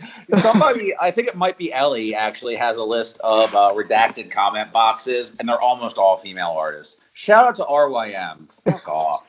Like it's like Lemonade, Norman fucking Rockwell, Fiona, and Backwash. Maybe is it Backwash? Like I'm stunned that Carly Rae hasn't had a redacted comment box yet. But yeah, Fiona's album, unfortunately, it's great, but it just did. I think I attribute this more to 2020 being 2020 because I feel like she did not she was crafting this album. So many of the albums this year were of this year. Mm-hmm. This was something she was sitting on, and that's no diminishment of what she accomplished, but everything else felt more immediate to me than this. This is wonderful music, and she does it very well. There's the fucking cabaret song with the feminist lyrics ladies. Oh, I thought it was. Is it for her or is it ladies that you didn't? I thought it was for her. For her, yeah. There's one song that it just didn't really. It kind of reminded me of the stuff on Impossible Machine that I thought was I forget which version of Impossible Machine, because there are 2 very distinct versions of Impossible Machine, and there was one that I thought went overboard on the John Bryan. That was was that the bootleg version? The demo. Yeah, the bootleg. And I thought that one got a lot of praise for what it was doing as opposed to what it accomplished. And that's kind of how I felt about that, where it was like, it's doing a lot, and I appreciate the sentiment behind it, but overall, it's just not sonically pleasing to me. But everything else on here I love. I will say there is I will say 2 things about the album. Thing number 1, there's a great Cosmia Grandma review of this. Shout out to them. Thing number 2, the intro "I Want You to Love Me" is fucking awesome. Probably my such a tremendous reaction to it because it's such a out the gate gut punch. Yeah, I think it's my one of my 3 favorite Fiona Apple songs. Now with the caveat that I always thought Fiona Apple was a great, awesome, amazing songwriter. When the Pawn's great, Either Wheel's great, but I never really listened to her like that. And that album really resonated with me, like a lot of some of her big singles from the 90s, did. So to me, maybe because recency bias, but that intro track is probably one of my 3 favorite Fiona Apple songs because it's, like Patrick says, just a gut punch. I mean, the lyrics I don't even know how to talk about it. It's so emotionally devastating. It's because one of the 7 books that I'm kind of reading right now is Elvis Costello's autobiography, which I highly recommend, by the way, even though it's super long. But a deep cut to listen to, and shout out to Mars Bars because he's the one who put this on the board that got me to listen to it, is Fiona Apple and Elvis Costello performing "I Want You." I Want You. Yo, it's so good, dude. Yeah. Oh my god. 7 minutes of fucking pure simmering fucking heaven. Yeah. Yeah. So Trav, why do you love this album so much? Well, so yeah, I Want You to Love Me. So just to start off, I mean, when I first heard this album kicks off with that drum machine, which is really fucking weird. So it already sounds completely different, texturally from Either Wheel. So I was like, okay, this is gonna be more electronic. What's she doing with this? And really, it is a more punched up version of Either Wheel. It's a more immediate version. It's more explosive. It's more flashy. There's more going on in terms of the instrumental arrangements. It's more busy, which isn't to say that it's particularly busy or complex record in terms of what's going on sonically. It is still fairly stripped down compared to her earliest work, and especially compared to Extraordinary Machine, which is much larger and more ostentatious. But still, compared to Other Wheel, which is very austere, she definitely cranks it a little bit, and it is more immediate. And it is related in some ways to the Quarantine, which worked out well for people. Obviously, the central lyric to the title track, fetch the bolt cutters, I've been in here too long, was like one of the big like lines of 2020 that people kept gravitating to, like, oh wow, I feel this. And of course, this was written far before that. Some of these songs are like 5-10 years old or more. I know for a fact that Cosmonauts was originally written for a soundtrack long time ago. It's written for This Is 40. They ended up going with a different song. But some of these songs are quite old. So it's really more of a coincidence. And let's be real. Fiona's shut in. God bless her, That's how she is. That's how she has been for a long time. That's how she copes. And so it kind of works. Like the life that we've been living, she's been living for a long time. And so it kind of comes from that.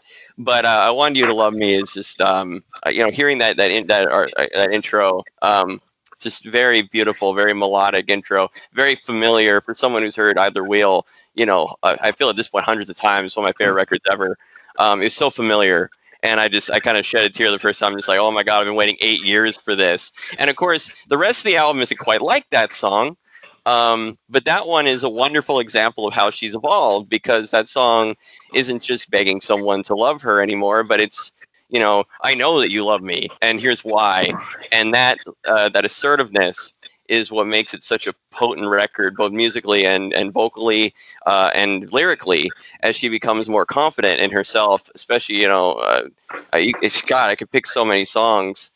Under the Table, Relay, of course, is a very resonant record this year politically. There's just so many examples of her just being very a strong, assertive vocalist and lyricist, which she really wasn't on Either Wheel. That album is very much about vulnerability. She came back to us with a song about mental illness every single night. And she kind of recast herself as this kind of broken and growing figure. And by the end of the album, she kind of reaches that point. And now it's like she's capitalized and she's found all this new growth, and it's very beautiful. And it's very strong. It's an inspiring record. And I think in this particular year, an inspiring record is a very important one. And we touched on that with Shrines, and it's really the same thing here. It's not just this sucks, I woe is me, but like, how do we grow out of this? Yeah. And I think that's a very important thing about Fetch the Bolt Cutters. Do I prefer this album to Either Wheel? No, but here's the thing. I haven't written a review for Fetch the Bolt Cutters until I put out my year-end list, and even then that was like a capsule review. It took me like 7 years or 5 years, I think, to write a review for Either Wheel. And it may take that long for me to really come to the conclusions I have about her previous record. So give it time. Like for now, I think it's incredible. There's only one record this year that I found more important, and we'll get to it. But absolutely, there's many reasons why this album was so embraced, and that's the best I can do for now. I love this album. Two things real quick. Three things. First of all, I'm going to revisit this based upon your excellent analysis.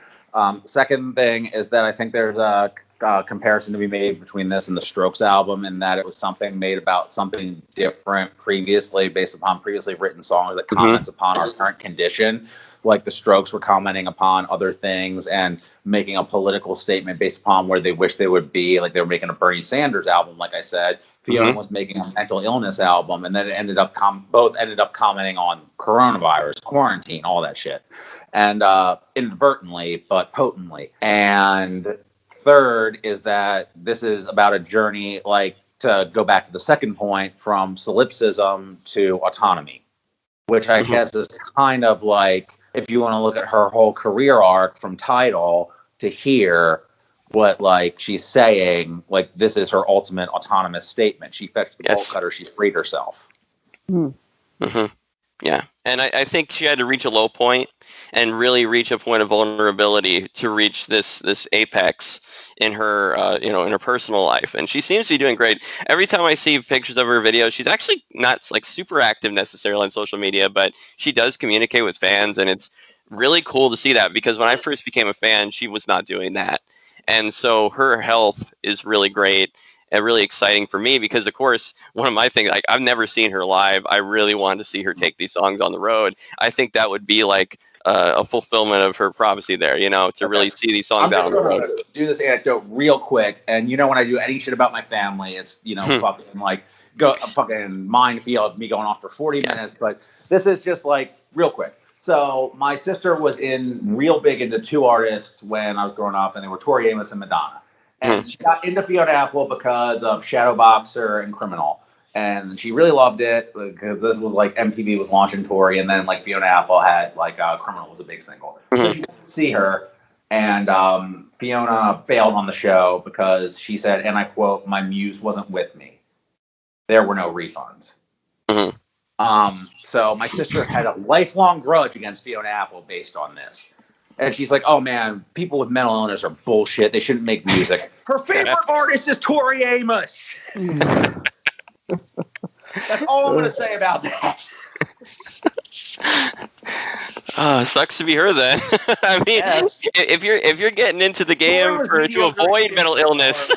By the way, I saw Tori Amos and Alanis Morissette live. I saw we left at early on Alanis' set. Tori was not great live. This was '98. Another story for another show. We might have gotten into this a little bit on the live episode, but yeah. So great fucking album. I'm gonna revisit it. I don't think I've given it enough time. I really did appreciate it, except for the one song that I didn't hate. I just thought sonically it was doing a little too much, but that was the point of the lyrics too. So I'll get back to it. Just such a loaded year. Yeah. No, I know. That's how I feel at Shrines. Like I'm like, oh, the moment we're done here, I want to go back and listen to it again. I've heard it I've heard it a couple times at least, maybe 2 or 3 times. Now I'm like, I need to listen to another 2 to 3, but then I need to hear Brass. Which, hey, let's talk about that. Why don't Why don't we talk about Brass? Because Brass, I believe, came out of. So they did a. We go into this in a future episode. That's actually a past episode because we live in time doesn't exist anymore. They did an Adult Swim single, Billy Woods and More Mother, and they liked working together so much they did an album, and they kind of sat on it. I don't know if they worked on it over the course of the year or if they just did it in a weekend and sat on it and decided to drop it at the end of the year. Furies was their initial song, and I liked it when it dropped. I was like, this is really cool. I hope they do more together. It's a fucking amazing song that I didn't really appreciate until in the context of the album, because when you listen to this shit, they're doing so fucking much. Everything about, the thing about this is it just, it's cool when you listen to it and you can let it wash over you. But if you actually digest this shit, holy fuck. The way they, it's immense. This is the most immense album of this year to me. In terms of themes, in terms of the fucking sonic palette, in terms of, a hip-hop album at least. There have been more maximalist albums this year for sure. But in terms of what it's doing for, it's a cherry-picked producer album that still feels super cohesive in the way Shrines does, but kind of more so. No pun intended. Because it feels like it is a more Mother album. She does her free jazz thing on at least one interlude. But you wouldn't really know. If you didn't have a producer list in front of you, would you think that this was so many different producers?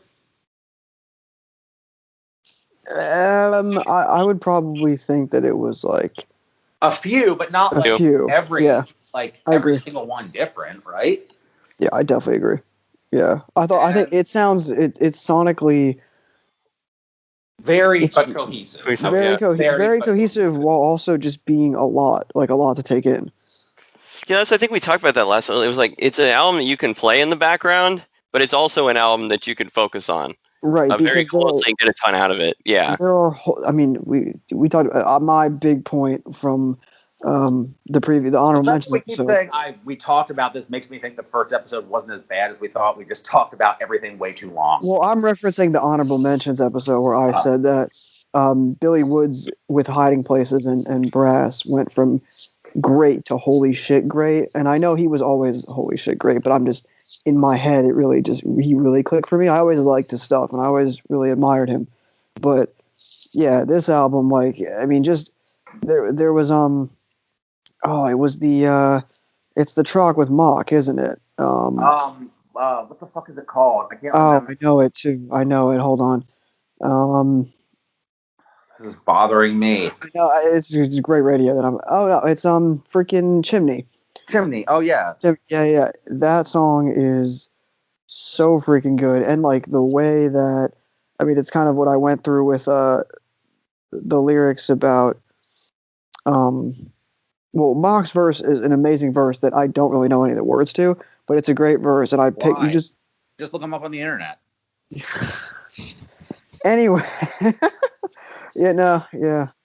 But no, Chimney's an incredible song. Like, I love that song. Oh, and Billy Woods' verse though, the cleanup verse at the end, which ironic, it's the last verse of the cleanup verse, and he has all the baseball references. But the way that it goes from like the Ken Griffey and the form is mid-season, and he talks about he faded Sports Illustrated, he used to tear the pages off and all that shit. Like, all of that shit I did when I was a kid, and like he talks about like laminated like Topps baseball rookie cards, like that's like me at like 9 years old. Like, I was obsessed with baseball and baseball cards and Sports Illustrated and like sports.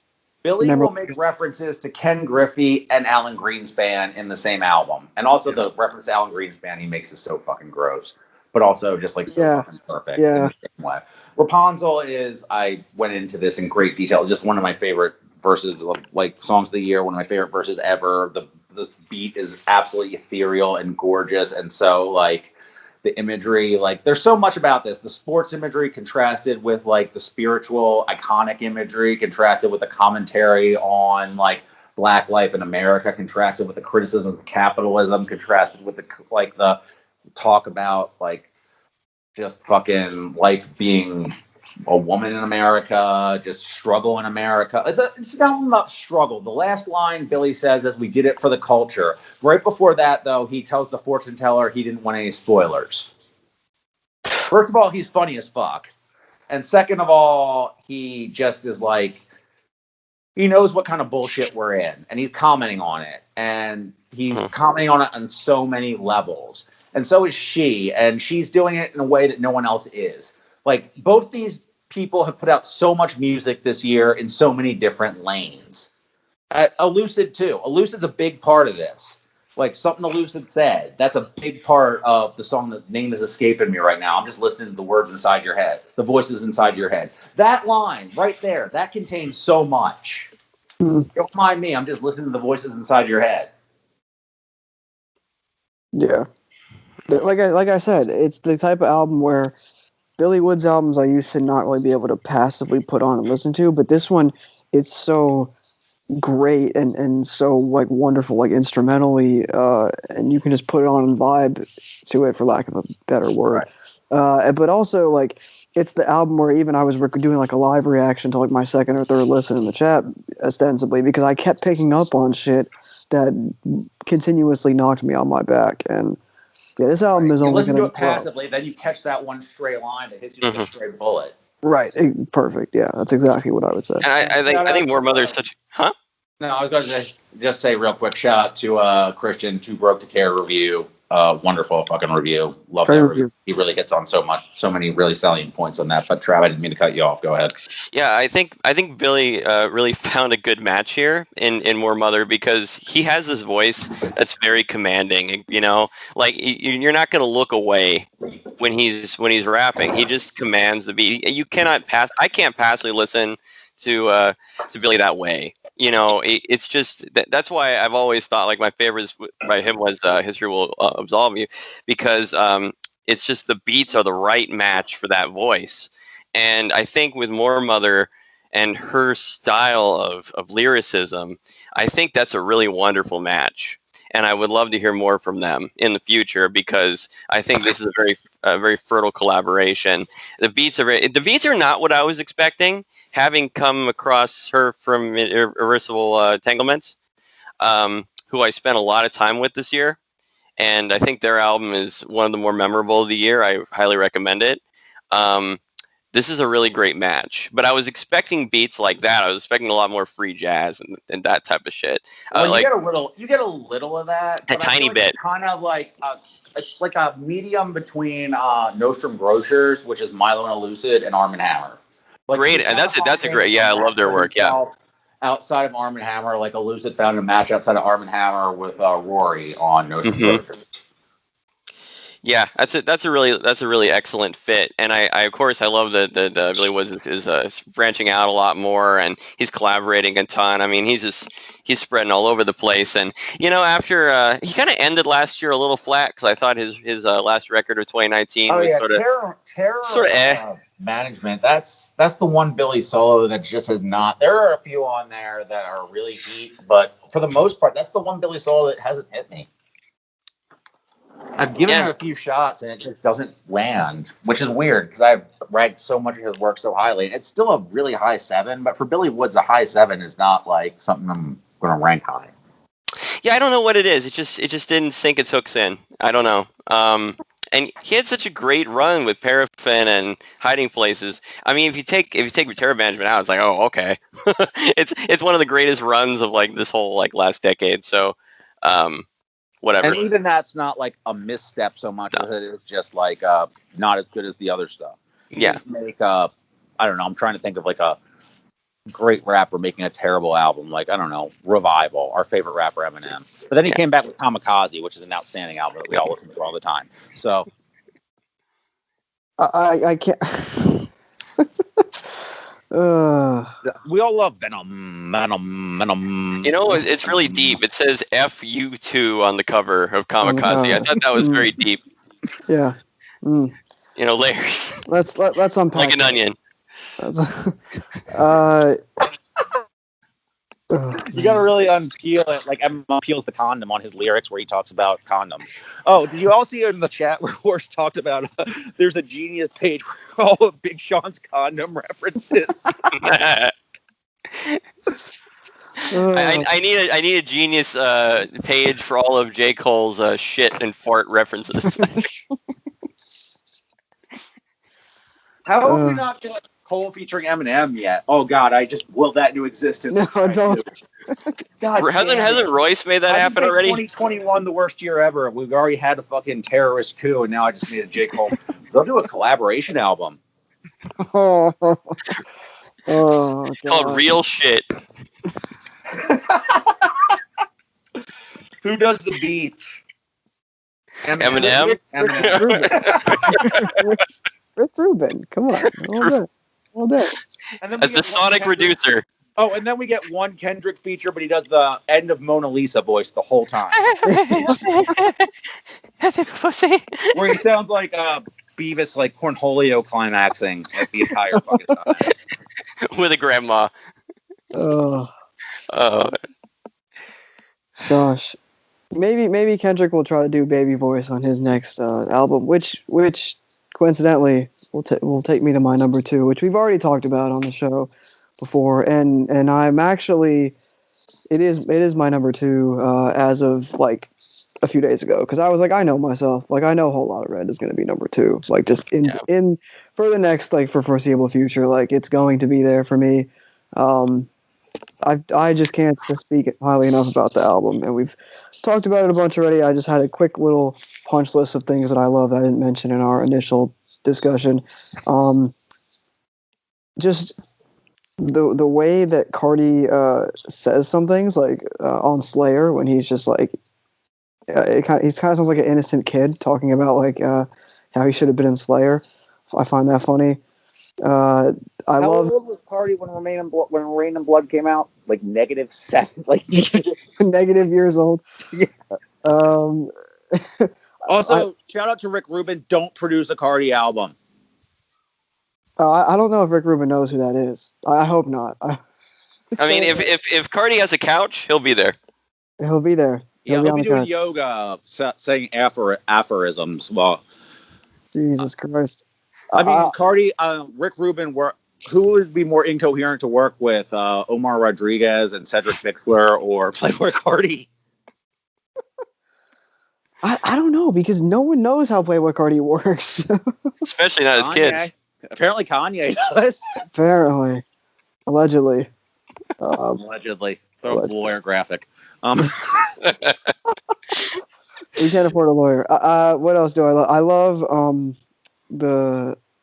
I love everything about we talked about the beat to Vamp Anthem, but also poor SGP. He has to reclaim his vampire energy back. But yeah, he got bit. I've never read Twilight. I don't know how this works, but when you get bit by a vampire, how does this work? I mean, we covered this in the TV episode. I gave up on True Blood, so I really don't know how this works. I don't know either. I'm not a vamp expert, but I think my favorite run of songs, which is such a depends on the day thing, but I think the run from Place, Sky, Over, I Love You, I Hate You, and Die for Guy. I'm shocked we have the same one. I really am. I Love You, I Hate You. I Love You, I Hate You. I Love You, I Hate You. The lyrics to that are freaking sad. He's talking about drowning his problems until he rolls in his deathbed or something like that. The beat is just incredibly gorgeous, and you're like, what? Like, I mean, I think I touched on this in the initial episode, but when I get the more I listen to this, and I don't think it's just my initial reaction to Rockstar Made, because I said that was A$AP Rock, not A$AP Rock whatsoever. A$AP Rocky, Danny Brown move. Like, I get Danny Brown out of this album a lot. I don't know if he was really listening to Danny Brown, but I get Triple X, Atrocity Exhibition, Danny Brown out of Carti's performance on this a lot. Not in the lyrical dexterity for sure, but in the directness and the emotion, in the vocal production as well. In the sequencing, I think. Yeah. There's very deliberate sequencing, and I'm coming around to Caleb's point that it's not. I think it was more Kanye and the block sequencing of we do the rock shit, then we do the Pierre shit. I think that was the Kanye that was the Kanye outline, and then Carti worked within that. Yeah, and it is telling that a lot of people like the second half of the album when the second half has the art dealer and the Pierre beats and the Wheezy beats, like the stuff that people have worked with Carti for years on that second half. Versus one thing I love so much about the first half, Patrick hammered this home in the honorable mentions that was just in our initial reaction, was the energy and the like. I go to work every day and I play this album and I don't drink coffee, but I don't need morning coffee with this album. Like you get in the car, you throw on Rockstar Made, like I'm awake, and it's such an infectious energy. There are albums that are energetic, but like if you're not really picking up on it, it kind of just can fall flat to me. But this album has such an infectious level of energy and charisma, and just it's. I have so much fun listening to it. And I do drink coffee because I have to wake up way the fuck earlier than you do for work. That's true. I wake up at like 8 every day. You wake up later. I wake up at 3:50 a.m.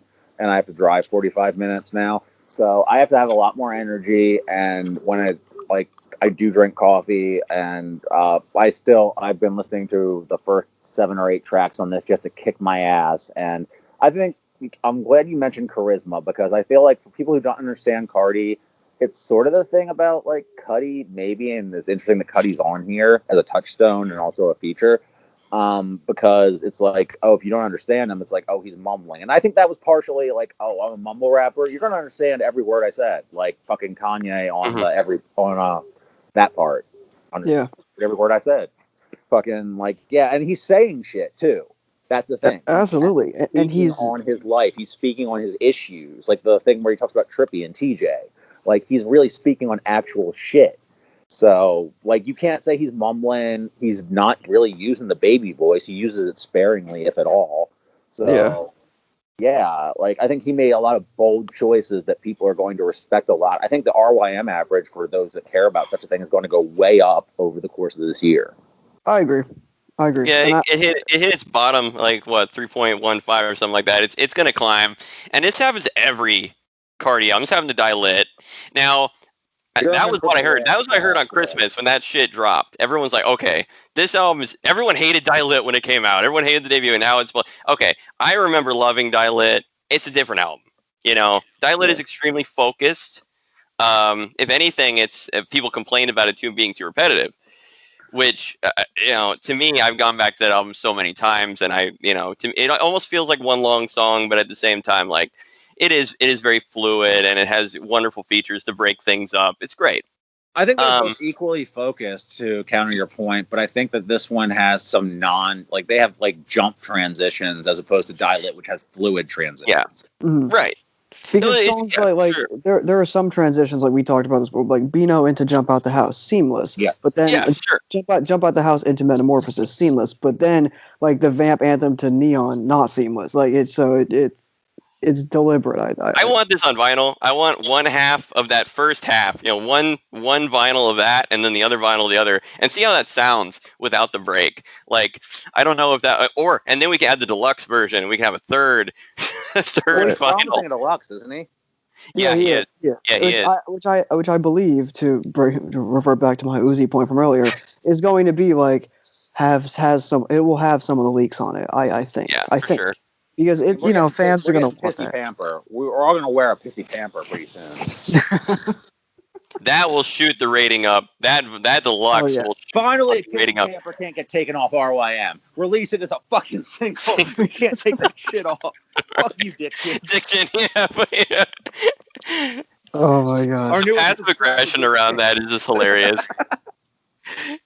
Yeah, I'm tired of hearing about it. There's so much about the album that I like, and will continue to love. Even the songs that I didn't even really, there's only a couple of songs, but even the songs that I didn't absolutely love on like first, second listen, like Metamorphosis has really grown on me. I think it's a brilliant song. The Kanye track grew on me. It's still my least favorite on the album because it's really just like it's hardly a song. It's not really a Carti song. I mean, again, the only thing that I find like gauche or whatever like about it is that Kanye made a song. I said this before about like, hey, I gave you this album, y'all. Fucking congratulate. I'm Santa now, bitch. Pretty much. Okay, I didn't want to get into this because we're not gonna. We're on the clock, guys. We're on the clock. Yes, Next time. Yeah. I want to say quick. Slayer and Teen X have grown on me a fuck ton. I'm on those now. Teen X is well, for one, Slayer is apparently the most popular song from the album, at least numbers wise. Really? Yeah, I think it's. I don't know. It's got like a sticky pop kind of feel. I feel that way about Teen X. Yeah, I think it's catchy as hell. Teen X would be because Teen X is literally just hook. Yep. It's and Teen X has. It's like Robert Pollard rap. That is niche right there. That is this podcast right there. Yeah, I just like really made a niche that's literally just me. Teen X Future doing a Carti impersonation, like it's how Carti brings people on his wavelength, like he did on Die Lit. Like he brings people to it. Feels Patrick referenced the Nicki Minaj verse on Poke It Out. It's kind of like a similar feel to me. Yeah. Future and Carti make more sense than that, but still, it has that feel. And I feel like it's kind of Carti fuck you because everybody like I didn't really hear it. The Carti, the Uzi and Future album. Everybody was like Mid City.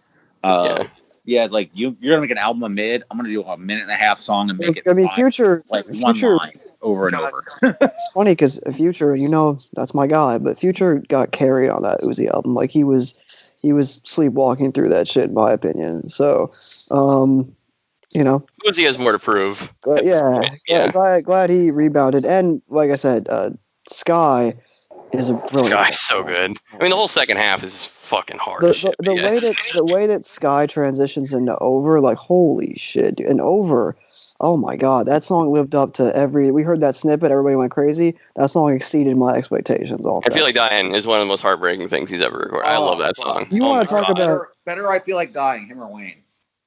Oh, well, I've had more time with Wayne, but yeah, I mean they're both. I mean, Feel Like Dying. Though, I think my one caveat that I will give Patrick, Feel Like Dying is the most Kanye thing on the album because of the fucking Bon Iver sample and the way it's the closing track. I'll give you that. Like if you wanted to make that point, even though Carti is just he's wonderful on it. He's great. My biggest takeaway, there's a journalist that I follow on Twitter, a music journalist, and his tweet was just Carti's an incredible rapper with like 4 exclamation points, and I was like, yeah, I think that's my takeaway from the album. Like just the vocal stuff he does on this and the songwriting, and him just actually rapping. Like I just enjoy listening to him rap. And I think that's the biggest takeaway I take from this is that he spent years and years he put out 2 incredible albums that took people years to live with and love his music, but still hear criticisms that, well, he ain't really rapping though. Well, he ain't really rapping. He ain't really saying shit. So he's like, all right, here you go. You waited for this. Here you go. And then people are like, oh, it sucks. I wish he went back to not rap. Right. This is the least I've ever wanted, and that's not a knock on the production. This is the least I've ever wanted of a Carti instrumentals tape because yeah. All right. Stop. I had to stop the beat for this one. I got, you gotta love it, Cameron. Fucking, I don't want an instrumental version of this album. Yeah. Because you need Carti on it. I still want instrumental Die-Lit. I do. Oh yeah, no, absolutely. The vibes are out of control on that record. Out of control. This feels incomplete without Carti's voice on it. Like I don't want to hear these beats without what he has to say on them. Mm-hmm. Even though the production on this is ridiculous, I will say. No, like, I mean that as a knock. It's just it needs syncopation and like the layering and all that. Yeah, I mean, yeah. I'm not even like a production audiophile head, but the stuff that goes on some of the tracks is crazy. And like I talked about before, the reason what part of what makes Carti so essential on it is how his ad libs will literally fit the beat on some songs. Like they propel the song forward, and it's just crazy to like. It's some of the stuff like "Stop Breathing" is unlike anything I've heard. Oh honestly. Man, "Stop Breathing," dude. Like, all right, we're gonna go on forever, but we are. People who are really rapping out there. You might not like him. He might have blocked you on Twitter, but don't miss out on the message just because you don't like the messenger. My number 1 album of this year, Your Old Droog, Dump Yard, Crew Toy Edition. Which I am trash and have not listened to, even though I saw it in your list and I saw the rating and I was like, and I've listened to Droog albums and liked them. So I'm just going to take the L and let you guys go off about it. This is my third 4 out of 5 I've given him, and this one is my favorite. And I think what I love the most about this album is how personal he seems to take this shit. This record is so like on the nose in terms of how he's feeling, how he relates to the world around him. These various Russian vocal samples. I feel he's really made this album very personal in a way that I didn't quite get from his 2 previous records, which had a lot of really great storytelling. But this album feels like he's really trying to reach out to the world and talk about how he feels and how it feels to be, a Russian Jew, and all these different like outsider qualities he has about himself. The beats are wonderful. They're very. I mean, someone in the comment box is comparing it to Ka. Kind of. No. Nah. No. I don't get that. It's a lot busier than that. But I mean, the only way I get the comparison to Ka is in terms of the intricacy of the writing. They're both writing on an incredibly high level. Yeah, for sure. Yeah. But I don't know how to describe these beats. I don't. They're like nothing I've ever heard. Yeah. There's very much. It's this album. I listen to it almost every day, and it never gets old to me. For an album that's so straight rapidy rap, for lack of a better term, like that's impressive. Like this guy is rapping at you for about 40 minutes, but feels like there's variation. There's super variation in this. Thematically, sonically, contextually, it's just the thing about Droog is that he gets painted as he's just this dusty boom bap old head who gets mad on Twitter when people hurt his feelings and then he blocks you, and he just writes songs where he says offensive shit and he has some nice punchlines and he sounds like Nas. That is such a fucking reductive thing to say. And I think that he spent years absorbing these criticisms, and he takes this album to just kind of spit his whole life experience, take all these criticisms in, and just come up with a fully formed response and he comes up with it as just sounding like the best rapper, writer in the world. Maybe even better than Woods. I don't know. Like, Woods has had a better body of work this year, but I think Droog hasn't been doing features because he was busy working on this album. Like that first track where it comes in with the intro and then he's like, my raps are like looking at your old pictures. I'll always be with you. Like he contains worlds in just like single bars. Like there's one Lupe Fiasco lyric where he's like, I can contain the whole world. Like I contain the whole world, world in a single line, or contain this whole booth in a single line. Like Droog does that over and over on this. Like I keep beating this horse to death that Matryoshka, whatever. I'm butchering this. I'm going to butcher a lot of Russian talking about this. So if I was on Twitter, Droog would block me. He knows he's an outsider, man. He doesn't give a shit. Oh no, he was like Russian. They said that word, like they say Russian, like that word had a smell. Like, yeah, dude, great line. the Yeah, shit he says on this is just so fucking potent. And then he'll come up with something like, "Heard your grandma had an OnlyFans." Like he comes up with the funniest fucking shit juxtaposed with the most personal fucking shit. Like Matryoshka has such balls, man. Like it's just 6.5 fucking minutes of bars. Yo, he leads Matryoshka off with, I don't know, I'm again butchering it. Don't fucking Dave Anthony me and tell me how badly I'm butchering all this shit. I don't care. He leads it off with a vocal sample of some dude saying, "Sounds like the Jewiest shit I've ever heard," and then the beat starts and it's like some John Zorn Jewiest shit you ever heard. And then the dude raps his ass off for 7 minutes over 5 beats.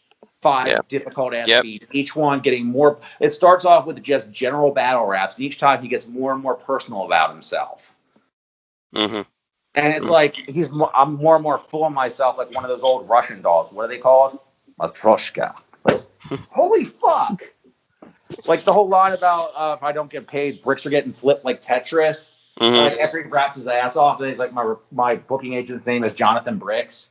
Like I stopped and just fucking laughed my ass off at that. It's like, first of all, he's like telling you who to book him. He just rapped his ass off, called this guy.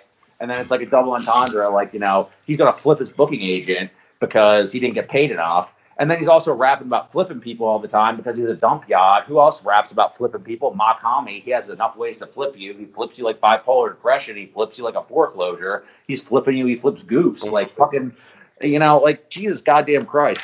Fucking, like, speaking of Christ, New Religion? New Religion? Holy fuck. Like, the way Mock comes in on New Religion on that third verse. Like, there are so many moments on this album that just still floor me. The fucking features, too. God, Fonte. Fucking Mock. Oh, my God. The CrossFit line? Like and Billy's on here. What the fuck? This is a great album. Oh, yeah.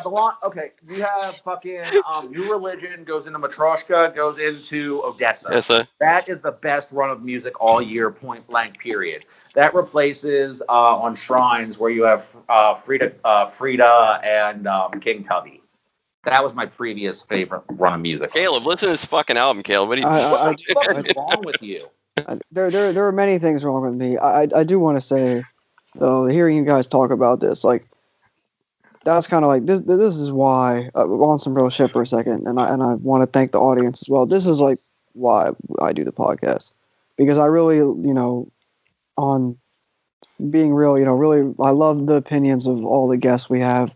I really always respect it and take great joy hearing Patrick's opinion. And the podcast this year has grown a lot more than I thought it would, and it's only going to continue to grow. And I think that's because of, you know, the people that have either picked us up just on YouTube, or, you know, thanks to people plugging us, or on the website, whatever it might be. You know, and we can't wait to have a lot of you guys on to talk about albums like this Droog album, or whatever topic that you prefer. If we were better at structuring, I was going to try and tuck this one at the end, but yeah, shout out to everybody, like, you know, shout out to Infinity, who actually plugged us to Rory Ferrara, saying this is the best podcast ever, you need to be on there, which was incredibly embarrassing to me, and I left the fucking room, but still, I was like, yeah, like, that's amazing that this dude would, like, fucking plug me to one of my favorite rappers and say you need to be on his podcast.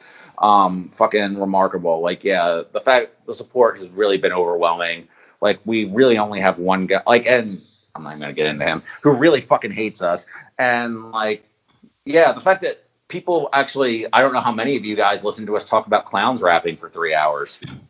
Yeah, like, more than you would think. I mean, you know, if you look at the numbers, like, it's really great. It makes you... Yeah, all of our guests have been... All the guests. Obviously, Trav, you are most repeat guest.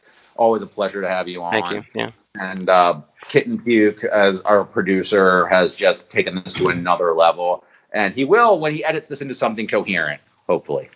Hopefully. That's going to be his masterpiece. The Apocalypse Now of...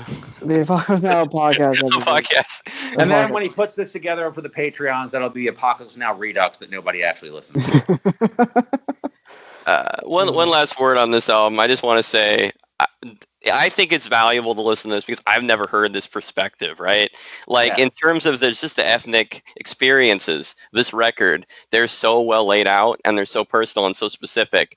You need to hear this album because you hear the same shit often. There's hundreds, thousands of rap albums that come out every year. It has become one of the most saturated genres it is the most saturated genre on the planet. Everyone's involved, I can't remember what lyricist wrote that this year. Someone was rapping, everyone's got a mixtape. I think even my grandma's got a mixtape. Does your grandma have an OnlyFans? It was Koreatown. It was we didn't talk about it, but real quick, Koreatown had an awesome album. Don't just Yes, he did. Some guy told you to on his shitty YouTube channel. It's a really good album regardless of that. I got around to that real late, and you heard that one, Caleb? Which no. One, just like, I can't believe we're already taking up way too much of your time, but just 2 seconds on one song on there, Weed in LA. I thought that song was super resonant about what it said. It's not just like a stoner song, not even close. I thought that song was super deep. About just what's been happening lately with legalization and how it's actually affecting people. And So that Koreatown album is super smart, and Koreatown's put out a ton of good beat tapes, and you should really delve deeper into his catalog. But the Droog album, I think, is a perspective that people haven't heard, and he clearly crafted the shit out of this over instrument. It's a perspective you haven't really heard over instrumentals you haven't really heard, and it's funny as fuck. And I think I was gonna kind of try and tie everything together, unless you guys had other things to say, or go ahead. Yeah. No, I mean, Trav and I have our number ones to discuss, but we have the same number one. Yeah. I mean, I was just gonna say that, the rapper we lost this year, this past year, he's really good at taking funny lines and juxtaposing them with meaningful ones. But he transcends his influences. He's a one of one, and he's not just somebody who sounds like your favorite rapper. He should be your new favorite rapper, and this album's a great reason why. Fucking listen to this album. Fucking pay money for this album. Immediately made me regret not listening to Jewelry, which I still haven't gone back to. Oh yeah, you absolutely should. Just don't listen to the one where Modest Yahoo actually raps. You can skip the You made me end on a sour note. All right, No, that was a good note. That was funny. That was funny. It also is a callback to a very, very, very early episode where you talked about jam bands at Dave Matthews Band concerts. Long story. For the Patreon, you might dig that one up eventually. Oh shit! Doom is on Jewelry. Oh fuck! All right. Twice. Good. First one's good. The second one he raps on, not so good. Oh. Well, anyhow, having a mic start lemonade over there. Yeah. Yeah. Well, I knew how well the last one went, so. Okay, let's take 10 minutes to talk about this Charli record. We got time. Let's take 10 minutes to do this. All right. One album for 10 minutes. We have a shared number one. Yeah. How I'm feeling now. Yeah, this was my number 4. If y'all got lost in the sauce about the list. So this we like it a lot. Number 1 pop record of the year. If this wasn't such a good record for year for rap, this would rank much higher. Unfortunately, Droog and Moor and Billy all dropped in the same 3-week period. This would have been my number 2 alongside Shrines had we not had December. So this would have been my number 2. It was my number 1 when it dropped, and it was fighting with Shrines for my number 2 until December. This album is fucking tremendous. It gave me a lot of strength in a time where I needed it. Mm-hmm. I think I'm going to go out on a limb and say I'm sure it did that for a lot of people. It did for me. The run initially when I listened to this album when it dropped, and it was honestly a 5 from my first listen, which doesn't happen to that many records that I listened to. One thing my run on the album was the forever, forever clause 7 years, that kind of run. And then I thought, my run is really Anthems and Visions, those two at the end are really amazing. And then I realized that the sneaky run, the run that I listened to the most this year, even though Forever is still my favorite song on the album, and 7 Years is perfect, and Pink Diamond's incredible, et cetera, et cetera. is really the I Finally Understand C2.0 Party for You run. That is the sneaky run, dude, because that was my peak run. Like, if you guys read my review, which desperately needs revision, I kind of shit on C2.0 and Party for You. Party for You is super, super powerful. Yes, that slow building, the outro, like a wave, that climax ending. Oh my God, it's just that is this is some of the best use of pitch shifting since Runaway. I mean, it is so fucking beautiful. Kanye is a touch to, this podcast. Oh my God. Only this podcast would say that managed to fit Kanye into so many fucking albums that don't involve Kanye West. Kanye is a touchstone on this album. You can't tell me that. Like, fucking, at the very least, Pink Diamond invokes On Sight. At the very least. I didn't even hear the Runaway thing, but I hear it now that you say that. Now I can't unhear it. Just want to go hard. Just want to go hard. Yeah, no, I thought On Sight immediately. Like, I just thought that was just a fucking synth thing. No, you said that on day one. That album. Oh, yeah. No, that's the first thing that came to mind. But the thing about it is On Sight didn't hit with me for a while. Like, I always skipped Black Skinhead for a bit. Whereas Pink, maybe it's because I lived with that and I grew to love On Sight. Whereas Pink Diamond, but maybe it was also the circumstances we live in that made me just want to fucking hear. Like, I would just go to work where it was like I had to have fucking essential worker papers in my car in case fucking I got pulled over for why am I on the road, because no one else was on the road in April. And I'm just blaring fucking, I just want to go real hard, Pink Diamond in the dark. Like, fucking just, and I knew, you said you knew this was a 10 from the start. I knew this was going to be a 10 from the second I heard Forever. The singles. Yep. I called that. Like, read my fucking review. I called this before the album. We both, if you look at, like, our logs and shit of, like, when Forever came out, we were both on, like, hey, this is album of the year. Like, remember? Like, I remember when Forever came out? Remarkably consistent messaging. Mm-hmm. Yeah. We were, I felt good about the fact that both of us were on it at the start, and then it exceeded my expectations. Honestly, every single was fucking great. Claws took a minute, but like when that I like that really, like, that hit when it hit. 7 years, the second verse on 7 years remains so my beautiful. Like pretty much my non-Billy Woods Droog favorite music moment of the year. I really, really love you for life. And the holy matrimony on white. I don't know if me doing Charli voice is worse than me doing Danny Brown voice. You can tell if you listen to the last episode when that comes out. You do hear me sing parts by Will. Not the worst parts. 7 years is a perfect song. I think, and I referenced this on a previous episode, I believe, too, but I Finally Understand is really like the clouds parting overhead and the sun coming through and something smacking you in the face. I had a couple of really shitty personal experiences this year with falling outs with people that were no fault of my own, and I blame myself for, and I really felt shitty about it for months and months, when really everyone around me was saying it wasn't me, it wasn't this. And that sounds self-aggrandizing, but that's just the situation. But I Finally Understand just hit me because I would just play it so many times once I finally did understand that, like, no, this isn't your fault. Maybe you're better off without this other person, blah, blah, blah. Especially in 2020, you know? Is I always associate I Finally Understand with when Ghost put that in his blog, or his log, I'm sorry, with the picture of Tony Soprano. And you know what he does in that episode, right? Yeah. Gets it. He got it. Got it. It's an amazing gift that he put. Yeah. But yeah, man, like, I finally C2.0, like, literally, the whole concept of I'm so next level when I'm with my clique at a time when no one was with their clique.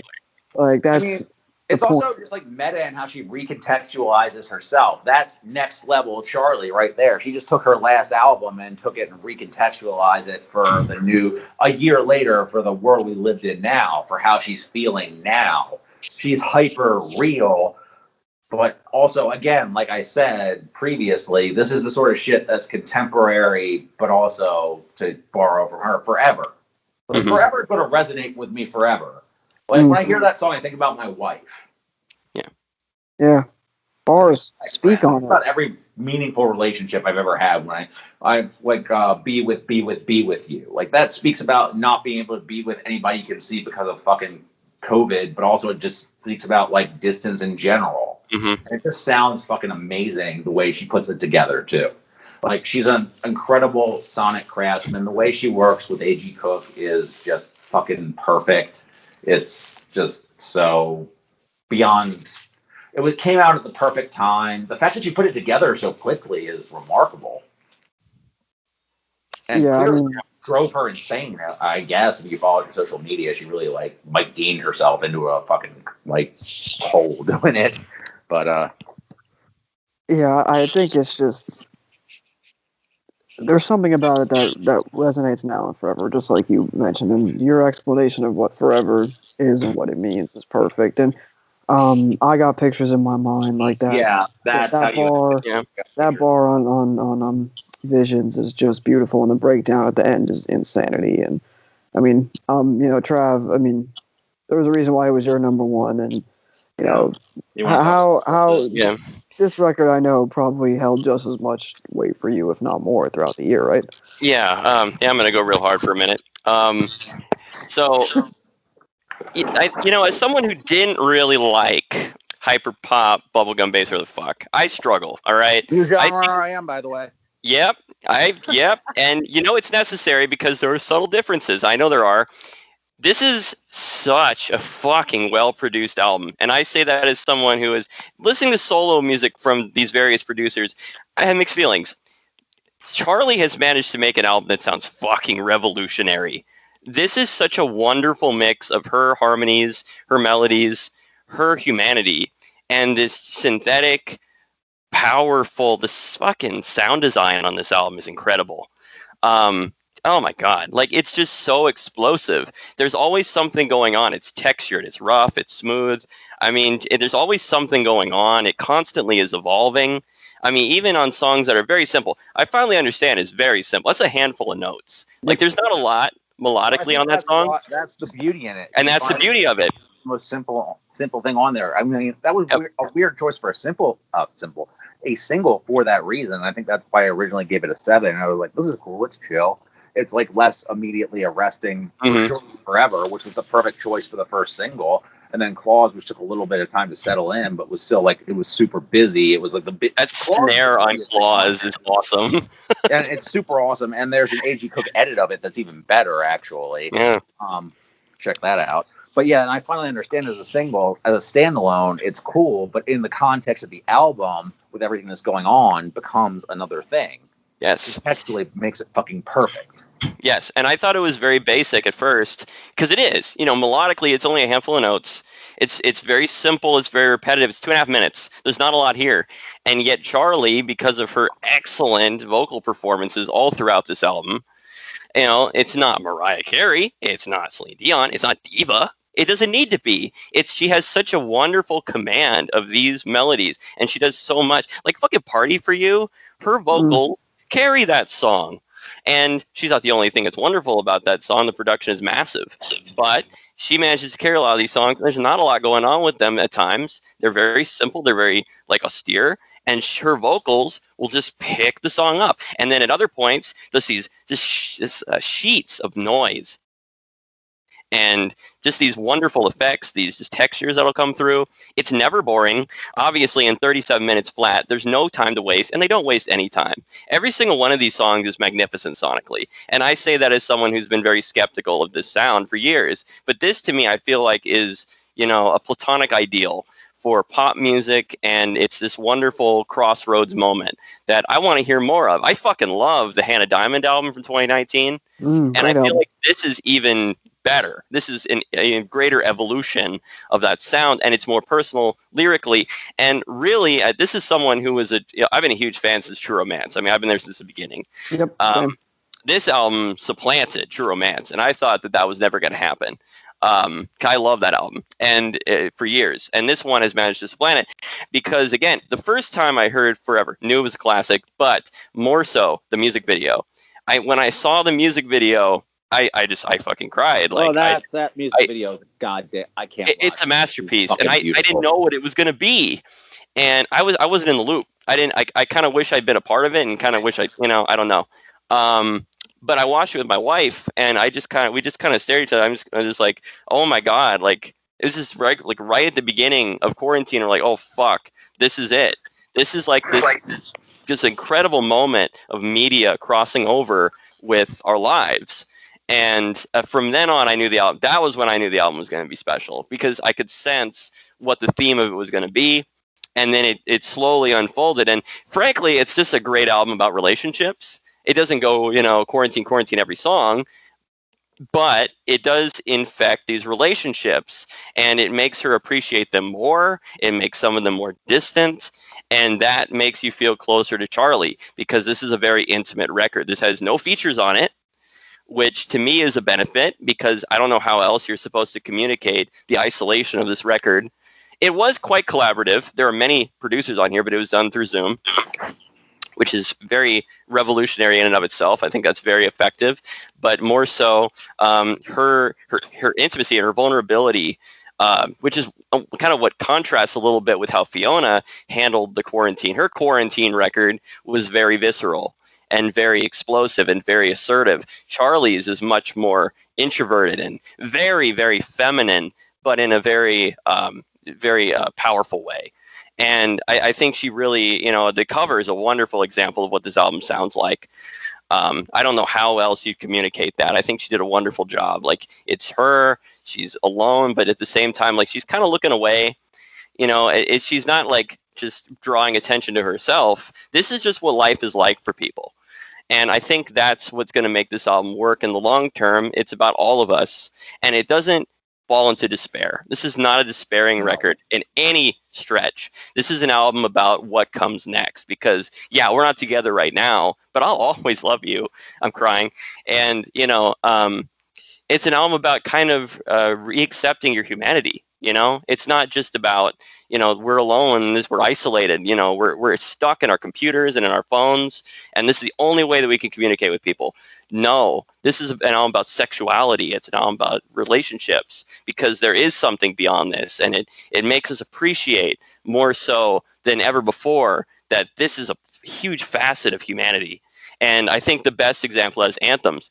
I cannot fucking wait to hear that song live. It's going to go bananas. I'm so excited for that possibility. I live for that possibility that one day I'll get to hear Anthems in a crowd of people or in a club or something. I can't fucking wait. Because, yes, you want to feel the heat from all the bodies. It's one of those wonderful examples of what it is to be at a concert and to be around people and what it's like to be human. And I think that song is, besides just being fucking awesome, I cranked that up the first time I heard it so loud I thought I was going to go deaf. I mean, it was incredible. And I still feel it's one of the highlights of the album. Although Forever is maybe just a tiny, tiny bit more. I mean, it's like two masterpieces. What are you going to say? But I mean, what else? I mean, there's really not a lot else I can get to. I mean, enough ink has been spilled about this record. On Rate Your Music, honestly, I think this album was incredibly underrated by critics. Hugely underrated.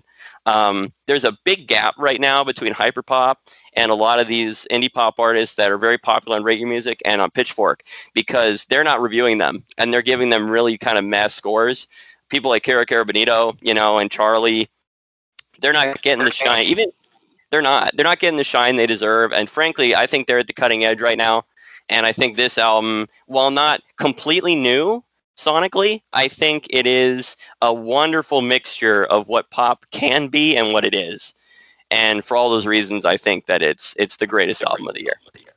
I think you put it wonderfully. I think this is just a convergence point between technology and humanity and isolation and just togetherness, for lack of a better term. And we'll be together again. We'll feel the heat from the bodies, and just there's really nothing else to say. And Trav, I want to thank you. Caleb, I want to thank you. Wyatt, I want to thank you. It will never stop. Our listeners, I want to thank you. Thank you for having me. We are living off borrowed time, all of us. And rest in peace to Michael Brooks, always. Rest in peace to MF Doom, Daniel Dumoulin, always. Our closing music is normally Stagnated Pace by Can Kick, but this week we could only have one song, and it is Accordion off the best album of all time. We are living off borrowed time, and we will see you next time. Thank you.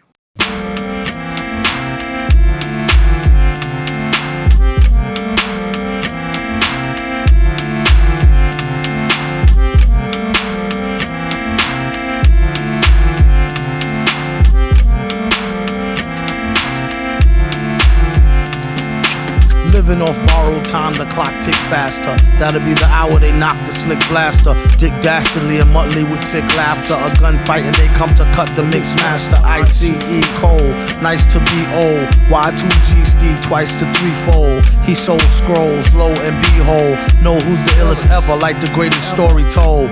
Keep your glory gold and glitter. For half of his niggas to take him out the picture. The other half is rich and it don't mean shit to villain. A mixture between both with a twist of liquor. Chase it with more beer. Taste it like truth for dear. When he at the mic, it's like the place get like, oh yeah. It's like they know what's about to happen. Just keep your eye out like I capping. Is he still a fly guy clapping if nobody ain't hear it? And can they testify from in the spirit? And living the true gods, giving y'all nothing but the lick like two broads. Got more lyrics than the church got ooh lords. And he hold the mic in your attention like two swords. Either that, or either one with two blades on it. Hey you, don't touch the mic like it's AIDS on it. Yeah, it's like the end to the means. Fuck type of message that sends to the fiends. That's why he bring his own needles and get more cheese than Doritos, Cheetos or Fritos. Slip like Freddie in your first and last step to playing yourself like accordion.